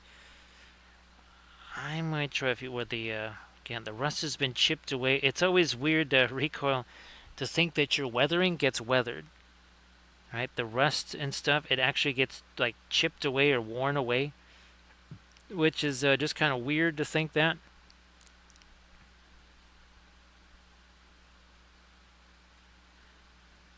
Okay, yeah, just a couple little super light areas here on the middle. Again, that's kind of represent where maybe some of the rust has been chipped away, scraped away, whatever you want to call it there. Some of that over on this side too.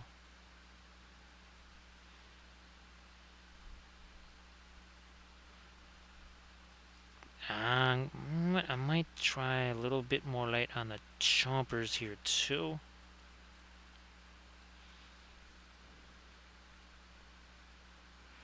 Let me try that.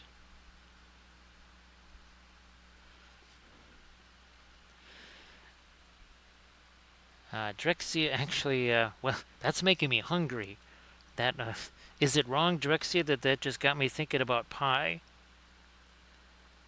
That literally, I heard rust crust and all I could think of was pie.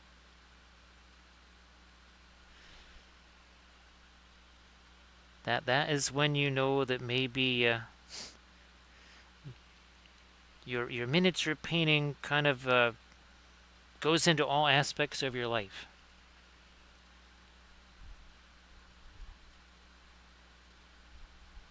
But that almost sounds like it needs to be a video there, Recoil, weathering your weathering. Just for the title of that alone, I almost have to do that.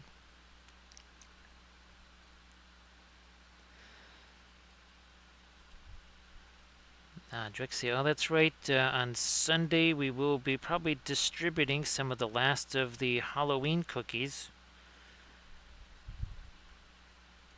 And Recoil, I think, did I already ask you if you ever baked bread in your air fryer? I just wasn't sure if that's, I mean, it can do everything else. I wasn't sure if it also could work for making bread, too. I wasn't sure. My guess is no, I don't think it's probably right for that, but who knows? Those marvelous air fryers seem to be able to do absolutely everything else. So yeah, I'm glad I did that. I'm glad I did this. Again, a little bit of areas where some of the rust is just kind of scraped away. That works.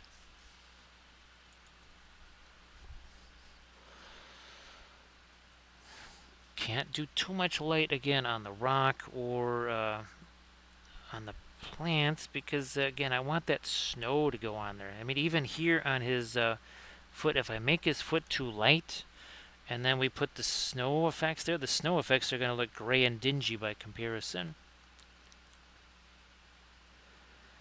Geez, it can prove as well. It makes sense if it can prove, because if it can dehydrate, it can prove. Oh boy, that's good news there, Recoil. That is shockingly good news. Now, of course, the downside is it would be a very small loaf of bread because, well, my air fryer is not going to fit the typical size bread pan type thing.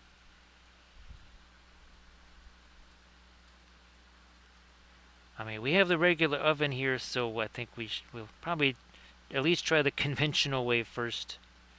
But I need to find me some bread recipes that have fromage in them there.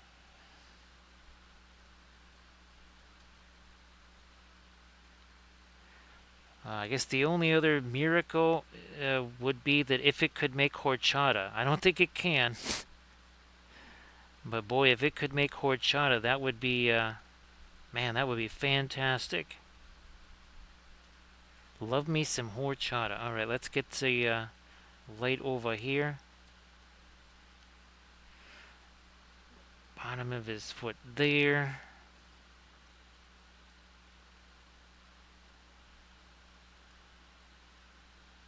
I still have to find me some of the ingredients to be able to do the Korean barbecue stuff. So basically that is it's sort of like a sugary rice water, so it's white. It's pretty darn sweet, and well, if you're in a Mexican restaurant, horchata is generally on tap. I mean, it's like literally on tap. It's more common than water.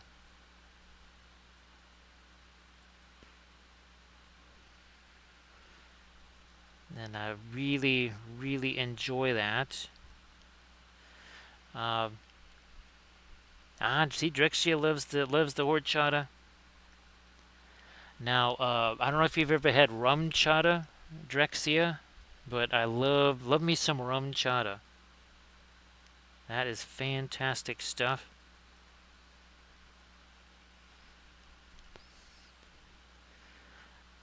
I also have, I believe, someone to give me, and I've been waiting till, well, the holidays. It's getting close now. Basically like a Christmas version of horchata, of rum chata, sorry. So I think it actually has some peppermint in it or something. So don't be surprised if we have some of that sitting in our medicine jar, so to speak.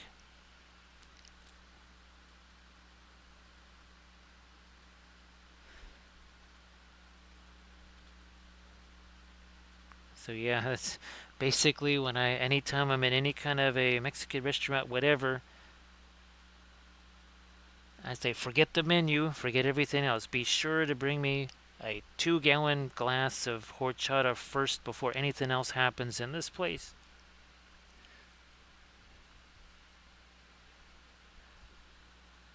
Yeah, Drexia, that rum chata stuff, ooh, it is, I think to try and make it last a little longer, I basically used it in things like coffee or hot chocolate especially. Yeah, the rum chata went into hot chocolate. There we go. Some actual light on his claws up there.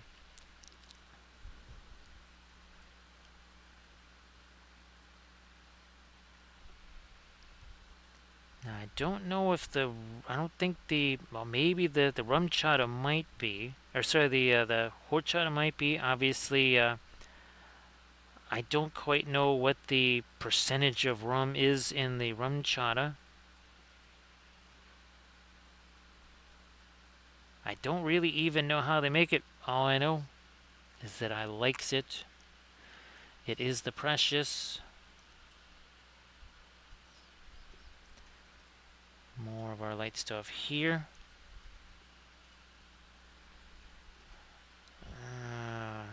There.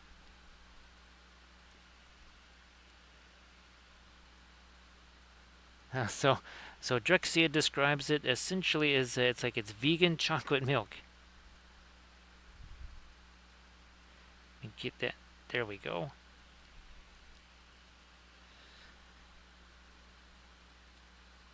So yeah, recoil. There was some really weird stuff. This was a few streams ago, where the stream was doing fine, and then all of a sudden the internet just went absolutely bonkers here for about an hour and a half of the stream. Then I just finally gave up, and of course, I don't know, about 11 minutes after I gave up on the stream, then the internet was totally fine, and it's been fine since.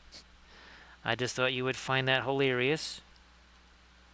As a fellow streamer who has run into such things. Okay, yeah, we needed to lighten some of these up again. This is where I did some of that sculpting here, so that's pretty much hidden. This piece here, it almost was a good half an inch or so. No, not half an inch, but it was like a 16th of an inch difference. Like a hole in the head that's got some battery acid poured into it, right? That was a no bueno situation there for sure.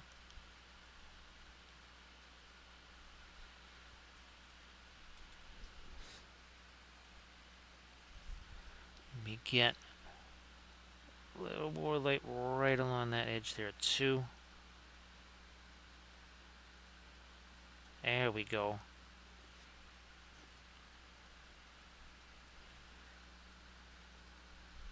More of the right there, right there. Yeah, I wasn't so sure about this gap right here. I thought for sure that was going to be a little more difficult to deal with. Turns out it was not a problem at all. And the line went right down here. Right down here. But we were able to sculpt through that pretty well. Same thing with the ones on the wing. You cannot even see where those gaps were. Usually the Navarette Studios Felbeast, they don't really have too much in the way of gaps. Basically, all you need is the something like either the plastic putty or the liquid green stuff. One of those two things will work pretty well for sealing those up.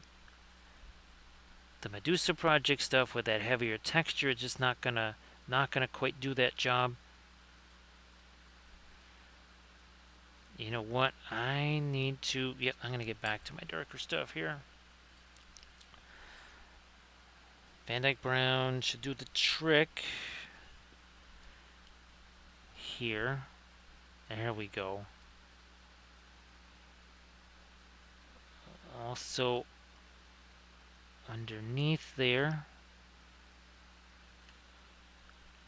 that edge still needs to be lighter, huh? Okay, fine, we'll do that. Well, first let me do a little bit of halfway and get some more of this light stuff here. Then we'll try to go a little lighter up there. I just needed to get all that dark stuff out of the brush first. Again, this is the first time we've combined the fluorescent yellow and the Hansa yellow together, so I might have to give that a shot. Maybe I have used the fluorescent yellow and orange on our on some of our gold non-metallic in the past. I might have to try doing something a little more specific that way. Now we're trying to get some more. That's like right here. Also one there, one more there. Do I need to go back? I guess I need to go back in there with the dark one more time. Nope, not the light. We need the dark. So Van Dyke Brown again.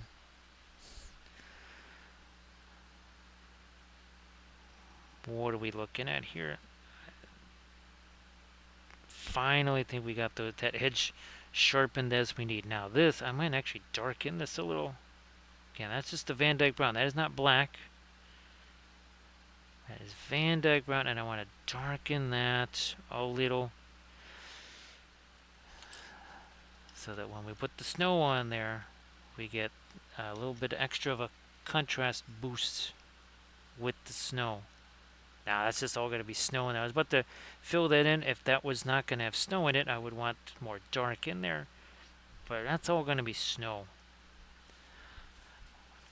Gotta think in advance. And it was like that as we painted all these guys, right? There was reflections, like say on the armor here, that I painted that didn't make necessarily any sense when I was first painting it, but I was trying to keep in mind, right, that we've got that snow and the icicles that are going to be there.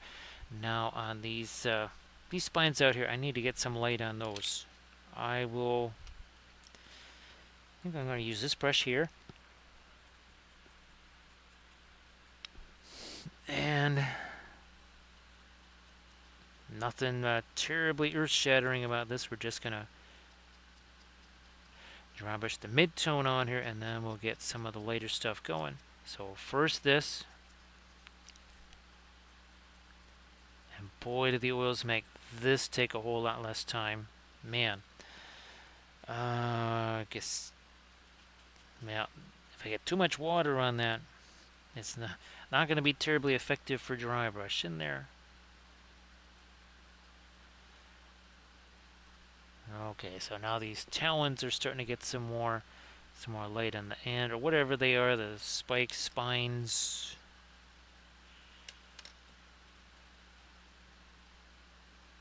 This one here. Okay, I think we're good to roll on those. Let me see if I can get a little more light down here too. Alright, we can do that. It's going to be on his feet over here.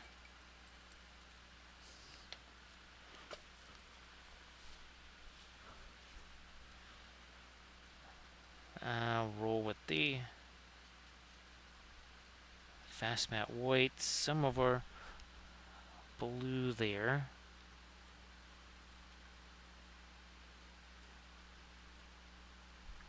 There's some scale texture here that I want to, I think, get a little bit more of our light on.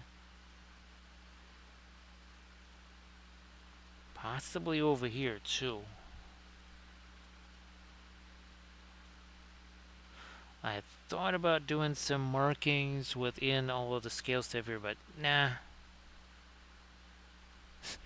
Are we gonna have to do like a party Fell Beast recoil where we do like the really bright colors like we did on our lizard men? That would probably I could, yeah, and not post that to any of the Lord of the Rings sites, because holy smokes.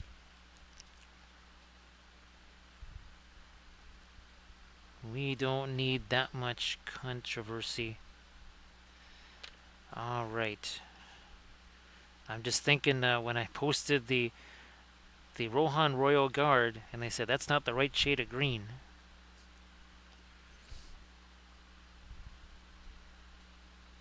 Alright. I'm going to try and get me a little bit of the lighter stuff right in here. Now you can see it, right? Well, sort of. I mean, not much, just right in this one spot here.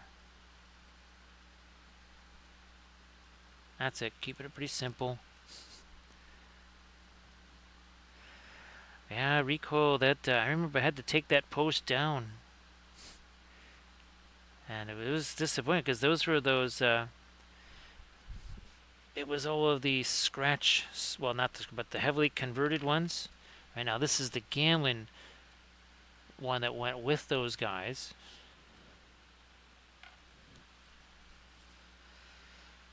Yeah, we're still kind of everything. I know that Jacob from Conquest Creations has described the whole Middle Earth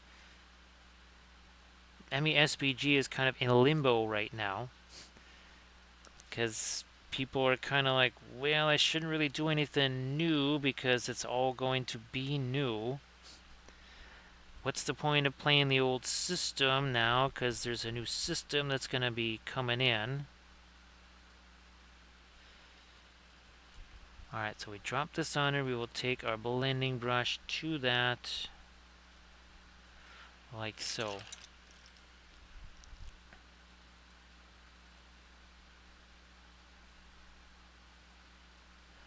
Yeah, not too much of the blue there, because again, we want the yellow. Oh, you know what? Let's do a film noir on this. I want to see what happens. Well, I think we still maintained some of our light, but boy, that yellow versus the blue. That really shows it there in that angle. You know what? When in doubt, make things darker. I was just about to add more light there. I'm like, nope, no, we should do this. We'll just use this here. Oh, okay. Now it's not a pin line wash. It's sort of close, but not quite. Again, a pin line wash. Because if I do a pin line wash, it's going to go over onto that side too. Because it'll travel. You should look back and see how far it traveled here when we were doing our initial glazy things. Let's see, so it's 4 hours 27 minutes. That was probably about 4 hours 10 minutes ago. Yeah, Rico, you would have loved it. These wings were so shiny with all of the freshly applied glazes, and within about 10 to 12 minutes, I was dry brushing over the top of those, which is hilarious.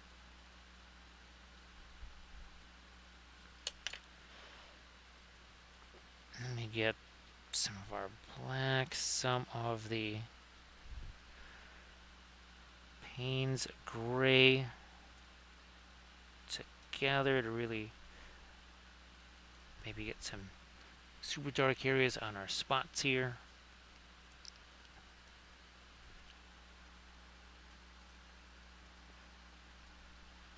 Put some of that up here.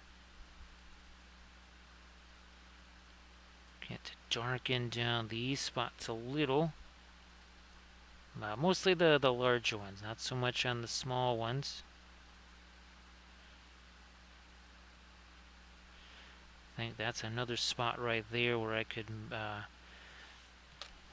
take a blending brush to it and then just fade some of the edge there.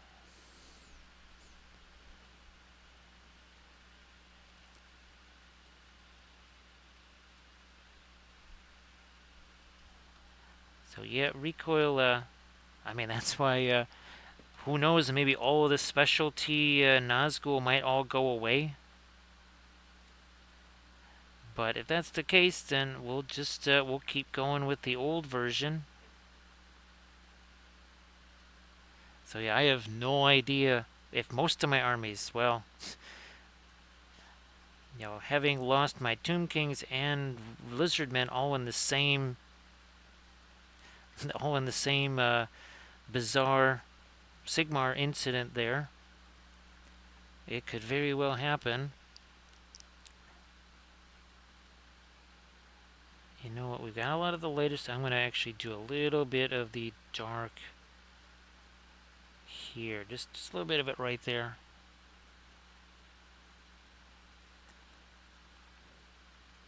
Separate that.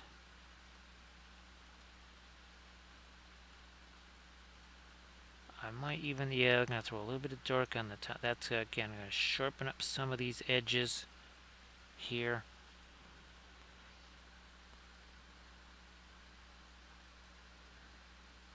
Now that we put some overlight there, we have to sharpen up that edge too.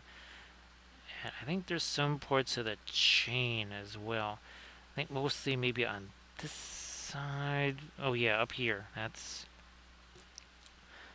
where I want to get a little more separation, and I might just use the as full to mix for that.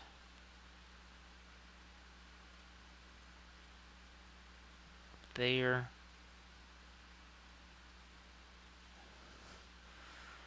And there's another little bit here where these chain links need to get separated.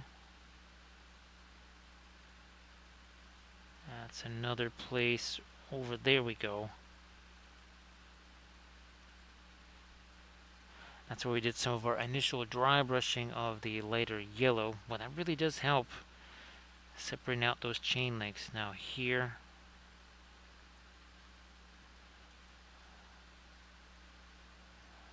for some parts of the armor here, I'm also going to try and get a bit of shadow on the one side. Okay, that worked.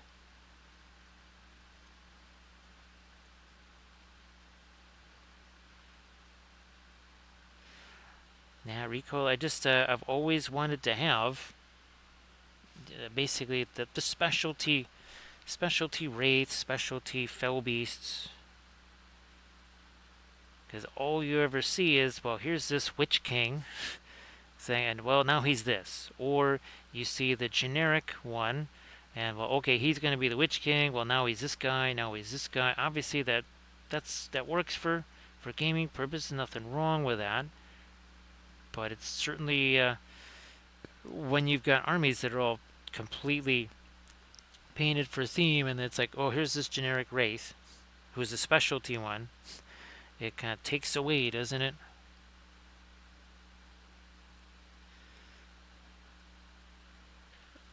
Let me do this. Now, one other thing that Jacob is speculating, and I really do agree with that. He thinks that ME-SPG is going to be reduced potentially to a 3x3 board. Now, of course, we typically play ME-SPG on a lot of times on a 6x4. But I really hope that's not something that happens.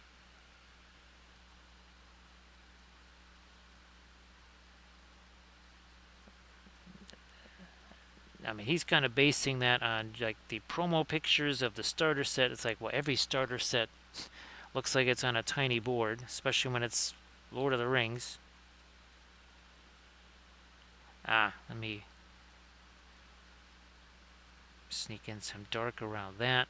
Now, these spots here, we got the darker stuff on these spots. I might try to make these a little bit darker here. Let me see if this is going to work.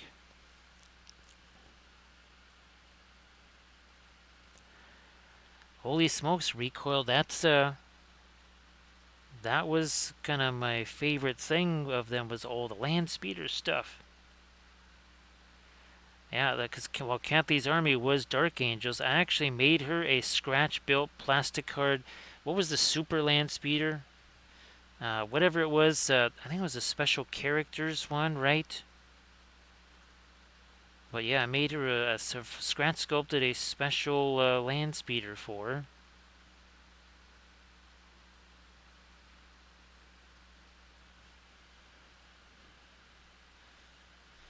And actually, yeah, well, these curio cabinets, the thing was hoping to do is print these up and actually get Kathy's miniatures in those first. That's the first priority.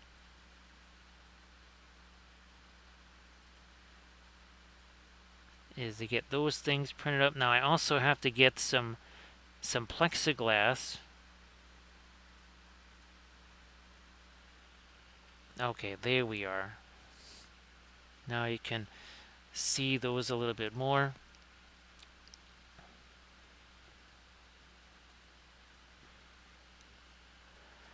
Yeah, well, okay, now I see what's going on. Yep. I forgot about the Primera stuff there, recoil. I forgot all about that.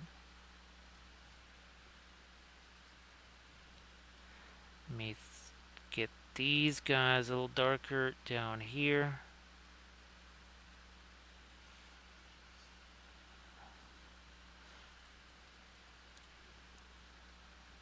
these. What about these guys? Maybe some of the smaller spots in there. Let's do some smaller spots out here. Like so.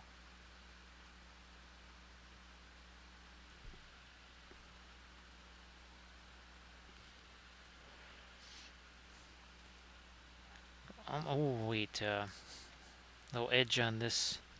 Again, this is where we're doing some sculpting there. Okay, we got that reset.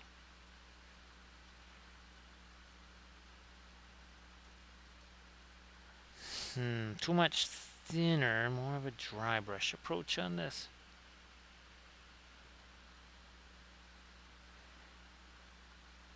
Yeah, recoil. Oh, it was the one that held the plasma cannons on it. That was the one.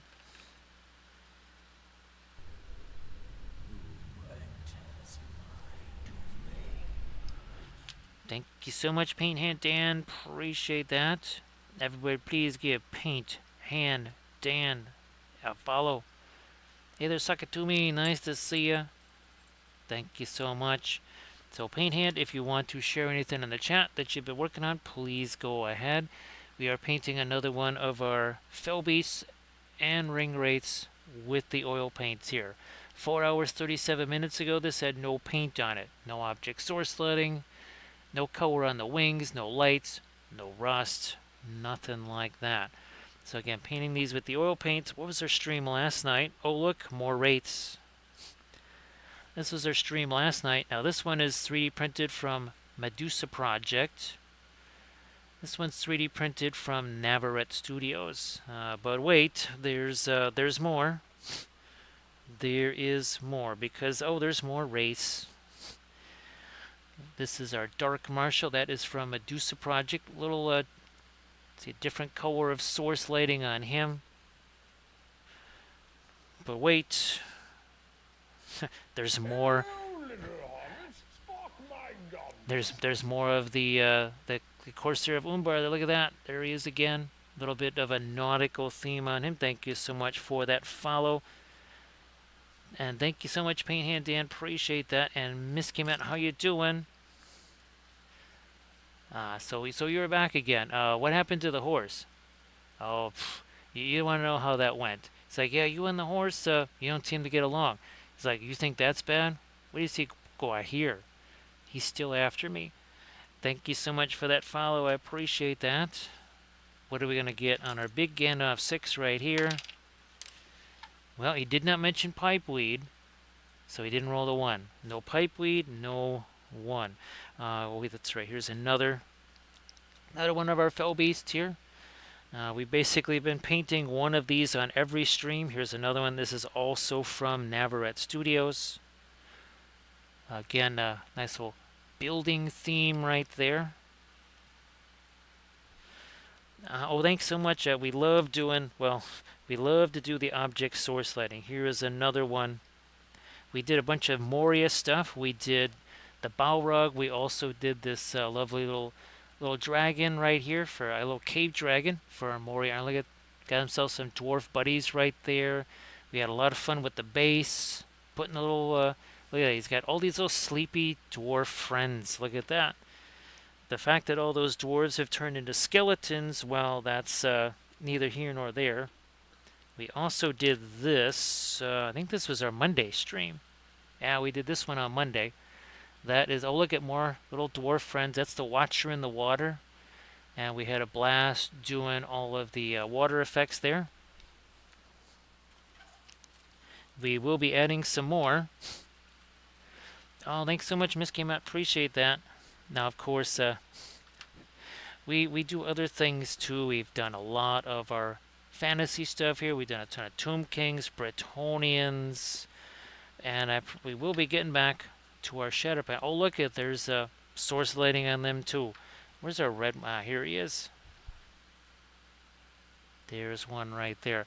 So Paint Hand, actually one thing that's very handy.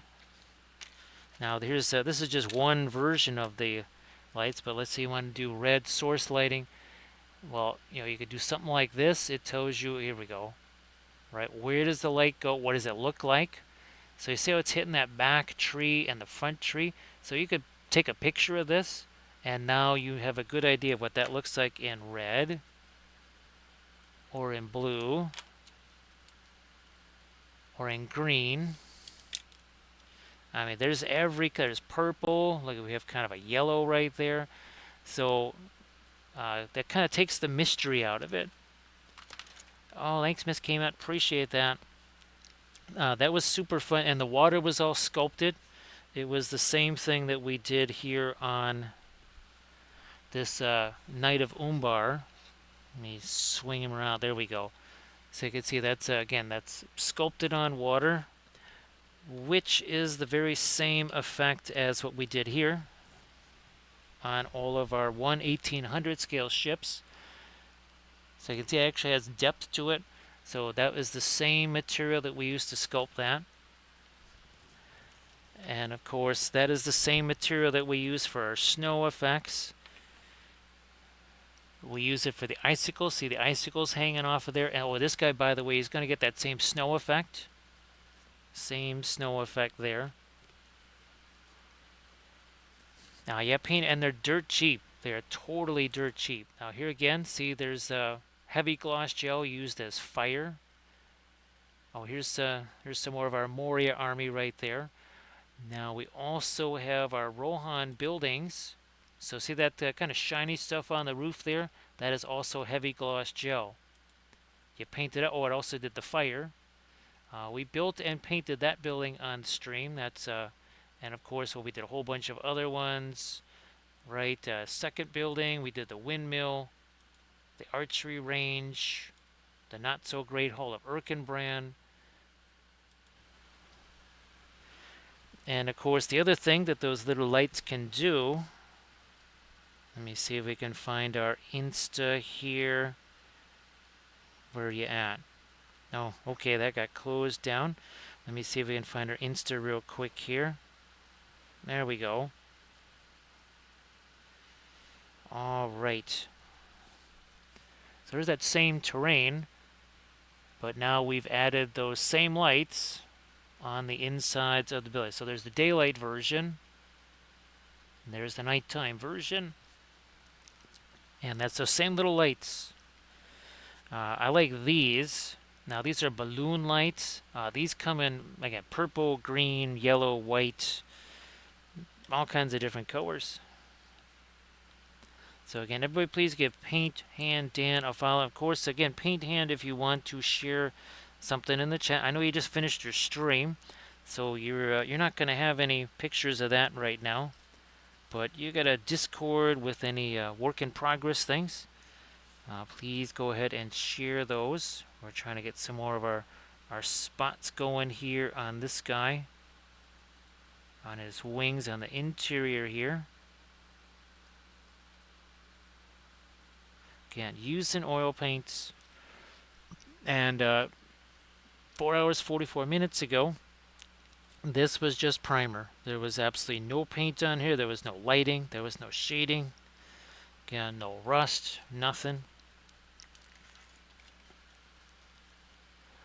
So yeah, the little lights, really love those, and they're not expensive at all. You can, I believe, get them in batches of 50 or 100. Thank you so much, Diego. Appreciate that. Thank you so much, Diego Palomar. So you shall not pass, huh? Like, so you're not even gonna let me say that. It's like, no, I like to take joy away from others. Clearly he does. That means another roll on our Gandalf 6 here. What's it gonna be? What is it going to be? Alright, good, solid middle of the roll. Again, don't mention the pipeweed, boys. You don't have to worry about those. Don't have to worry about those ones. I believe in the last stream or the stream before it, he mentioned pipeweed, mentioned the dreaded shireweed, and sure enough, out came the snake eyes.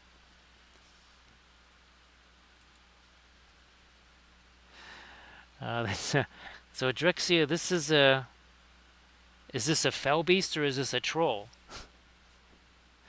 Where's Alex here? It's like, yeah, I heard you're the reason that Moria got cleared out. It's like, it wasn't me, it was the lady with the lambus spread. It's like, you didn't have to eat all 20 loaves at once. He's like, dude, that stuff tastes really good. And you didn't once to take a look at the nutritional label and look at the fiber content. It's like, I really can't read. Yeah.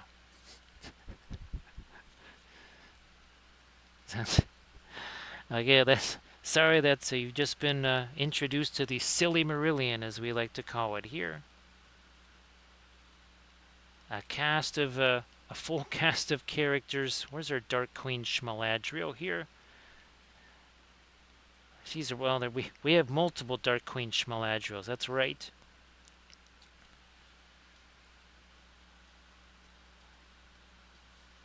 Oh yeah. Here, let me see if I can get a little bit of the spots down there.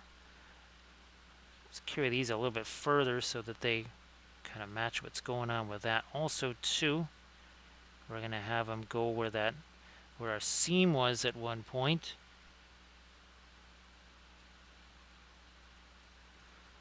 Extend out those spots a little bit further, maybe.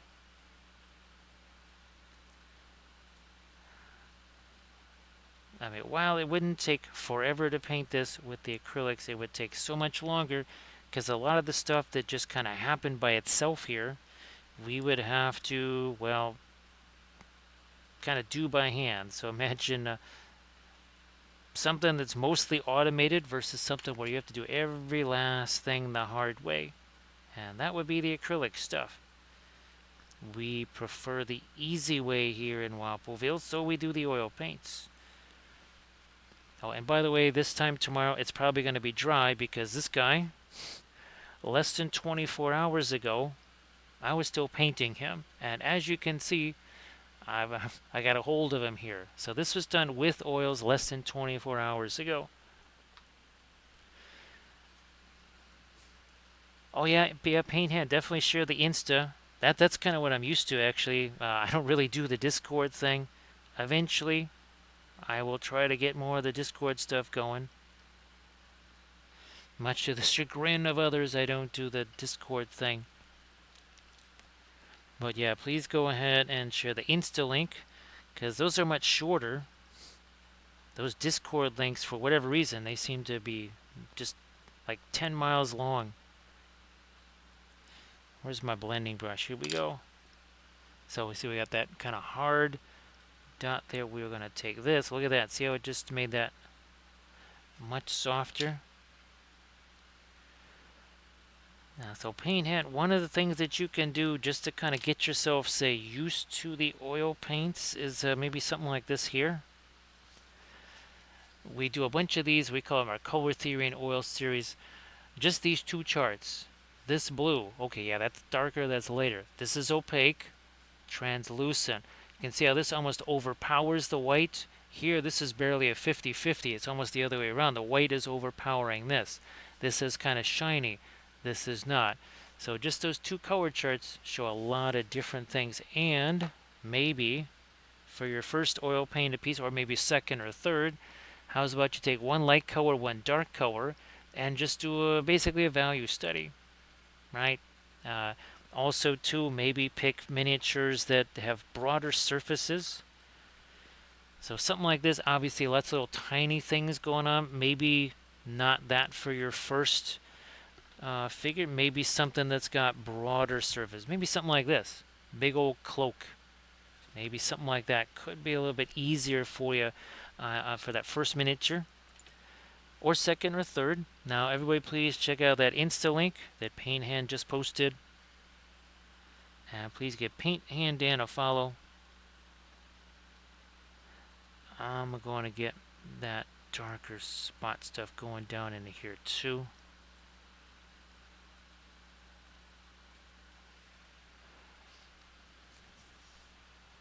So yeah, Paint Hand, they are really fantastic for doing well, things like busts. I mean, here, let me get a couple of these out here. So these both done with the oil paints, and these were tutorial videos, so we're talking maybe an hour and a half of painting on these. And again, the oils makes that all very, very easy. It just runs. It's so much easier to do that. Here we got another one over here. Where's here this one? Also, this one. All right, so the oils make that a lot easier.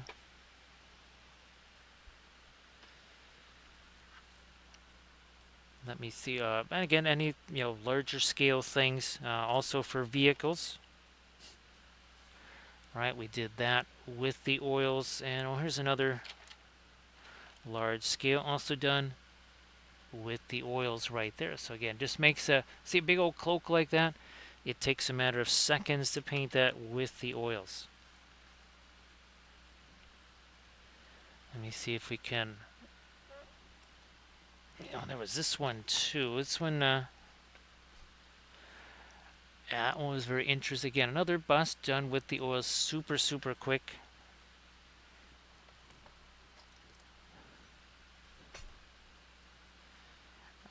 Let's see, what is it? Okay, good. I still have some of my dark here.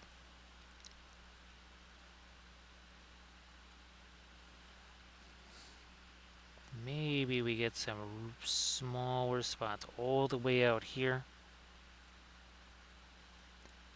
Another one out here. And again, then we'll take our blending brush. And that's the other thing, is that we're not doing traditional layers with these. And you can go back and watch any of the sessions here. You just go to the highlights. Everything is saved as a highlight. It's all saved, so you can go back and watch them all, kind of like a YouTube channel. Just no ads. And it starts out with mostly just dry brushing. We actually dry brushed all of the lighter color in here. We dry brushed some lighter stuff here. Then we did do some oil, kind of almost pin line wash type stuff. Then we came back in with some midtones, but even then a lot of it is almost a dry brushing effect. Hashtag no layers. A lot of times what we're doing is just plopping the color on there and then pushing that around with another brush that has no paint on it. We also have the YouTube channel. Sometimes I'll take sessions we've done here and kind of reduce them, maybe cut them down by half or a little less than half or something. Of course, we also have the Patreon page. If you're going to get onto that, better get your popcorn ready, because there's 2,000 hours worth of tutorials on there. Yeah, you'll be busy. Tutorials on everything: basing, dioramas, busts, large scale, small scale, terrain. I just did, actually this was one of the miniatures in last night's video where we're doing testing out different things for gap filling and sculpting.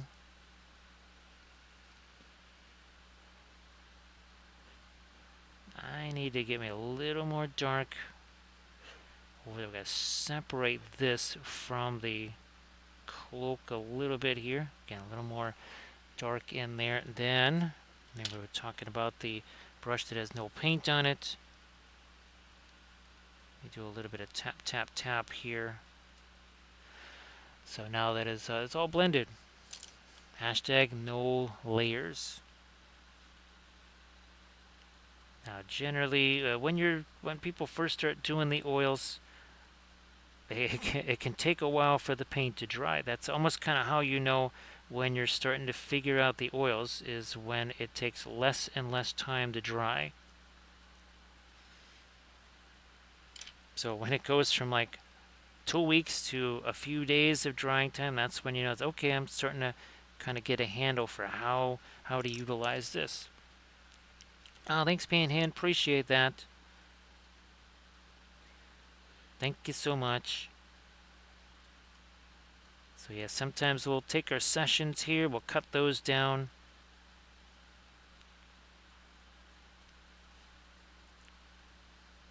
Usually things like, well, the hype trains and the puppet shows, some of that stuff, we don't include those in the YouTube version. And Pain Hand, you also don't need a lot of colors. I think I maybe have a dozen out here, if that many. I maybe have 15-ish colors or so on a typical painting session, stream, whatever you want to call it. Again, not a bunch.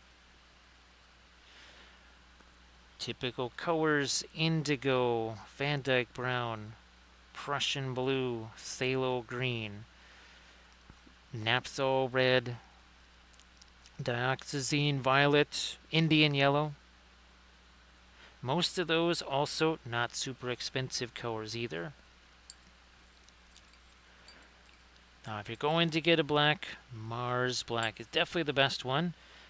Also, just happens to be nice and inexpensive, so yay.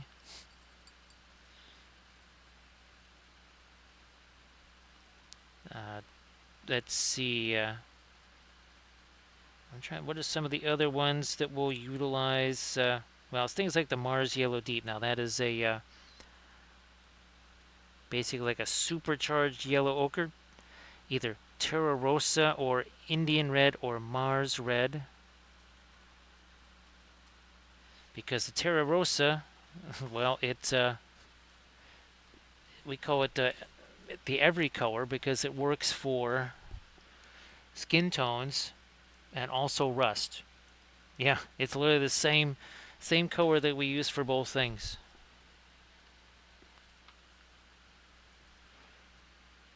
So yeah, paint hand. Now part of it is that the paints too. I'm just using regular artist oils. Winsor Newton, Gamlin, Richardson, Williamsburg. So that is a part of it. Using regular artist oils. Stuff like AK Interactive, whatever, that stuff, holy smokes. That stuff could stay wet for years. It's, well, they just chock it full of linseed oil because they want it to feel like it's a very soft, smooth color, and also that's a way to make more money because there's less pigment and more linseed oil.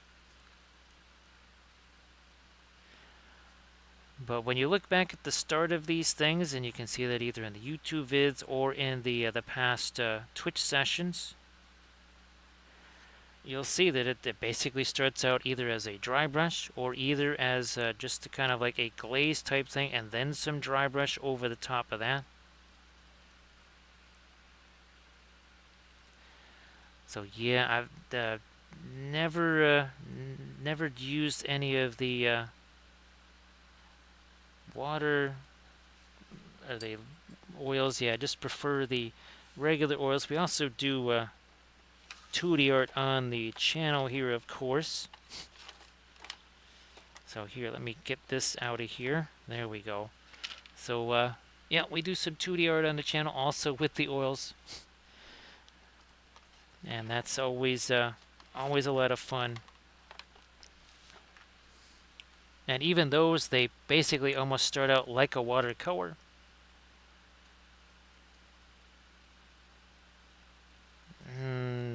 Blending brush. Yep. So see, now that's not so hard of an edge right there. And well, the other thing is actually, believe it or not, patience. Right? Because people start having all kinds of fun. They're doing the wet blending stuff. It's exciting. They're having a blast.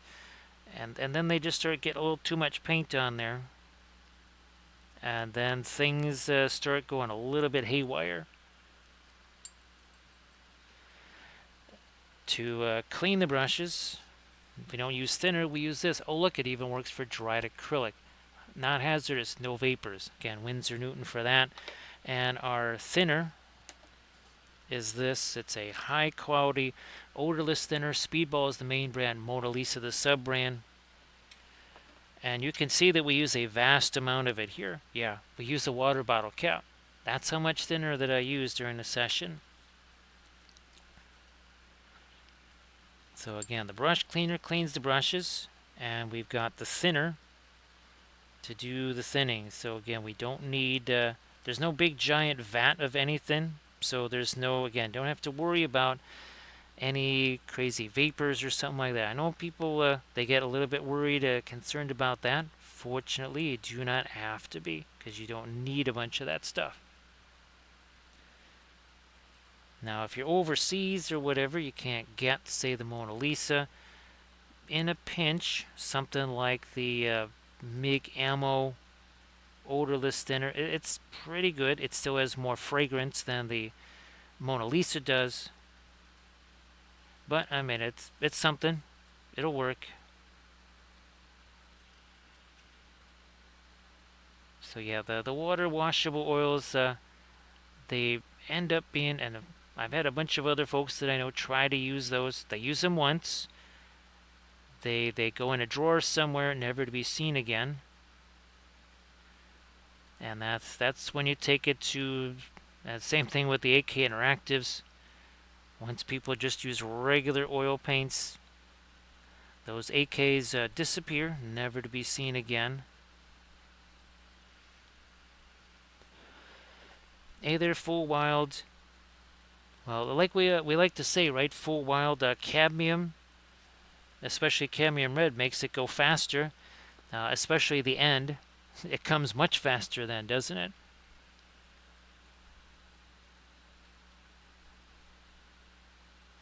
So Full Wild, I hope that you're doing well. Happy Saturday.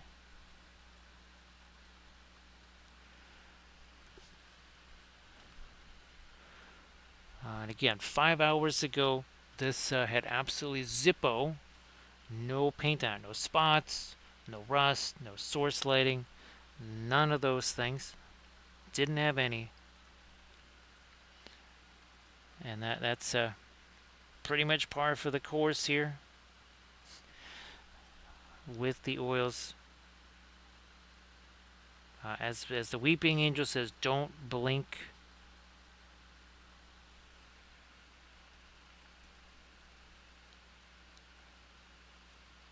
Yeah, paint hand, it's so wild to, well, when I do have to do things with acrylics, and you get used to the, well, true capillary action of oils, and also the fact that there's no watermarks, right?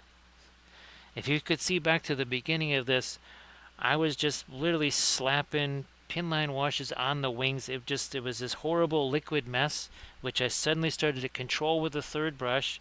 10 minutes later, it was all, it looked like it was dry, but it wasn't. I can still manipulate it now.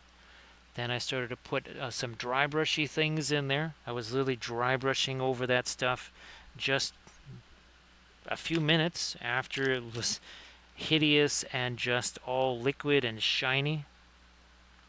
Now here I'm going to try and get a little bit of ambient light down in there. Again, just kind of doing a bit of a dry brush thing right there. Glad that you're doing well there, Full Wild. And of course, Full Wild, if you wanted to post anything that you've been working on in the chat there, please go ahead. Sorry I didn't mention that sooner. I knew there was something, and I just couldn't think of what it was. There we go. So again, more dry brushy stuff there.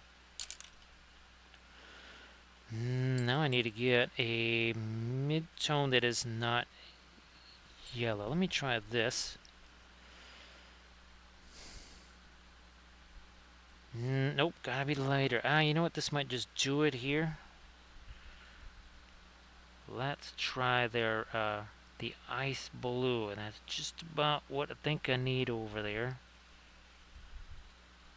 Now down here, it's a little too late. We will make that a little darker.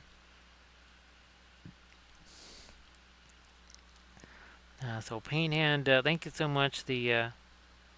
Like the Moria Dragon that we did, again, that was about a 5-hour stream, start to finish.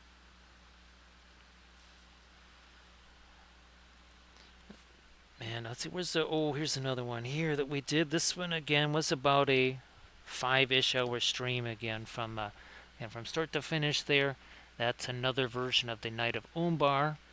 And that one is from Medusa Project.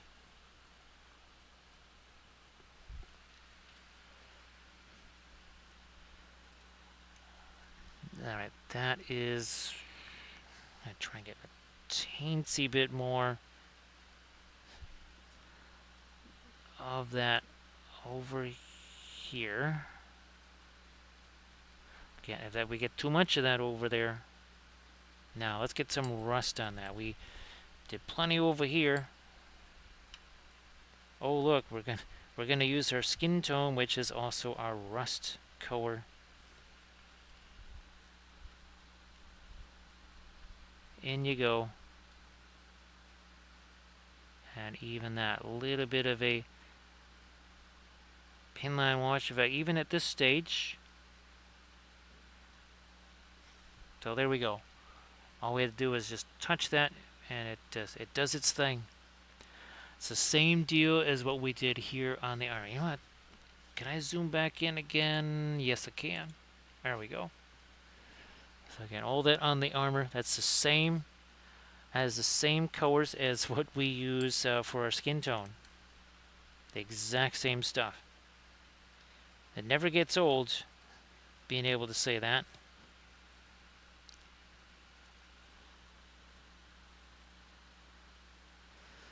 So there's a couple, there's Winsor Newton, it's Terra Rosa.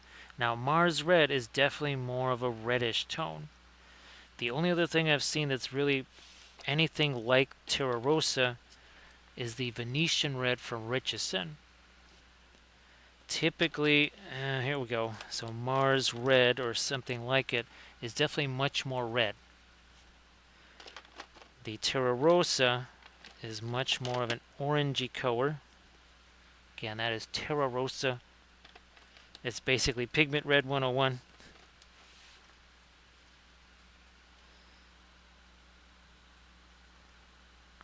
Trying to get a couple little bits of light here on this chain that aren't rust color. It's kind of a mid-tone gray.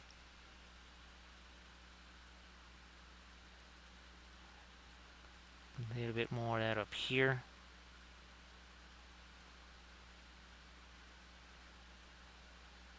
Did we do... Nope. We're going to get some of that on the other side here.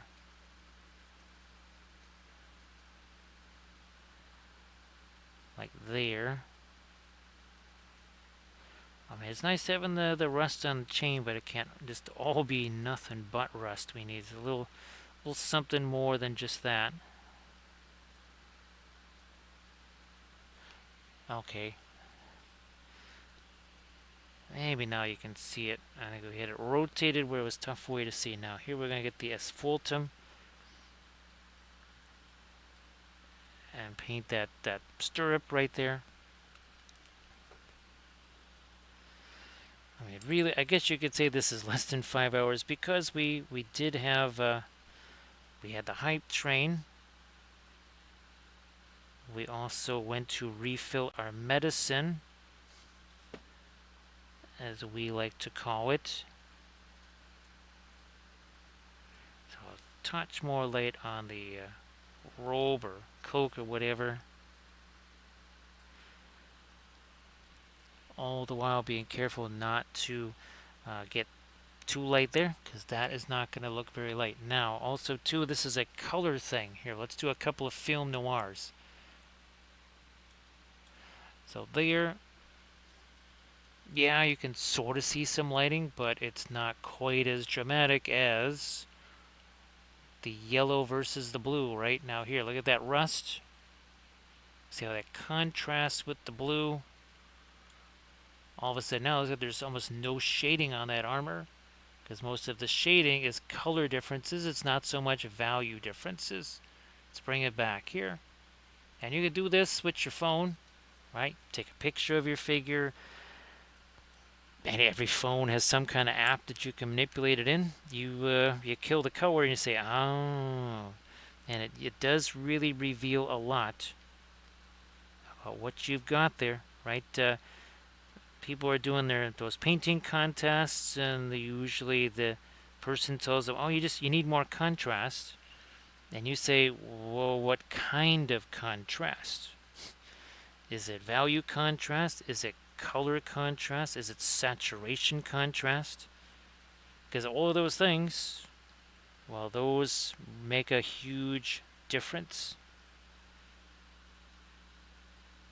right? And that is, if you check out the Dragon stream, we do some film noir on that. When you bring it into black and white, all of that object source lighting completely disappears. It's gone. It's like it doesn't even exist, because the contrast is not from light versus dark. It is a color contrast. That's a different deal here, where you've got the white robe and a white light. So you have to see that you got that shadow area in between that light source and the ambient light. Same deal here. Right now you've got a lot of contrast in the horse, because the horse is very dark. That's another one of our streams there that you can check out. No, I don't want to get any of the this red down in there. Nope. Maybe we'll throw a little touch of this on our trees and a couple of spots here. Again, these are also 3D printed. Those are, for the most part, from Make It Epic Basing. We have tons and tons and tons of bits from Make It Epic Basing. Tons of them.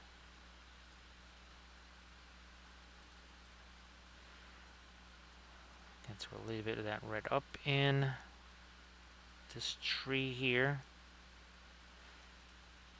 Again, color goes somewhere, it must go everywhere.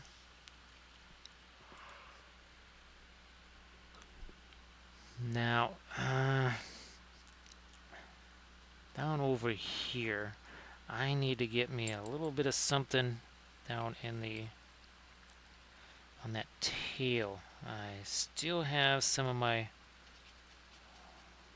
lighter, almost seafoam green type color. Let me see, is that going to be too light? Not as light as I thought. Okay.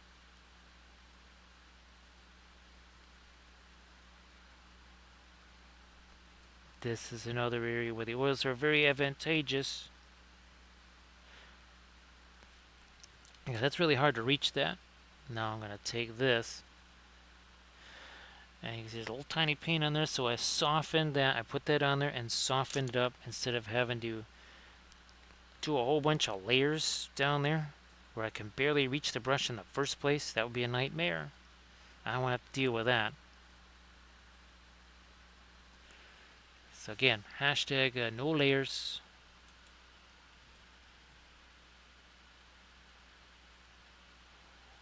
Let me just looking at something here. Okay.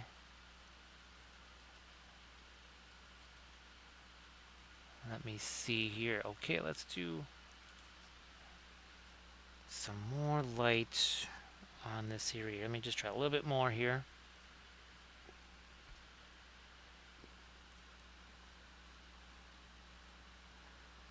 A little more over there.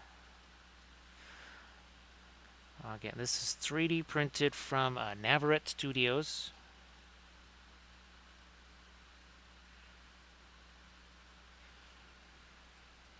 They've got a ton of different themed race. We will be painting another one on our Saturday stream.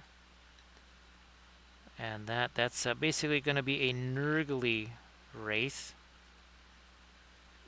So he is going to have some sickly glowing green sword and kind of almost like the rotting flesh fell beast kind of thing. So it should be very different in color than what we have done before. And then we'll just kind of finish it off, finish the thing out with maybe the Witch King or something like that, maybe on Monday.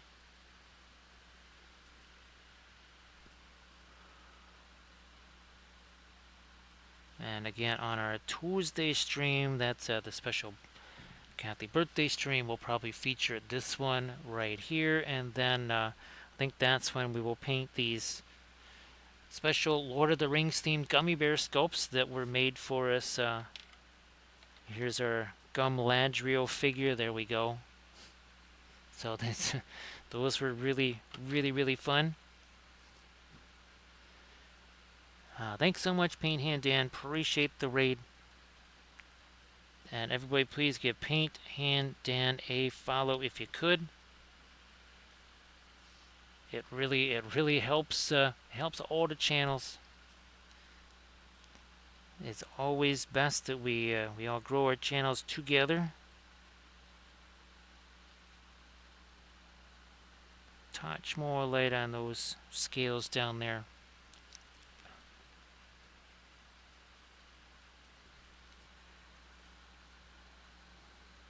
Let me cruise in with a little bit more of our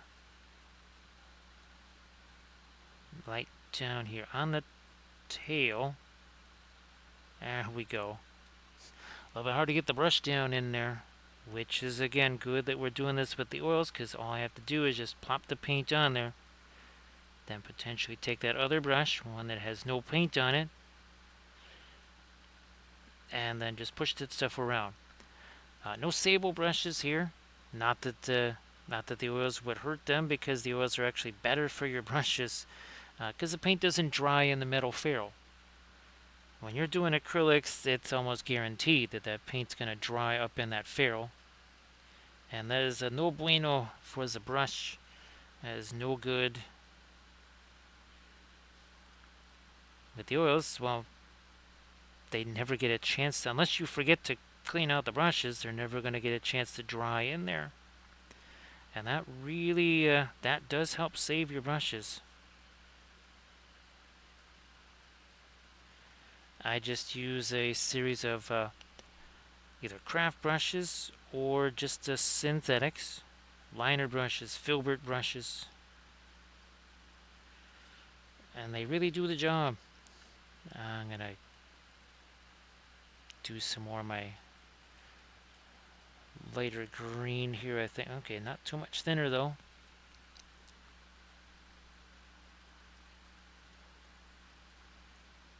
And I might, yeah, I'm actually going to come back with some of my darker stuff here.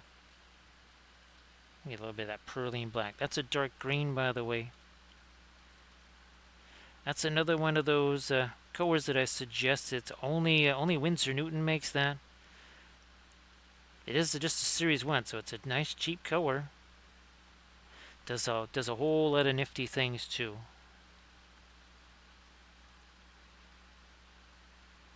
What was the Corbet green, I think, was the Williamsburg, the nearest thing I could find to it, and it's not really exactly the same either.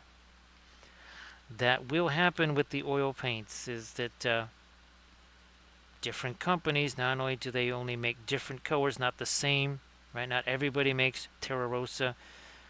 You could buy Mars Red from 5 different companies, and you got yourself 5 very different colors. And don't look at the pigment numbers. That's not gonna help you. Because I could put 10 colors out here that are just massively different, and they all say the same thing: Pigment Red 101.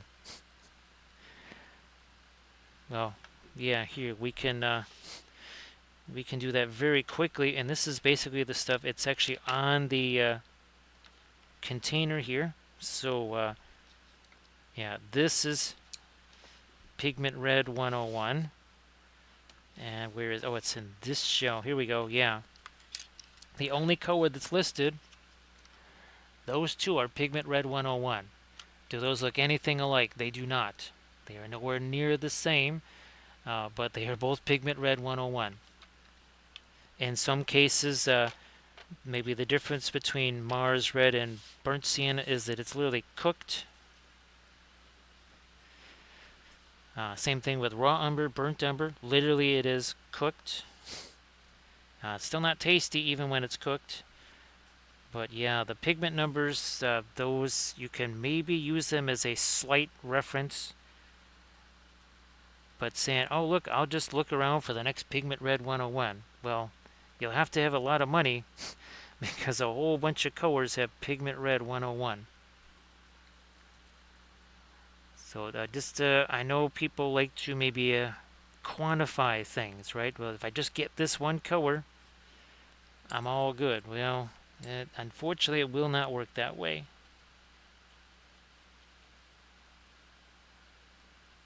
Some folks, it took a little bit to convince them that no, you cannot rely on those pigment numbers. And again, every company has a different way of making their paints. Williamsburg, the reason theirs are more expensive is because it's hand ground, which can mean that sometimes different paint batches are actually slightly different.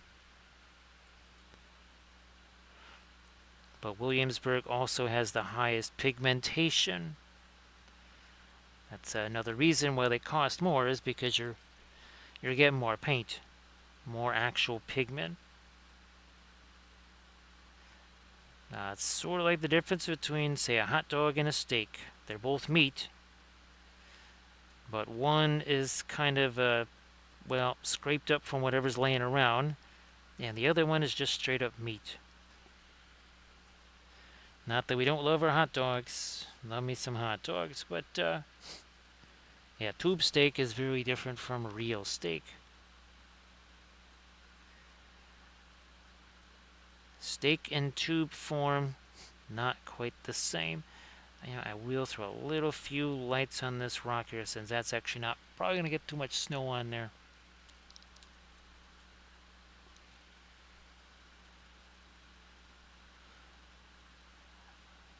So, oh yeah, this rock over here. Okay, I'm just like right on the edge there. And maybe some of these things where we've got kind of some of these cracks in the rock. And as you can see, it's got a little bit of a warmer tone. A little bit of a warmer tone to it there.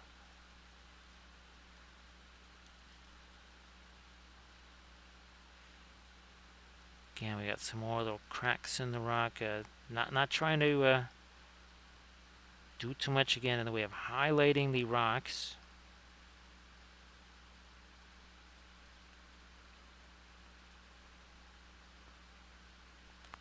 There we are.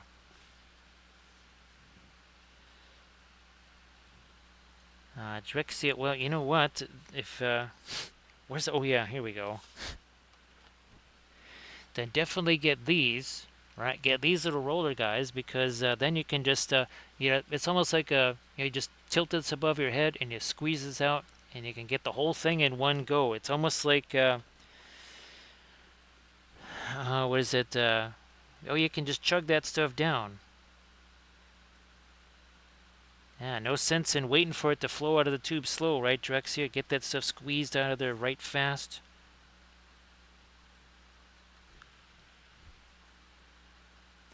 Let me hit this too, again with more of our light there.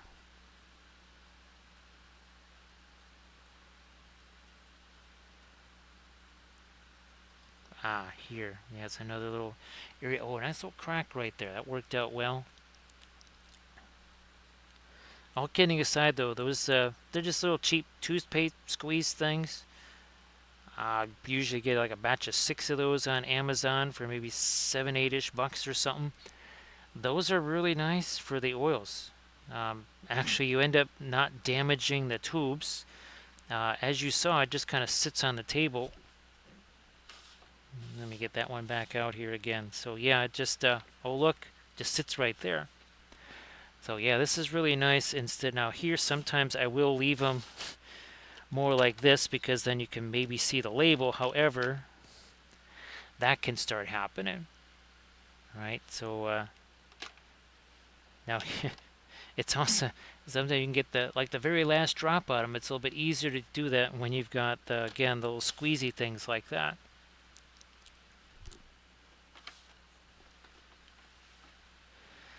Yeah, Drexia, it just never really occurred to me until Sarge found a bunch of those. He said, hey, you know what? I'm going to send you some of these, and you let me know if they're helpful. And oh yeah, they were super helpful. especially being that cheap. I think I've gotten at least 3 sets of them now myself. Now, eventually, when the tube really starts getting down towards the end, sometimes you get a little too rigorous with the cranking, and then then it snaps off. I think I've broken about 3 of them now, at least 2, possibly 3. So when you do get down towards the end of the tube, you kind of have to do a combination approach. You have to kind of squeeze the tube a little bit regular, and then do the rolly thing. Otherwise, yeah, you could kind of snap that thing. Hello, little hobbits. Spark my ganja. Thank you so much. We appreciate that follow. Mommy does love you. Thank you so much. Mommy loves you. Appreciate that. So where's the other guy? Oh, you must mean Gandalf the Grey. It's like, no, no, no, no. The other guy with the white robe. The cool guy. Seriously. You're talking about Saruman, right? He's like, yeah, he's got a whole tower and everything, man. He's pretty cool. He also has a Palantir. It's like, yeah, I kind of know that. I like that Palantir, man. It glows and it does pretty things. What's going to happen on our big Gandalf 6? He rolled himself a 3. I thought he was going to mention pipeweed there. Drixia, I think in the old days when I really wanted to get the last of it out of there, I actually opened up the back of the tube, literally tore open the tube, and then just kind of scraped away the last of the paint off of the sides of the metal tube on the inside.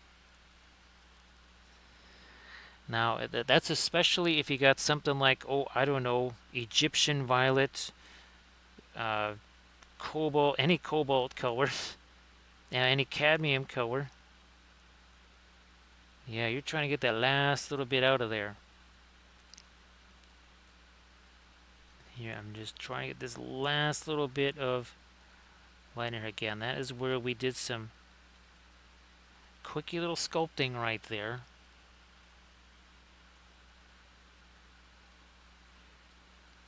And again, this was the subject on our latest video that's going up on the Patreon page. Well, later today, actually.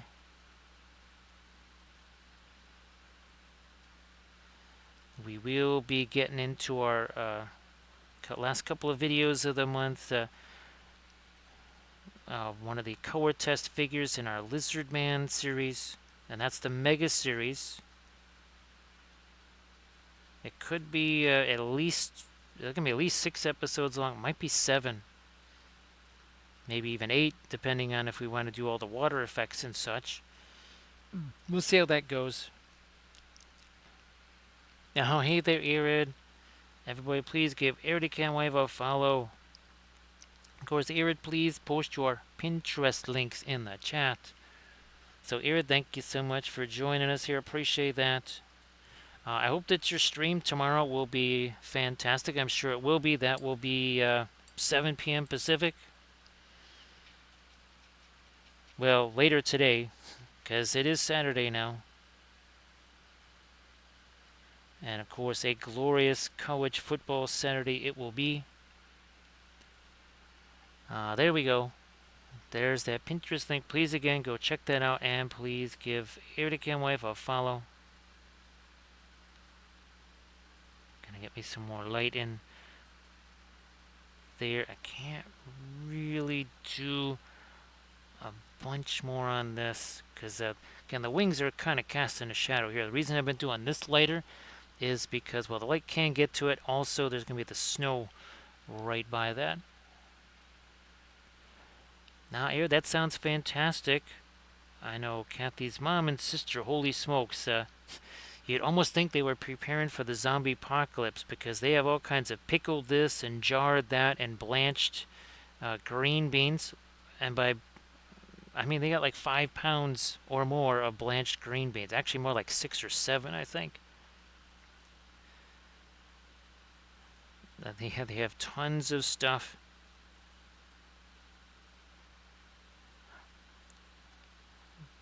There we go. I'll lighten you up here.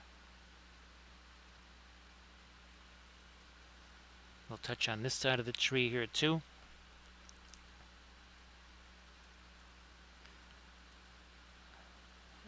There we are.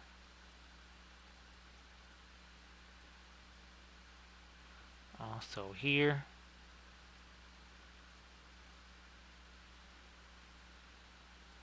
Something more. Here we go. A little bit more there. Yeah, we'll be hanging icicles off of these branches here. That's it wasn't just trying to enhance the creepy look of this, but yeah, we want to have the icicles hanging off because essentially he's going to be kind of a Lothlorien Wraith and Felbeast. It's going to be fighting our Dark Queen Schmaladriel here.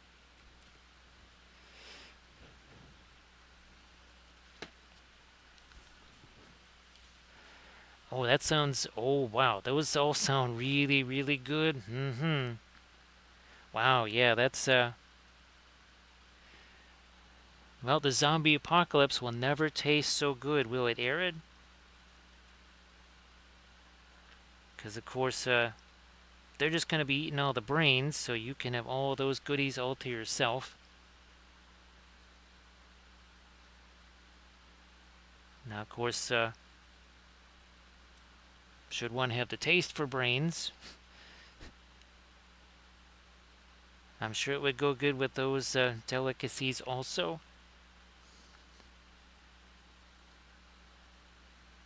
Nope, that's my green for the underside here. I'm going to try and lighten up this part of the wing a little bit more here.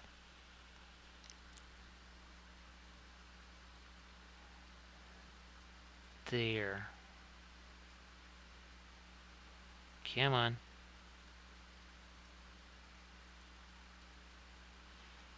Lighten up this too. Should that be a little too much, we take Mr. Blending Brush and we just take a little bit of that away. Now this ridge here, that's another area that I want to get some lights on.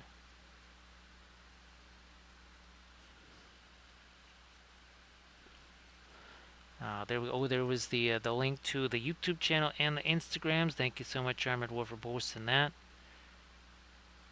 Now we're talking about the snow effects and the icicles, all that kind of stuff.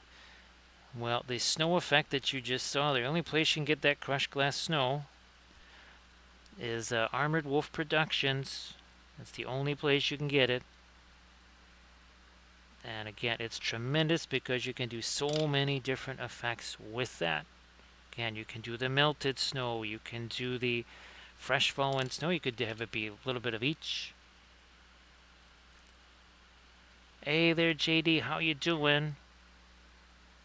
Hetzer's going to Hetz. Oh, JD, yeah, I think finally we have it. We have it here. There it is. There's the Chia tank. There's a Chia tank. It's almost just imagine a Hetzer covered in foliage or maybe a Stug covered in foliage. There you go.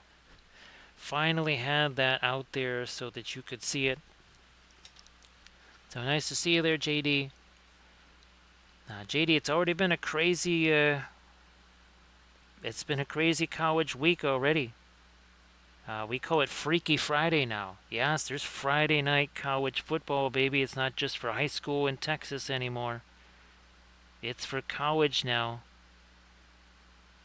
And man, is it fantastic. So JD, you want to post anything in the chat, please go ahead. Like usual. Maybe lighten up a little touch down here too. No pun intended. Yeah, we got some elimination games coming up tomorrow.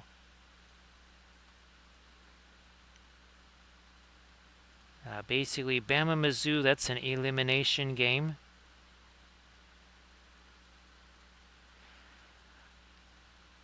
If Illinois somehow can walk into Eugene and win that game,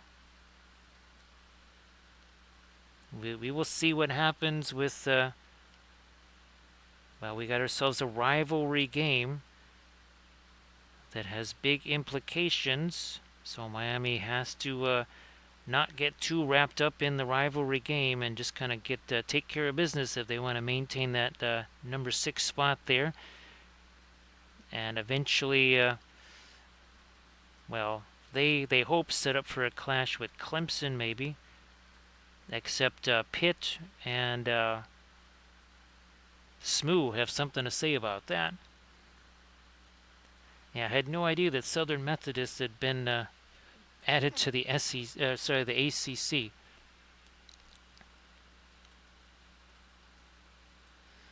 So Smoo is in the ACC of all things. Now, just like Stanford, some of those other close regional rivals, yeah, now part of the ACC.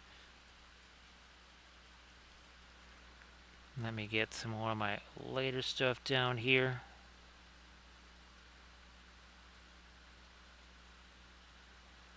Eventually, they'll all be combined into our mega conference, the APCC. That's the Atlantic Pacific Central Conference.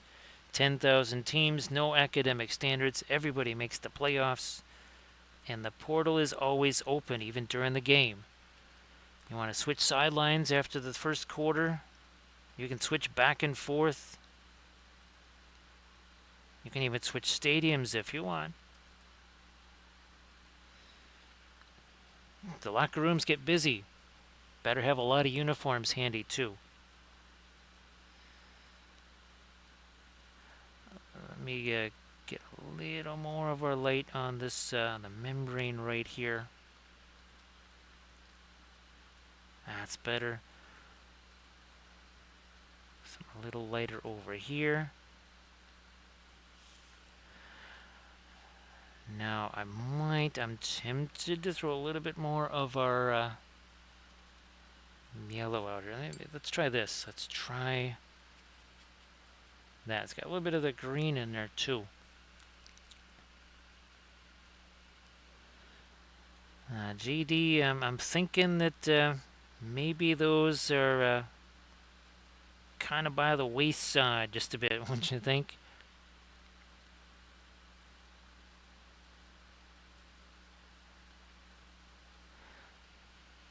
Alright, we'll see you later, Arid. Have yourself a good night. Thanks so much for lurking there. Appreciate that. Everything helps. Everything makes a difference.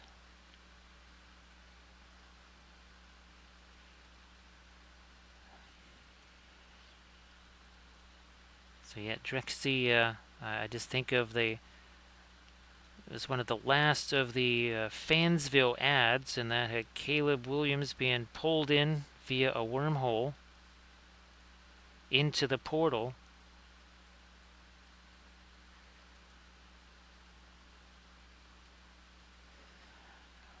Let me get a little bit more of a run on the end of that. There we go. So again, just trying to get that yellow cast on here. This is the first time we've ever really done a light like this.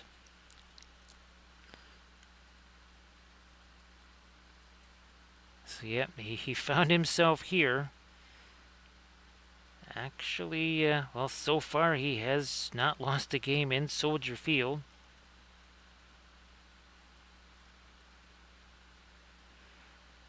We were thinking that there was the Fansville curse, and that Ewers is kind of undergoing the Fansville curse right now. You get featured on that. Next thing you know, you either get injured or your season goes sideways, or both. I need to restore a little bit of the yellow right there. Yeah.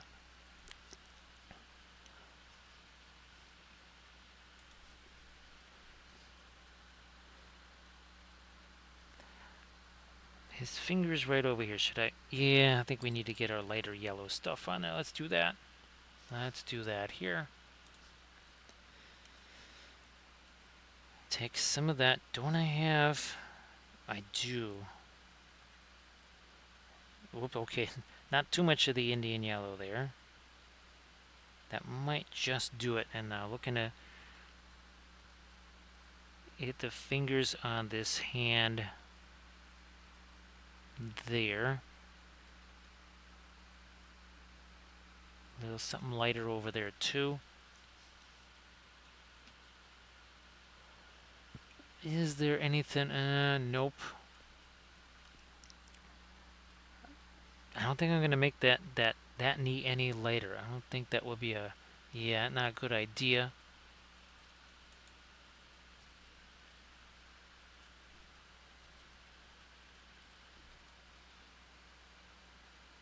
Hopefully that's not too much thinner.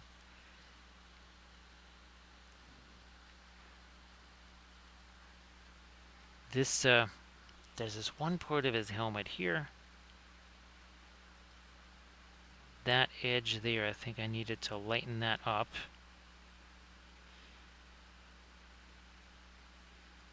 Glad we didn't have any, I was glad I didn't try to do any light coming out of the helmet. We did that on one. I think it was our first night of Umbar, which that sounds kind of weird. The first night of Umbar sounds like some kind of a holiday week or something. Or, yeah, that's not quite how that's intended.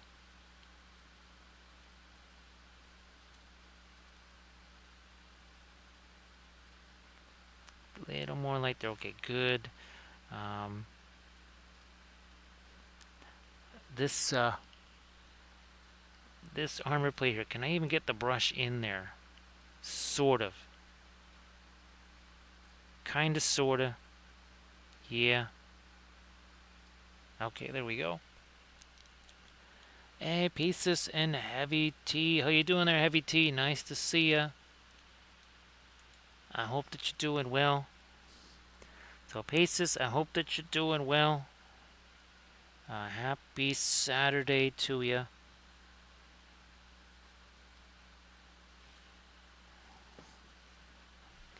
Let me see. So it's 3:46 now. So yeah, in only about 7-ish hours or so, the first Saturday games are going to be underway.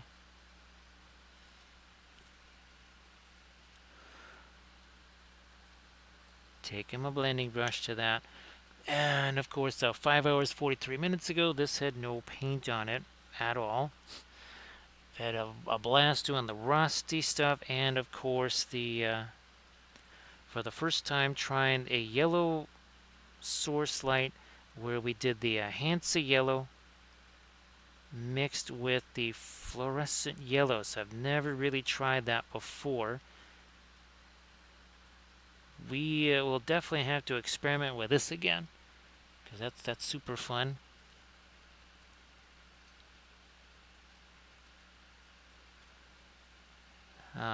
JD, lawn darts is definitely the sport of kings, for sure.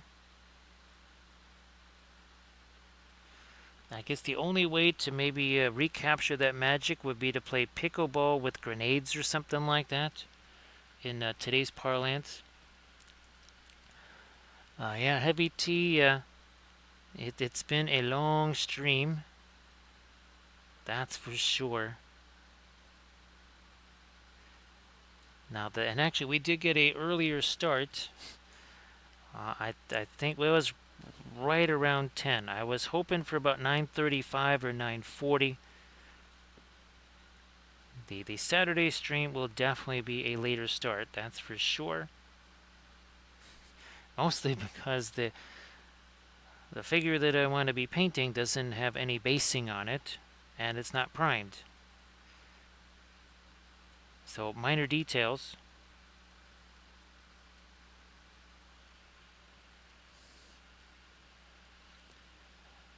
That's that there now.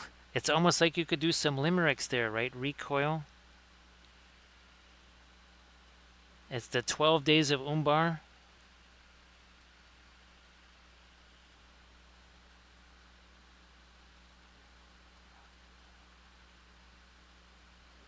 Actually, you know how we did Coniferous? He was the Christmas Ent. Yeah, Coniferous, the Christmas Ent. We might have to do another one of him. But yeah, we painted Coniferous, the Christmas Ent. Remember, we sculpted ornaments for him and little Christmas lights. And we did like 1,000 little light sources on him.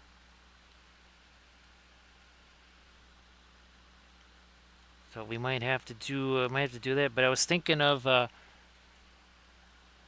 the Christmas wraith instead of a Christmas wreath. It's the Christmas wraith, and they would have Rudolph the red-nosed fell beast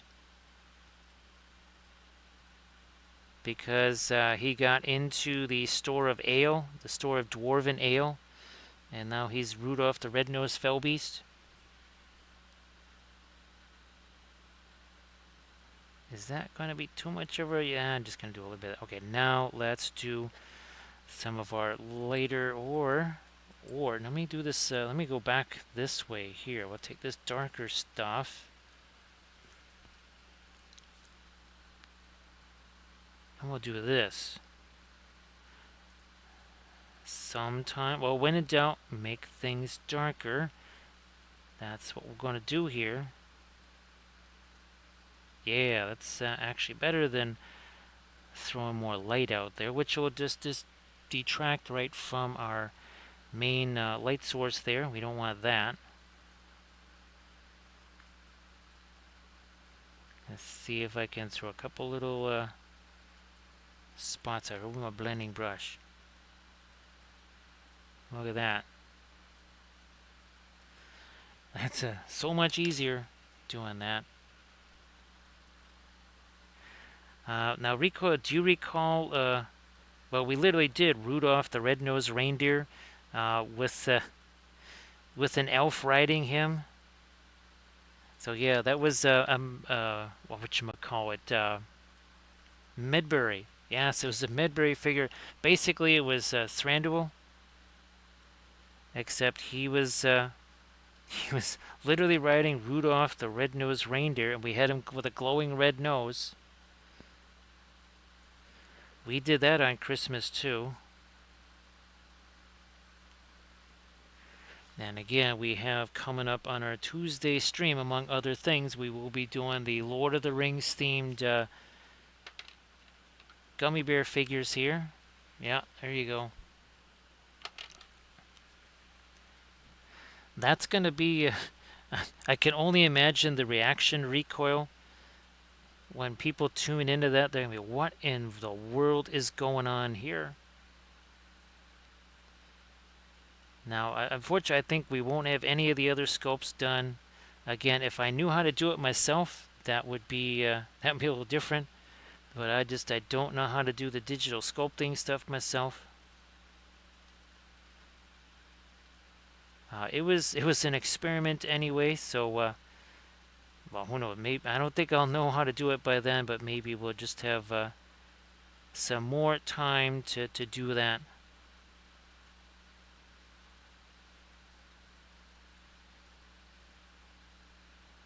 Here we go. A little more of that dark in there.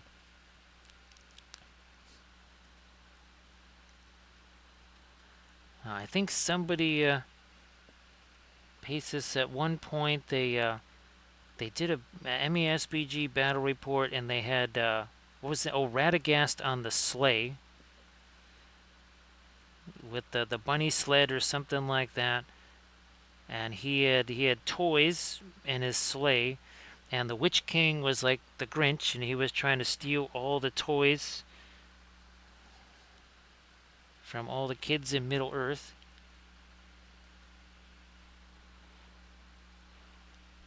So yeah, Heavy T, that's going to make for a very interesting stream. We'll see how that goes.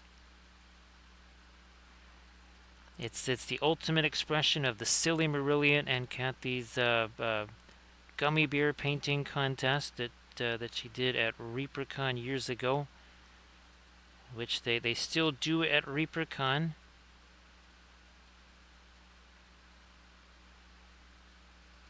All these years later.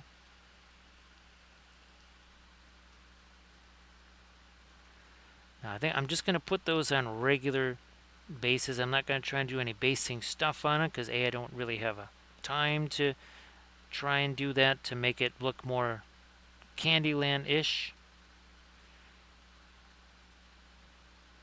They're STL files. We can always print out more.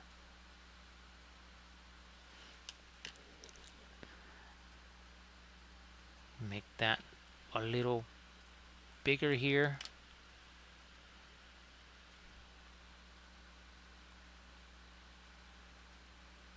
Also over here. A little darker right there. Oh yeah, that one's got way too hard of an edge. I'm going to just take the edge off of that. Well, it is so much easier doing these with the oils. It's kind of almost scary.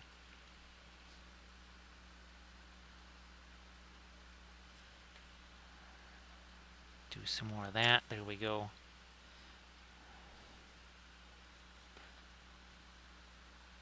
Some of these are also going to have the edges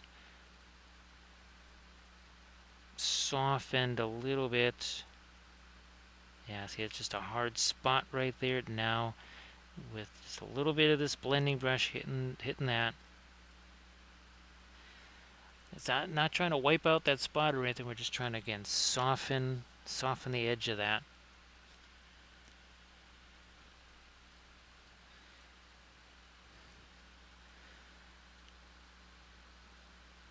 Now we need to kind of reset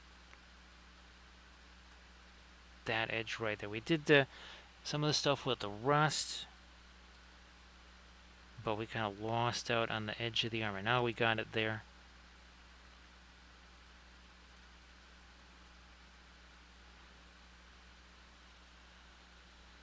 Darkening that just a bit there to, again, make a little bit of almost like some chips. And that was too much there. Let's come back with our light stuff here. I did like that little bit that was right along the edge. Ooh, I was looking at that like there's way too much thinner on that. That's not going to end well. There we are.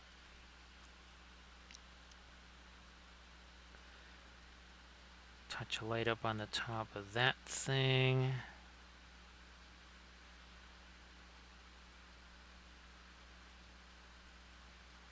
A little something here.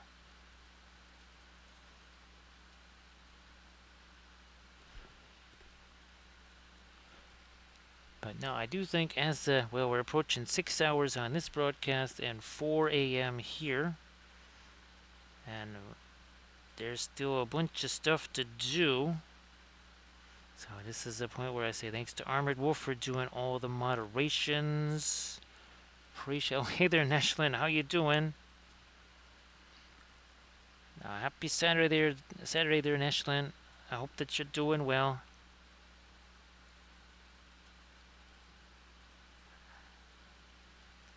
Another one of our Felbies. This one is from this one's from Navarette Studios, not from Neshlin Studios. So these are all 3D printed. So Papa, these are all 3D printed. This one is from Navarette Studios.